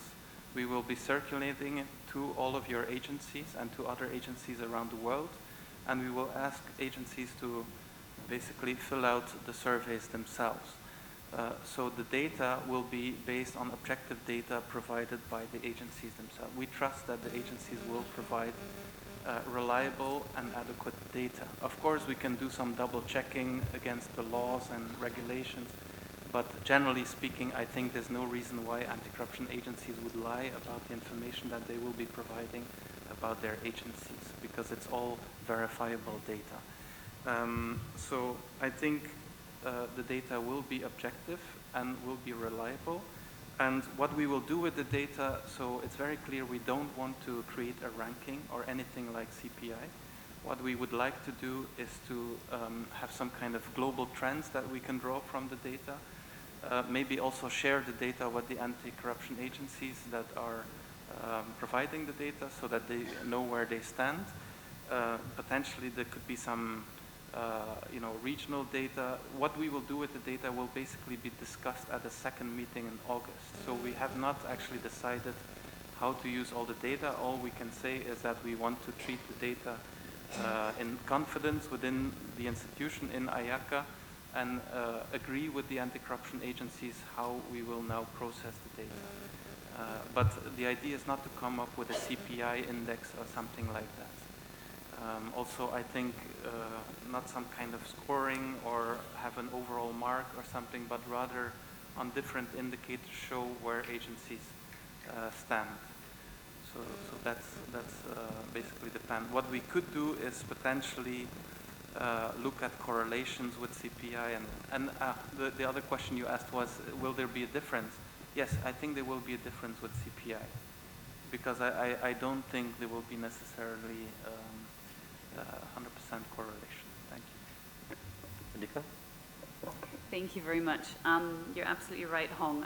In terms of Article 13, this is where we seek to have the participation of society. And we had 10 recommendations in our region on this. And specifically, I think the ones to highlight would be in relation to right to information. There are a number of recommendations for our region in that regard, but would be remiss, of course, not to mention how this links with also just the role that civil society plays as a whole, and needing to also have the necessary whistleblower and victim protections in place, so that when we do seek to have people come forward, that there are indeed not only reporting processes in place, but also the protection that's required for them to come forward. So I think there are a number of different articles that are highly relevant. But yes, Article 13 allows us to have a holistic way of ensuring that we have a whole of society approach when we address corruption, and that there are areas that we need to work on. There were good practices, and a few of the good practices in relation to this article referred to education, where indeed government has worked with even ministries of education to ensure kind of a morals-based education system, be it at the primary, the secondary, the tertiary level, and also great examples of youth engagement and also outreach and advocacy.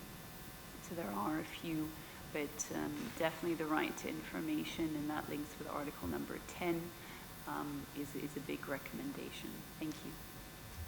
Thank you, Andika. Any more questions? We are coming to the end, as I mentioned, but I'd like to, before you want to say something, I want to ask question to you. Just one more sentence. I think there needs to be shared a very, very strong caveat once we talk about anti-corruption authorities or anti-corruption bodies, and that is, with all due respect of scrutinizing them, of evaluating them, etc., etc., but let's never forget that we must not judge an anti-corruption authority for the entire system.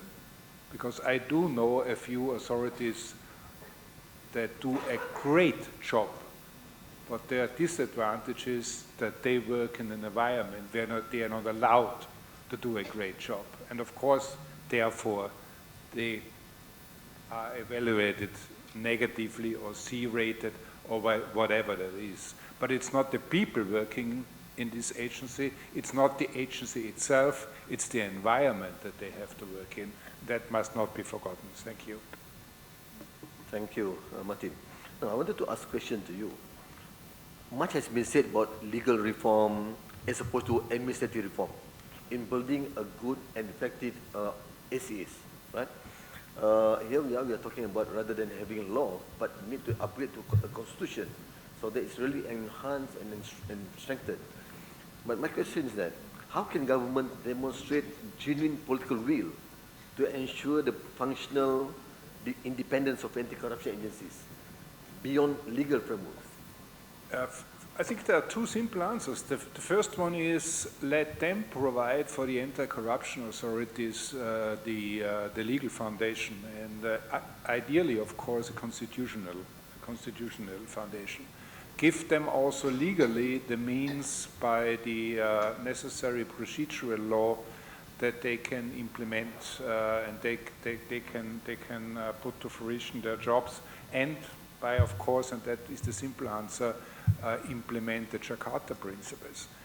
The second thing, however, is that for me is the main thing. You know, I've been in the anti-corruption arena now for almost 40 years.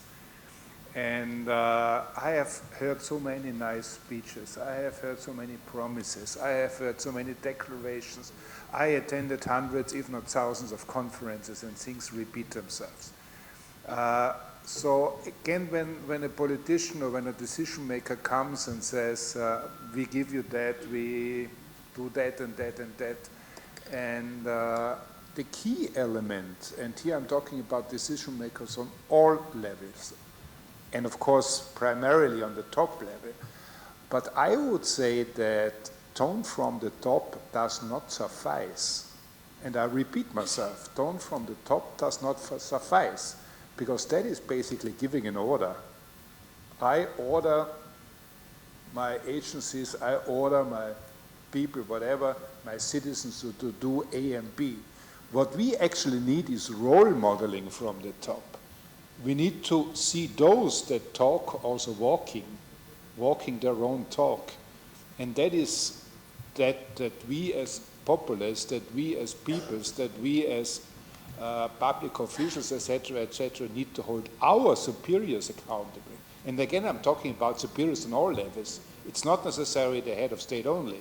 It's not necessarily the prime minister only. It's the minister, and it's then down all the levels for everyone to be responsible for his or her area of responsibility, and not just, as I said, talk or tone from the top, but walk your own talk.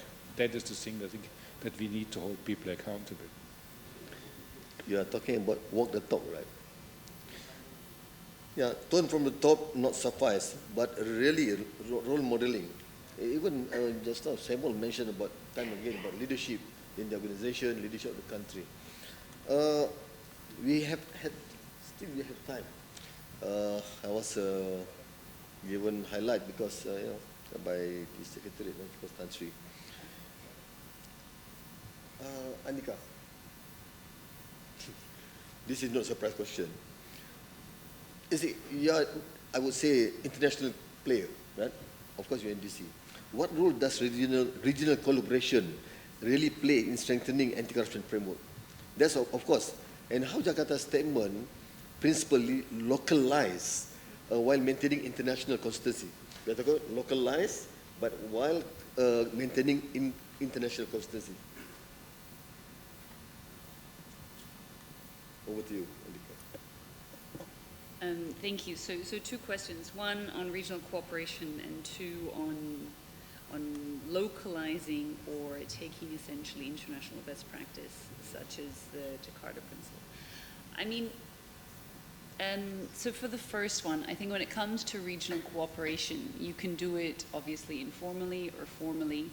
There are a number of different ways in which our members here around the room, as I highlighted, do participate.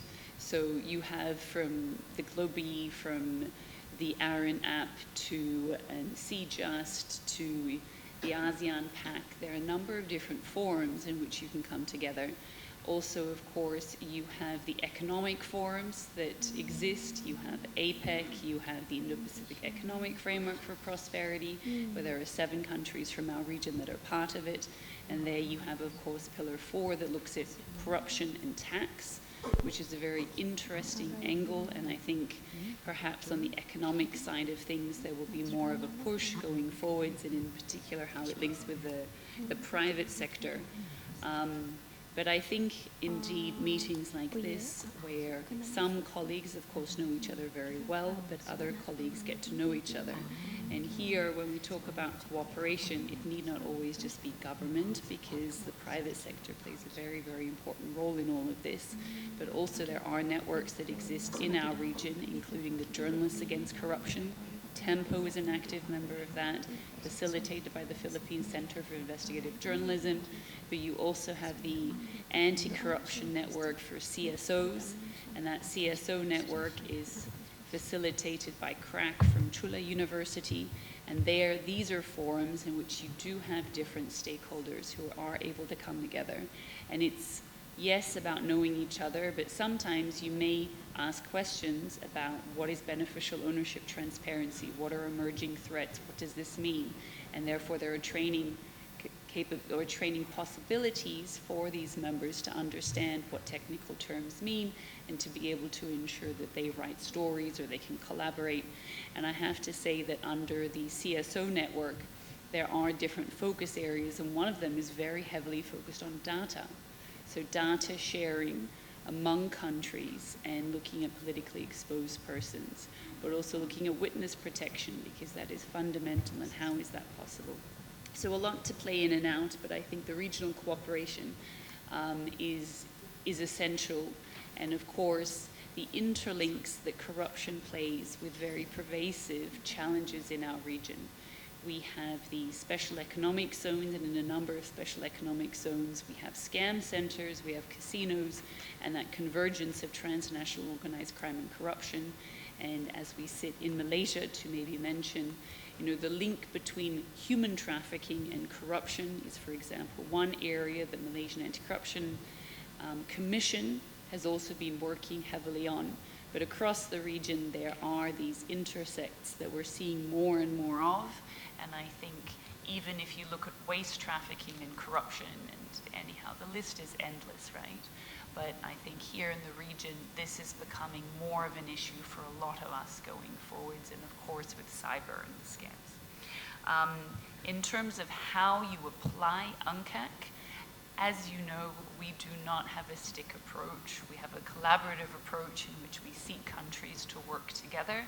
That being said, there are, for example, the FATF, the Financial Action Task Force, and I have seen countries move a lot in order to not be grey-listed, blacklisted, and so I think we work quite closely with the APG, FATF, in order to make sure that UNCAC and the articles that we have underneath it are indeed relevant and linked together with that review process.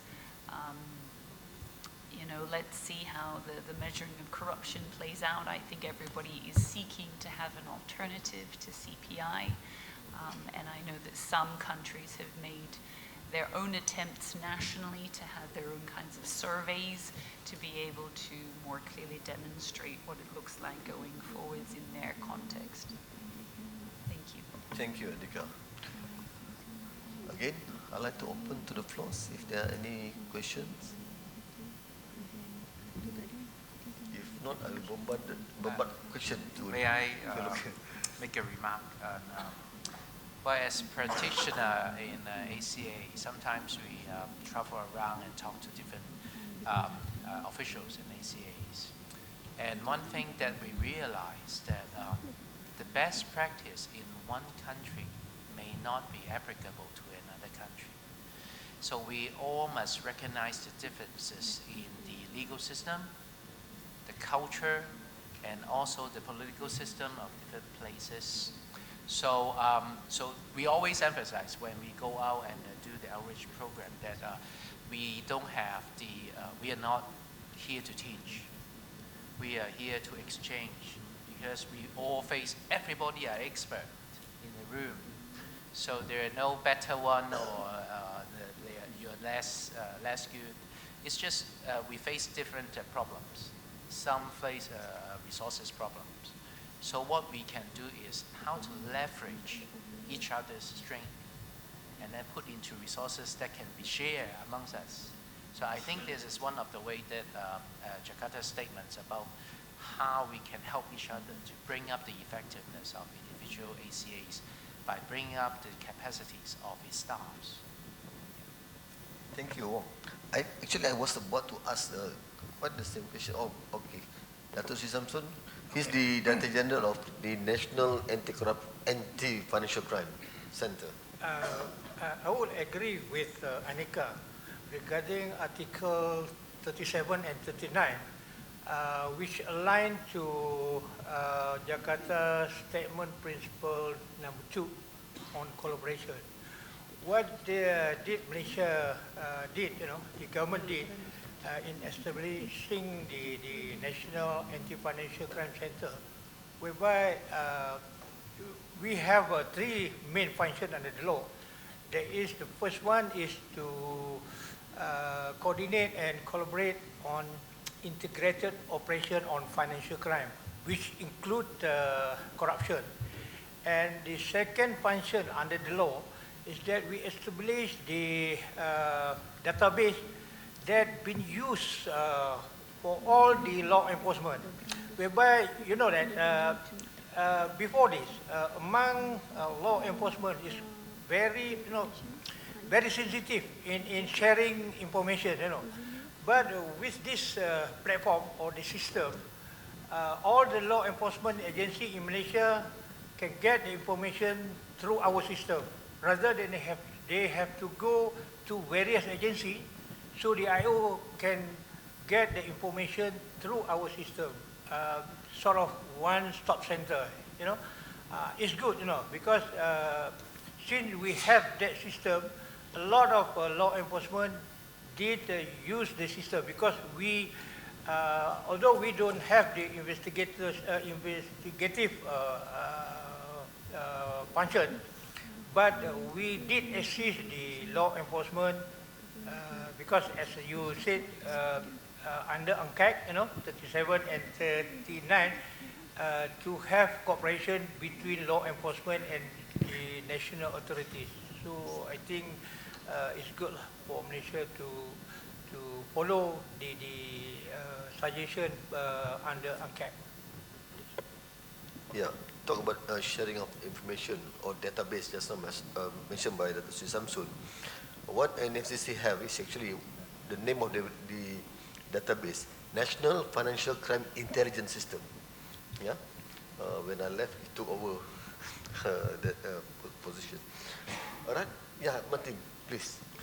Maybe a final idea. Recalling that your region, Asia, was the first one setting up anti-corruption authorities, was the first region that was breaking ground for constitutional and other legal instruments.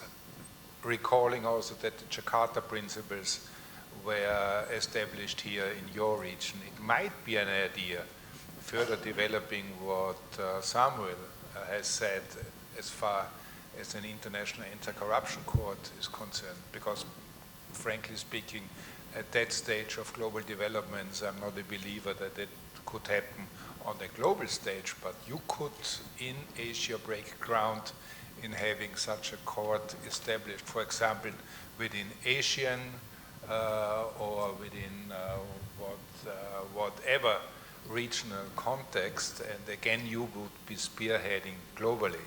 As I said, I'm not believing that an international global anti-corruption court can fly at this point in time, but we should start with the willing ones and with those that obviously have it in their hearts and minds to go forward with such an idea.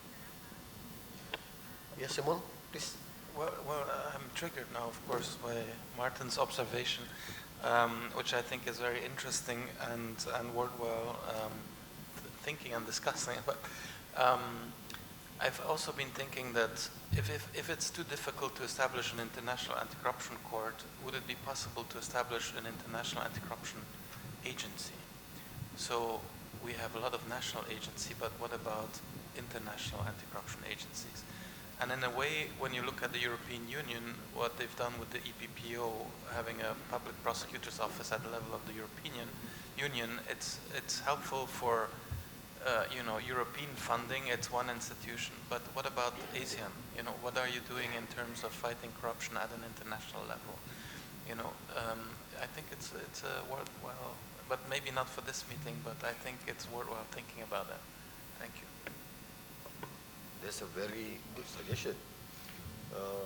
We need to give some time, not to say give some time, we put up some time, perhaps next year, in 2 years' time. Martin? Yeah, We come then and check. Yeah. We take you seriously, yeah. No, we take it seriously. Again, I open to the floor if any question. Well, I would like to continue to the issues of trust, public trust. Yeah? See, you are an investigator yourself, or in the operation side. How can anti-corruption agencies enhance public trust while remaining strategically discreet in the investigation? People from media wanted to ask what happened to this case, what happened to that case, and we have discussed during lunchtime. These are something that really common to the media. They wanted to ask questions about that. But of course, public trust is one thing. But again, discreet in terms of the investigation. What do you think about the public trust on that? Thank you for that is a very tricky and a very difficult question. We use a lot of resources and time to educate the public that in order to preserve the integrity of corruption investigations, you must let us do it discreetly. Because if you, every time you ask us for public information, unlike ordinary crime that has a real victim and real exhibits like drugs, murder, then corruption is all about money transactions, and money does not speak for crime itself. So it must be the reason behind, and who can speak for the reason behind is normally the people. Do they give confessions? So it cannot be disclosed in public arena. So we use, on various occasions, we use our chairman of the Operations Review Committee. He actually stepped up and tell the public that, oh, look, you need to understand anti-corruption agencies. Their work is really difficult. So, of course, trust must be placed on the oversight authority, which is us, the review committee, and you will see in appropriate time there may be prosecutions. And if there is no prosecutions, that had been gone through a very, very thorough review by the Department of Justice. So it's not a single step. It's the system that has been built in that society. The Department of Justice has earned quite much of respect from the public. So when they know the mechanism, the whole mechanism of investigation and prosecution, then they have the confidence that you will not get things out of hand. Yeah. Tin, you want to add on that? Okay, Samuel? Okay, I will give the floor to Tan Sri Abu. That kind of question, because he used to be the chief commissioner, and I'm the moderator now. You need to answer me. Just to echo on that aspect, because we're talking about discreet investigation, but as opposed to how we try to mitigate the best to address the public trust to organization based on, well, I was his deputy before. The most difficult question is to get the trust. And in measuring the anti-corruption agency effectiveness, one of the most important indicators is on the trust. If the public do not have trust on the anti-corruption agencies, you may have investigated thousands of cases and bring, but the trust is not there. It's not going to be as good as it is. Believe me, I have made a study on it, frankly speaking. I have made a lot of observation. Sometimes when the organization, let me just take an example. I don't want to take any anti-corruption agency, I don't want to hurt anybody. But there was a study by RAND Corporation. Why the DEA is not as good as FBI? Why FBI was been seen as a super law enforcement? And DEA is a corrupted organization, and there is no public trust. And it seems that DEA is not as good as FBI. When we study, there's not much different. They are good. But the trust that created by Hollywood for FBI officers, because in Hollywood, in the movie, the FBI officer can jump from third floor and still alive and manage to get the criminals. And this is very important, although, but a lot of organizations spend money and to get public trust. And there was a formula. I invented the formula, hopefully, when I teach on this law enforcement and Jakarta statement and all that, I show to them, if you have between two organizations, we have the least trust and one organization have the highest trust. You perform exactly the same, 100 cases and get conviction and all that, but the perception by the public may not be the same. So it's very important to really address the issue of trust in the law, for the law enforcement agency to be seen effective. That they say that not only effective, but also be seen as effective. It is a long lecture for this. I'm going to take your time, but I think it is crucial, very, very crucial. Quite a long debate on that. So just to echo on that, looking at global perspective, again, Andika, do you think citizen engagement, we mentioned just now about how to tell the public about investigation, what not to say, but again, do you think citizen engagement and public reporting mechanism should be considered core to performance indicators for anti-corruption bodies? Or perhaps towards Jakarta statement?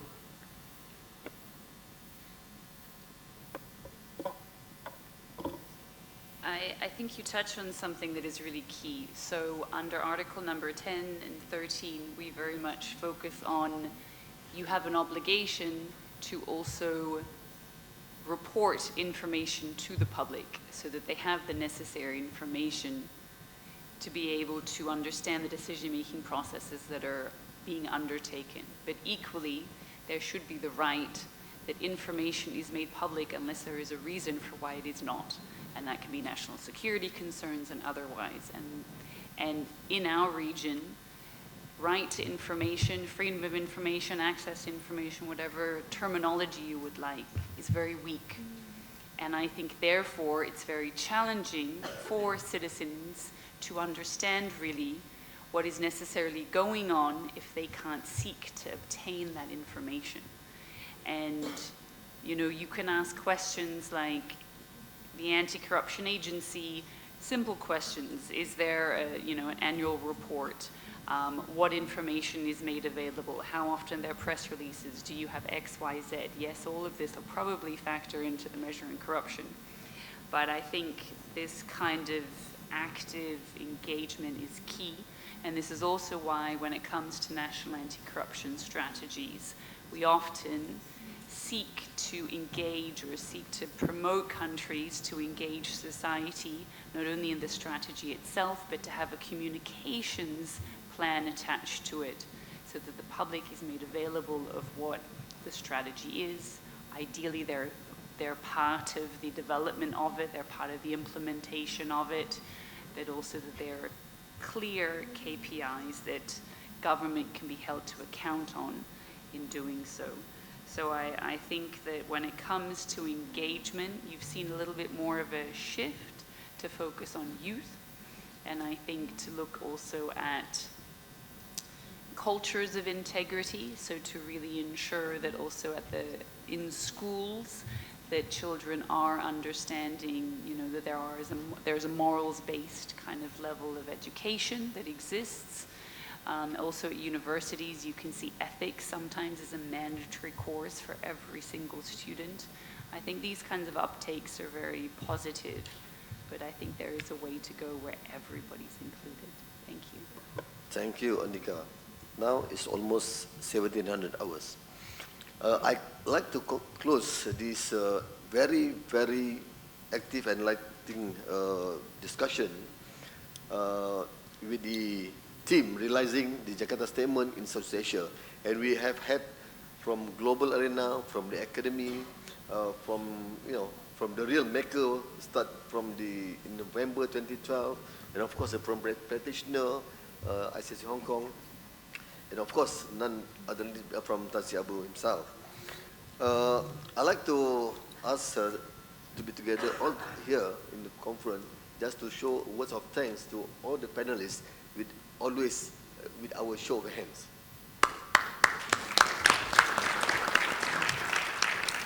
And with that, I pass over to our MCs. Thank you, Datuk Sri and the speakers. So, all right, from the three preceding sessions, we'll now discuss the key recommendations or the key takeaways. And this session will be led by the Honorable Tan Sri Abu Kasim. So, Tan Sri, the floor is yours. Thank you very much. I think, allow me just to give a briefing that what you have done, what has transpired this afternoon while you are enjoying your lunch. We are rushing to have our lunch and have to discuss about nearly 1 hour on this declaration. And of course, during this discussion, we bring all the law enforcement agencies and plus experts from UNODC, from Yaka Martin, and also ICSC Hong Kong together with us. And all of those have vast experience in international law and also convention. So we are very lucky we have them in the drafting of this declaration.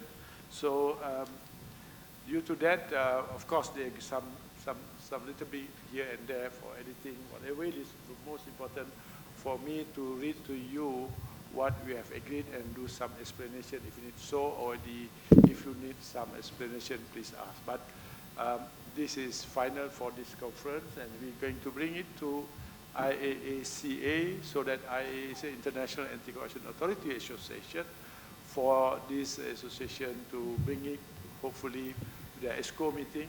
Then after the ESCO meeting, I think we can follow what Samuel have done to bring it to COPS, so that it will be accepted in COPS and as one of the document in supporting the Jakarta statement.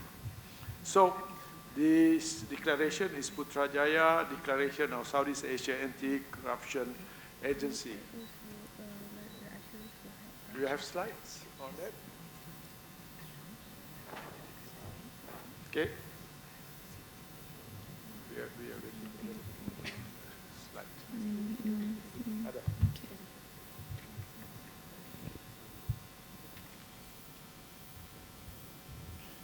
But anyhow, while they are maneuvering it, allow me just to read slowly so that you get the content of this declaration.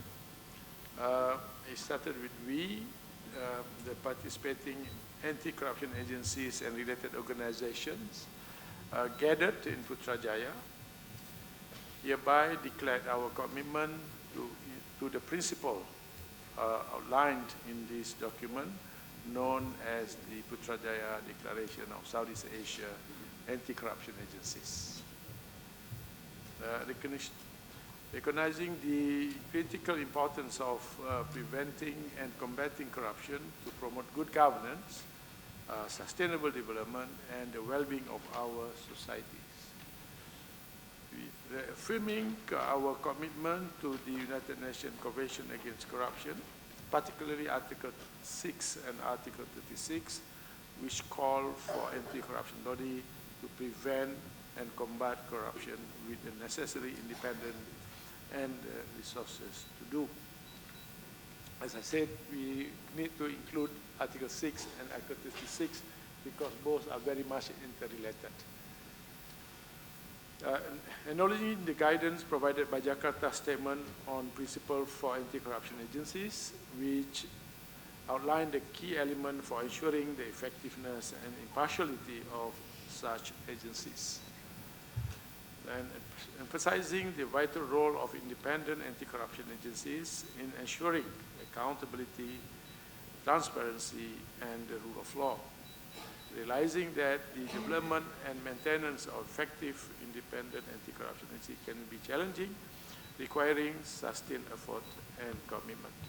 This declaration will be read afterward by our Chief Commissioner of the Malaysian Anti-Corruption Commission and the Indonesia Chief Commissioner, because you have to be read by the practitioner. I am a retired practitioner, so I will not be eligible to read because it's going to be quite weird when you are retired, you are reading for the practitioner or those who are still in service. So, but I share with you so that you understand the content and what it means. Recognizing the role of non-state actors, including civil society organizations. This is including all of us who are here on our approach that we're bringing everybody to discuss something that is so important, and Jakarta statement been supposed to bring everybody together and to make it a reality for formation of anti-corruption, independent and effective anti-corruption agency. So recognizing the role of non-state actors, including civil society, organization, private sectors, media, academia, and other stakeholders in preventing and combating corruption. This is very crucial preamble. So by doing so, hereby we declare support for independent anti-corruption agencies. We express our strong support for the establishment and strengthening of independent anti-corruption agencies in all jurisdictions. Please understand, Article 36, that although Jakarta statement, everybody saying that it's not binding, but Article 36 is binding. So the wording in Article 36 is very clear, the formation of independent anti-corruption agency. So that's why we clearly mentioned that we should support, and everybody should support. We recognize this agency as essential institutions for preventing and combating corruption effectively. Second, collective action. We acknowledge that the building and the sustaining independent anti-corruption agency requires collective action. We commit to working together, sharing our experience, and providing mutual support to overcome the challenges involved, and invite other relevant stakeholders to join us in this endeavor. Third, information sharing. We recognize the importance of information sharing as a critical element in combating corruption. We commit to enhancing cooperation and collaboration, enhancing information, including with the private sector. This is very something that's been discussed just now, is very interesting, within the bound and our respective legal framework to support effective investigation and prosecution. Fourth, sharing best practices. We commit to sharing best practices in the development and operation of independent anti-corruption agencies. This includes inter alia sharing knowledge on effective investigative and emerging techniques, prevention strategy, asset recovery mechanism, and measure to ensure accountability and transparency. Fifth, engagement and advocacy. We recognize that fostering a culture of integrity and combating corruption require a multifaceted approach. We committed to promoting these principles through advocacy, engagement, and constructive dialogue, working collaboratively with government, international organizations, civil societies, organizations, private sectors, media, academia, and also stakeholders. Six, research and education. This is newly emphasized. We encourage the research and education on anti-corruption undertaken by national and international organizations.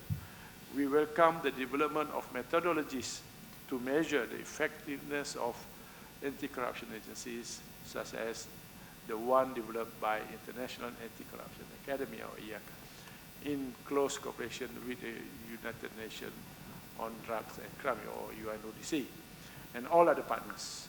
We invite all anti-corruption agencies to participate in such research, education effort to strengthen the effectiveness of respective agency. Indeed, on the 7th and 9th May of May, there's going to be a specific discussion on this, and Samuel and Martin will be there to help the formation of the measurement.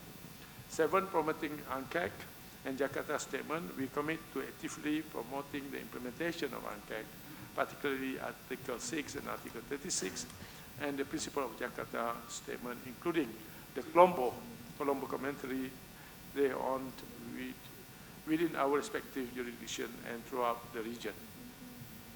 So this Putrajaya Declaration of Southeast Asia Anti-Corruption Agency represents our shared commitment to build a future free from corruption where integrity and accountability prevail. So these are the declaration. If you need any explanation or more detailed understanding, please raise your hand and we will try to explain to you. And does anybody have any question on it? If not, I believe that all of you, yeah? Yeah. So if there is no question, I believe you all, either you are tired or you agree to it. But I believe that, yeah, Samuel wanted to add something. I think United Nations need an S. Yes. So we will do the editing. I spoke to Martin. We will do some editing on the small here and there because it's not finalized yet. But the content is there. Yeah. Martin, you want to say something? Yeah. Martin? No, thank you.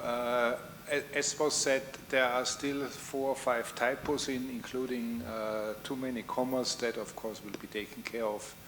Other than that, and with the permission of Tan Sri Mohammed bin, I would like to have another look into the round, and if not, yes, we can sure. adopt it. Of course, yes, we will do into it.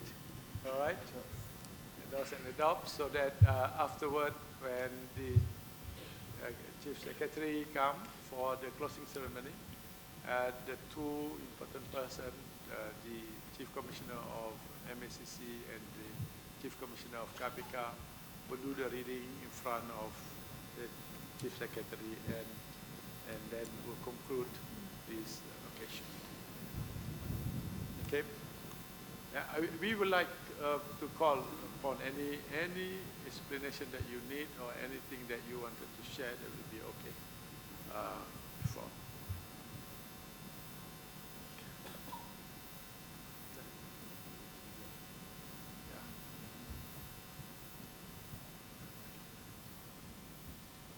So if not, thank you very, very much. It's very, very good to get the declaration approved and accepted.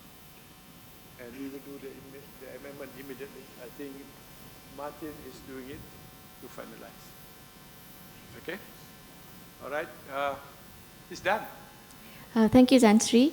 Okay, ladies and gentlemen, for your kind information, we'll be having a special end note for our conference today. So we're actually expecting a guest of honor, the Honorable Tan Sri Syamsul Azri bin Abu Bakar, the Chief Secretary to the Government of Malaysia. So upon his arrival, we will kindly ask everyone to rise to welcome the Honorable Tan Sri Syamsul Azri.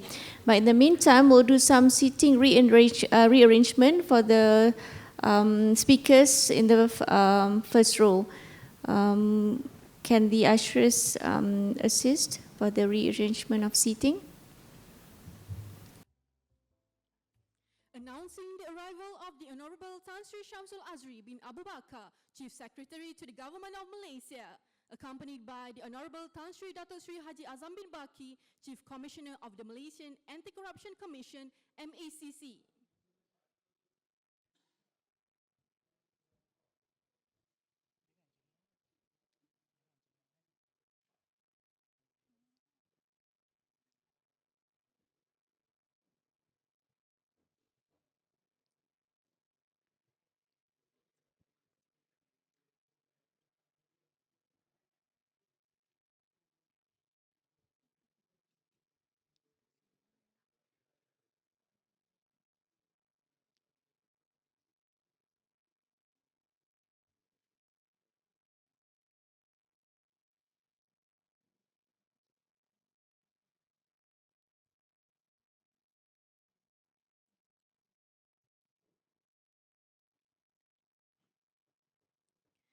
Welcome the Honorable Tan Sri, distinguished members of the floor. You may now be seated.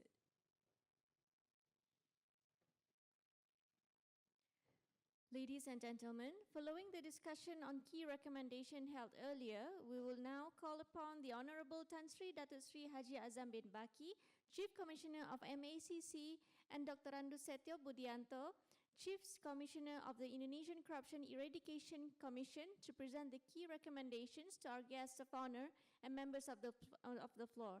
Please welcome. Thank you, Ms. MC.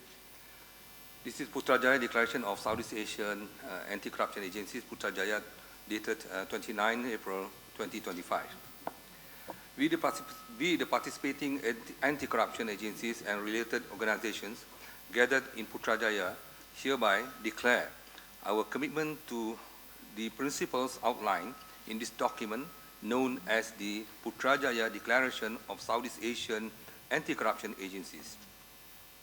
Recognizing the critical importance of preventing and combating corruption to promote good governance, sustainable development, and the well-being of our societies.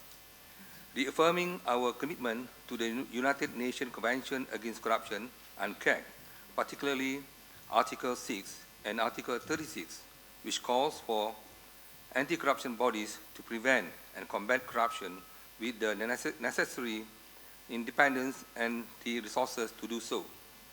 Acknowledging the guidance provided by the Jakarta Statement on Principles for Anti-Corruption Agencies, which outlines key elements for ensuring the effectiveness and impartiality of such agencies. Emphasizing the vital role of independent anti-corruption agencies in ensuring accountability, transparency, and the rule of law. Realizing that the development and maintenance of effective independent anti-corruption agencies can be challenging, requiring sustained effort and commitment. Recognizing the role of non-state actors, including civil society organizations, private sector, media, academia, and other stakeholders in preventing and combating corruption. We do hereby declare the following. Number one, support for independent anti-corruption agencies. We express our strong support for the establishment and strengthening of independent anti-corruption agencies in all jurisdictions. We recognize these agencies as essential institutions for preventing and combating corruption effectively. Number two, collective action. We acknowledge that building and sustaining independent anti-corruption agencies require collective action. We commit to working together, sharing our experiences, and providing mutual support to overcome the challenges involved, and invite other relevant stakeholders to join us in these endeavors. Number three, information sharing. We recognize the importance of information sharing as a critical element in combating corruption. We commit to enhancing cooperation and collaboration in the exchange of information, including with the private sector, within the bounds of our respective legal frameworks to support effective investigation and prosecution. I hand over to Datuk, to Mr. Budi. Number four. Yeah. Number four, sharing best practice. We commit to sharing best practice in the development and operation of independent anti-corruption agencies.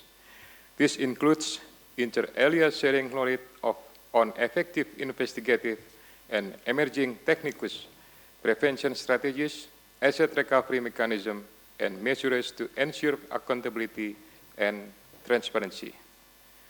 Number five, engagement and advocacy. We recognize that fostering a culture of integrity and combating corruption requires a multifaceted approach. We commit to promoting this principle through advocacy, engagement, and constructive dialogue, working collaboratively with government, international organizations, civil society organizations, the private sector, media, academia, and other stakeholders. research and education.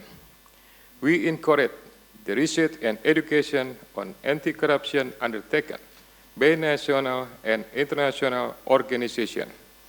We welcome the development of methodologies to measure the effectiveness of anti-corruption agencies, such as the one developed by the International Anti-Corruption Academy, in close cooperation with United Nations Office on Drug and Crime, UNODC, and all other partners. We invite all anti-corruption agencies to participate in such research and education effort to strengthen the effectiveness of respective agencies. 7, promoting UNCAC. In the Jakarta Statement, we commit to actively promoting the implementation of UNCAC, particularly Article 6 and Article 36, and the principle of the Jakarta Statement, including the Colombo Commentary thereon, within our respective jurisdiction and throughout the region. This Putrajaya Declaration of Southeast Asia Anti-Corruption Agencies represent our shared commitment to building a future free from corruption where integrity and accountability prevail. Allow me also to use this opportunity to thank MACC and SEA Action for hosting this important conference and for their hospitality extended to our delegation, and congratulations for successfully conclusion of the conference. I thank you.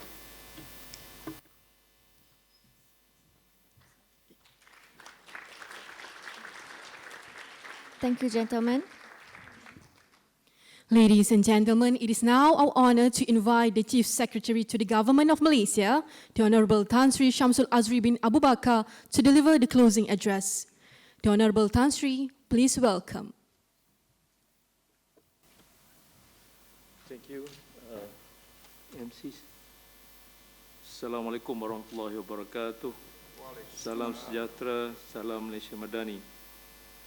Yang berbahagia Tan Sri Datuk Sri Haji Azam Baki, MACC Chief, the General Commissioner Pak Setio, Commissioner of the Corruption Eradication Commission or KPK Indonesia, yang berbahagia Tan Sri Abu Qasim Muhammad, the President of the Southeast Asia Action, Excellencies, distinguished guests, ladies and gentlemen.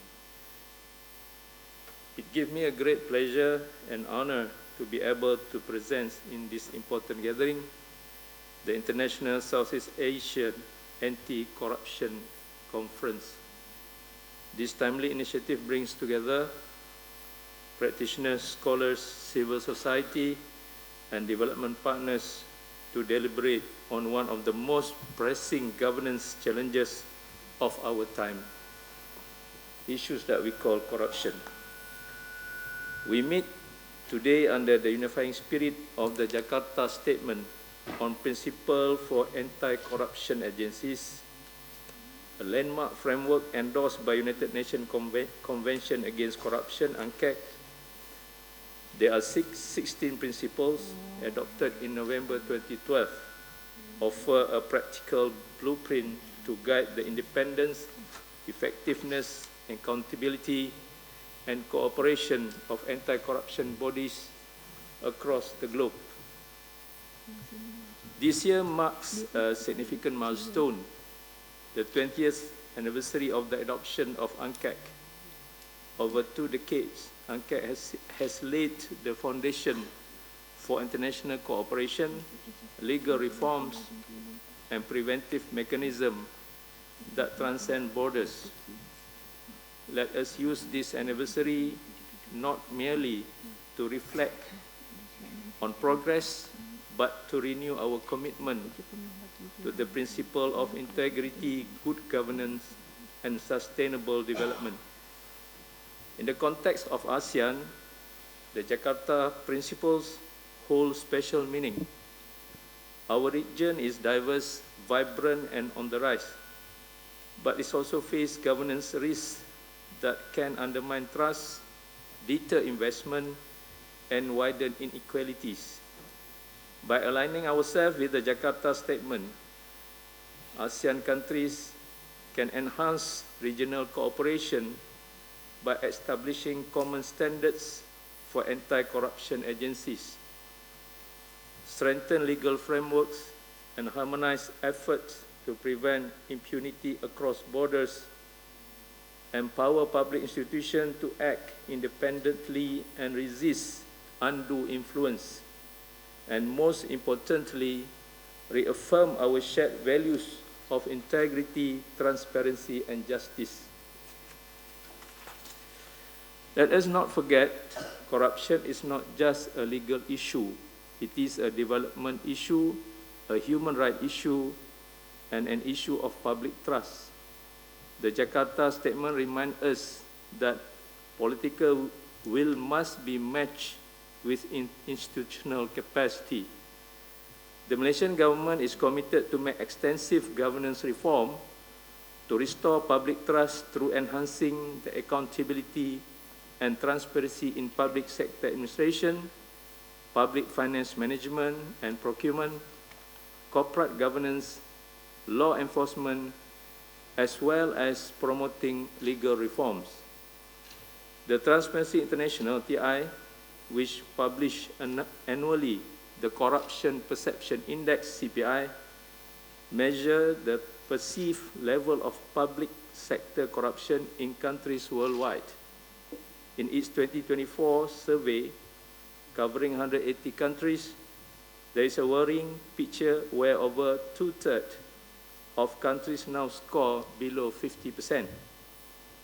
This performance raised the governance issues whether these countries implement good governance practice to eliminate corruption. Although Malaysia ranked second among ASEAN countries behind Singapore, which ranked first in ASEAN, we realize that there is a need to have a solid policy framework that is robust and dynamic, which emphasizes on good governance through collaborative action among ministries and agencies to spearhead Malaysia for greater productivity, growth, and competitiveness. Hence, the government has established the Special Task Force on Corruption Perception Index in 2024, which chaired by myself, the Malaysian Anti-Corruption Commission, MACC, through its National Governance Planning Division, has been given mandate to be the main secretariat of this task force to coordinate and monitor the recommendation made by this task force towards achieving the aspiration for Malaysia to be top 25 in the Corruption Perception Index by 2033. For Malaysia, this conference offers a strategic opportunity to showcase our reform, including the strengthening of the Malaysian Anti-Corruption Commission, the National Anti-Corruption Plan, NACP, and the empowerment of integrity units in public and private sectors. Learn from regional best practices, from collective action models to new technologies in corruption detection and asset recovery. Contribute leadership in formulating a regional code of practice grounded in the Jakarta Principle and tailored to ASEAN context, and collaborate on building integrity-centered ecosystem through education, youth engagement, and multi-stakeholder partnership. In this regard, I would like to acknowledge the Malaysian Anti-Corruption Commission, MACC, for its continued leadership and partnership in hosting this important conference, and for being at the forefront of our nation anti-corruption effort. And of course, with other strategic partnership, namely the Malaysia Institute of Integrity, National Anti-Financial Crime Center, Rasuah Boosters, Perdana International Anti-Corruption Foundation, Sinar as media partner, and last but not least, with the excellent cooperation of SEA Action Indonesian chapter. I would like to share with all of you regarding the Public Service Reform Agenda, which in Malay we call it Agenda Reformasi Perkhidmatan Awam or ARPA, ARPA, that officially introduced on 10 September 2024. ARPA is structured around 5 strategic pillars known as key reform outcomes. Number 1, values and governance. Number 2, human capital development. Number 3, organizational development. Number 4, service development, and followed by public-private synergy. These pillars are supported by 20 specific strategies employing a coordinated whole-of-government and whole-of-nation approach designed to create an accountable, efficient, and citizen-centric public administration. The primary objective of ARPA is to systematically enhance the efficiency, responsiveness, and transparency of public service delivery, embedding transformative governance practices within all ministries, departments, and government agencies. The agenda is significant as it aims to improve administrative effectiveness, foster accountability, enhance economic competitiveness, and provide higher quality services to Malaysian citizens, thus reinforcing public trust and supporting sustainable national development.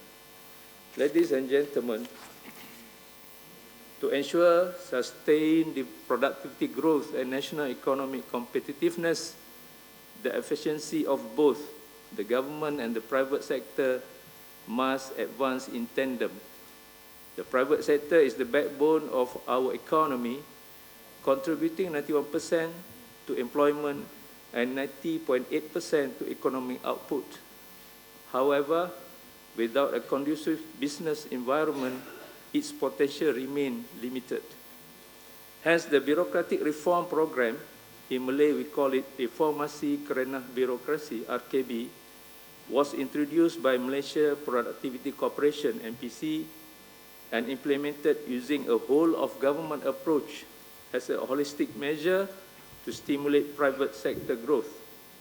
In 2024, a total of 200 RKB projects were implemented across federal, state, and local government level, resulting in regulatory compliant cost saving amounting to Ringgit Malaysia 542 million.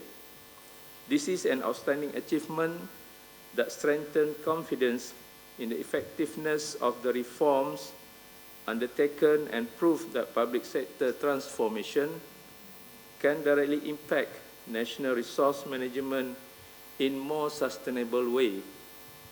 Looking ahead to 2025, more than 700 additional projects have been registered, bringing the cumulative total to 972, with a targeted cost saving of Ringgit Malaysia 1.5 billion. This reflects the government's concerted effort in creating a business ecosystem that is more dynamic, innovative, productive, and competitive, paving the way for sustainable national economic growth. To date, 62 RKB projects have been successfully implemented, reflecting the strong commitment of the entire government machinery towards reform aspiration as outlined in the circular on bureaucratic reform. Let me end with this reflection. To all anti-corruption agencies, you are the frontliners in this battle. To civil society and NGOs, you are the conscience of our nation. Your role is advocacy, monitoring, and community engagement is vital. To the media, in the age of misinformation, ethical journalism is more crucial than ever. And to all of us, let us remember that integrity is not a slogan. It is a responsibility, a daily commitment, a legacy we must pass on to the future generation. Together, let us turn our regional strengths into collective action. Let us build an ASEAN that leads not only in growth, but in governance. The fight against corruption cannot succeed in silos. It demands collective commitment, political courage, and a people-first mindset. This conference must not only be a platform for dialogue, but a catalyst for tangible regional action. Once again, I commend the organizer for this initiative and all participants for lending their expertise and voice to this noble cause. With that, I hereby conclude the International Southeast Asia Anti-Corruption Conference, and I look forward to the outcomes that will strengthen governance across ASEAN. Thank you. Thank you, Honorable Tan Sri, for an inspiring closing address.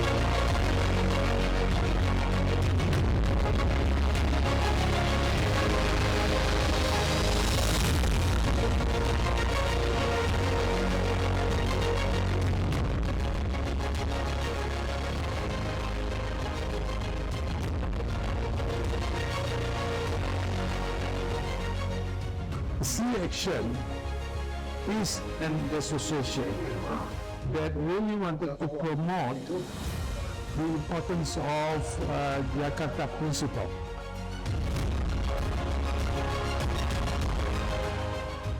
Recalling Jakarta statement, as we have 16 principles, we recall back the statement, we name it as recalling Jakarta statement, to be discussed, elaborate, and what action needs to be done.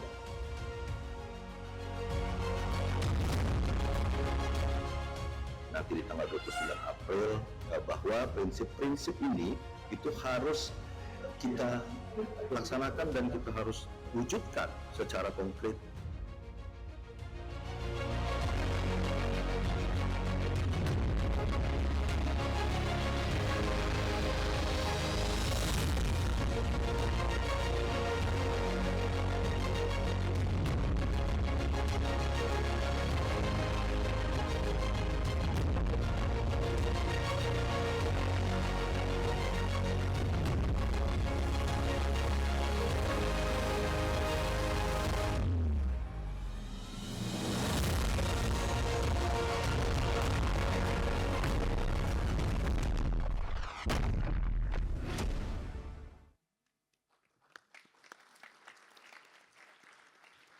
Ladies and gentlemen, to express our deepest appreciation, we would now like to invite the Honorable Tan Sri Abu Qasim Mohamad to kindly present a token of appreciation to the Honorable Tan Sri Shamsul Azri bin Abu Bakar.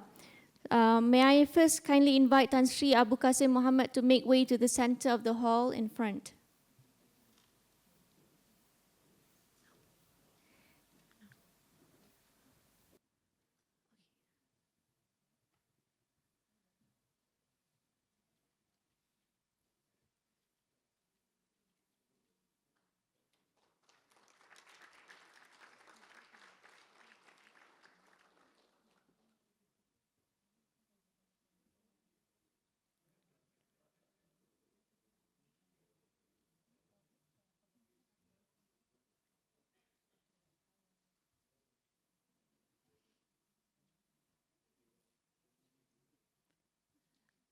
Thank you, Tan Sri Abu Qasim and Tan Sri Shamsul Azri.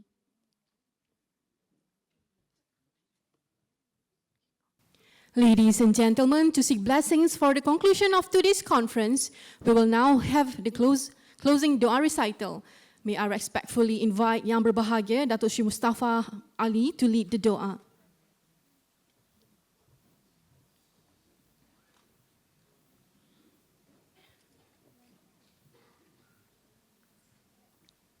Bismillahirrahmanirrahim.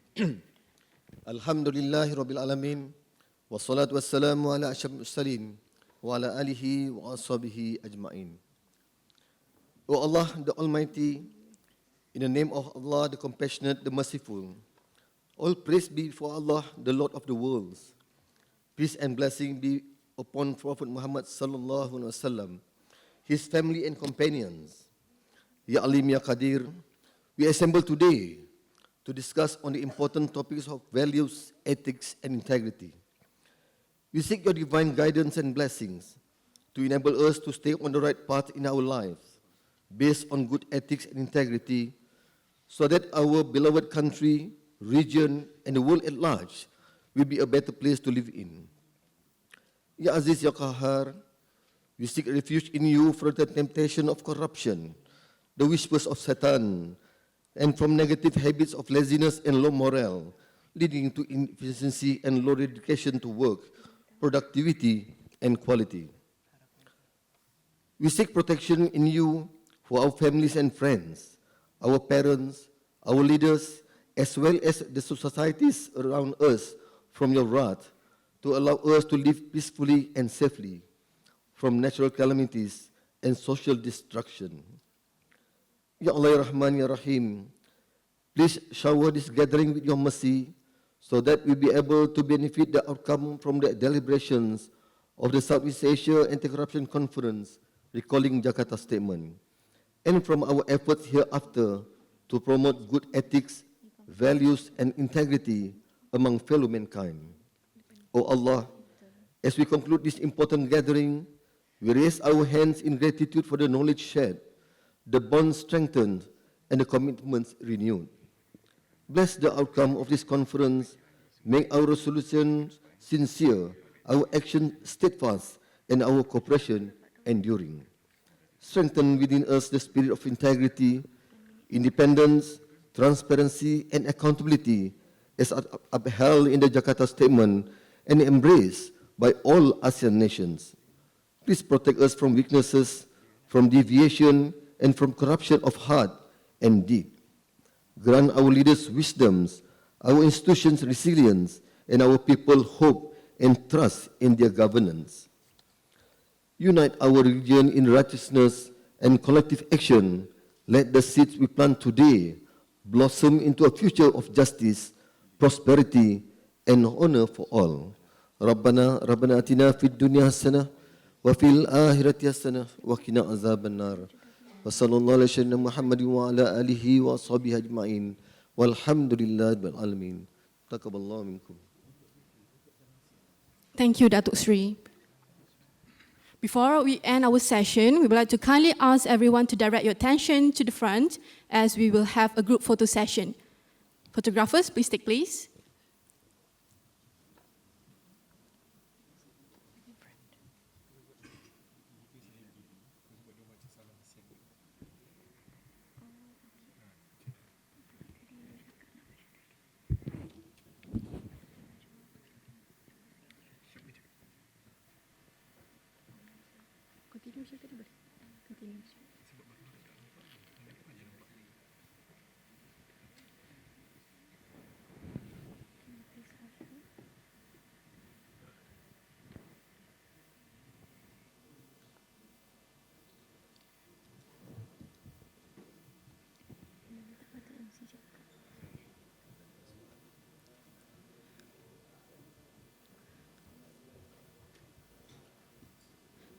We would like to kindly ask everyone to direct attention to the front, to the photographers, as we will have a group photo session.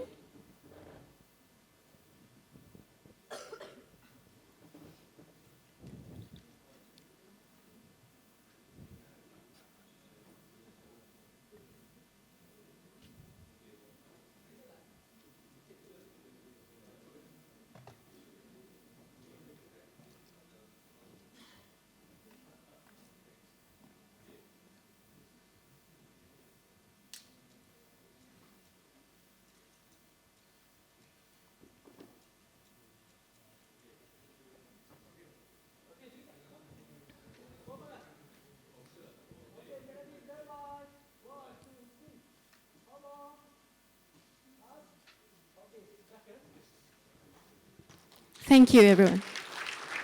Ladies and gentlemen, with that, the Southeast Asia Anti-Corruption Conference Recalling Jakarta statement officially comes to a close. On behalf of the organizers, we extend our deepest appreciation to all of the distinguished guests, excellencies, moderators, panelists, and guests for your participation and valuable contributions today.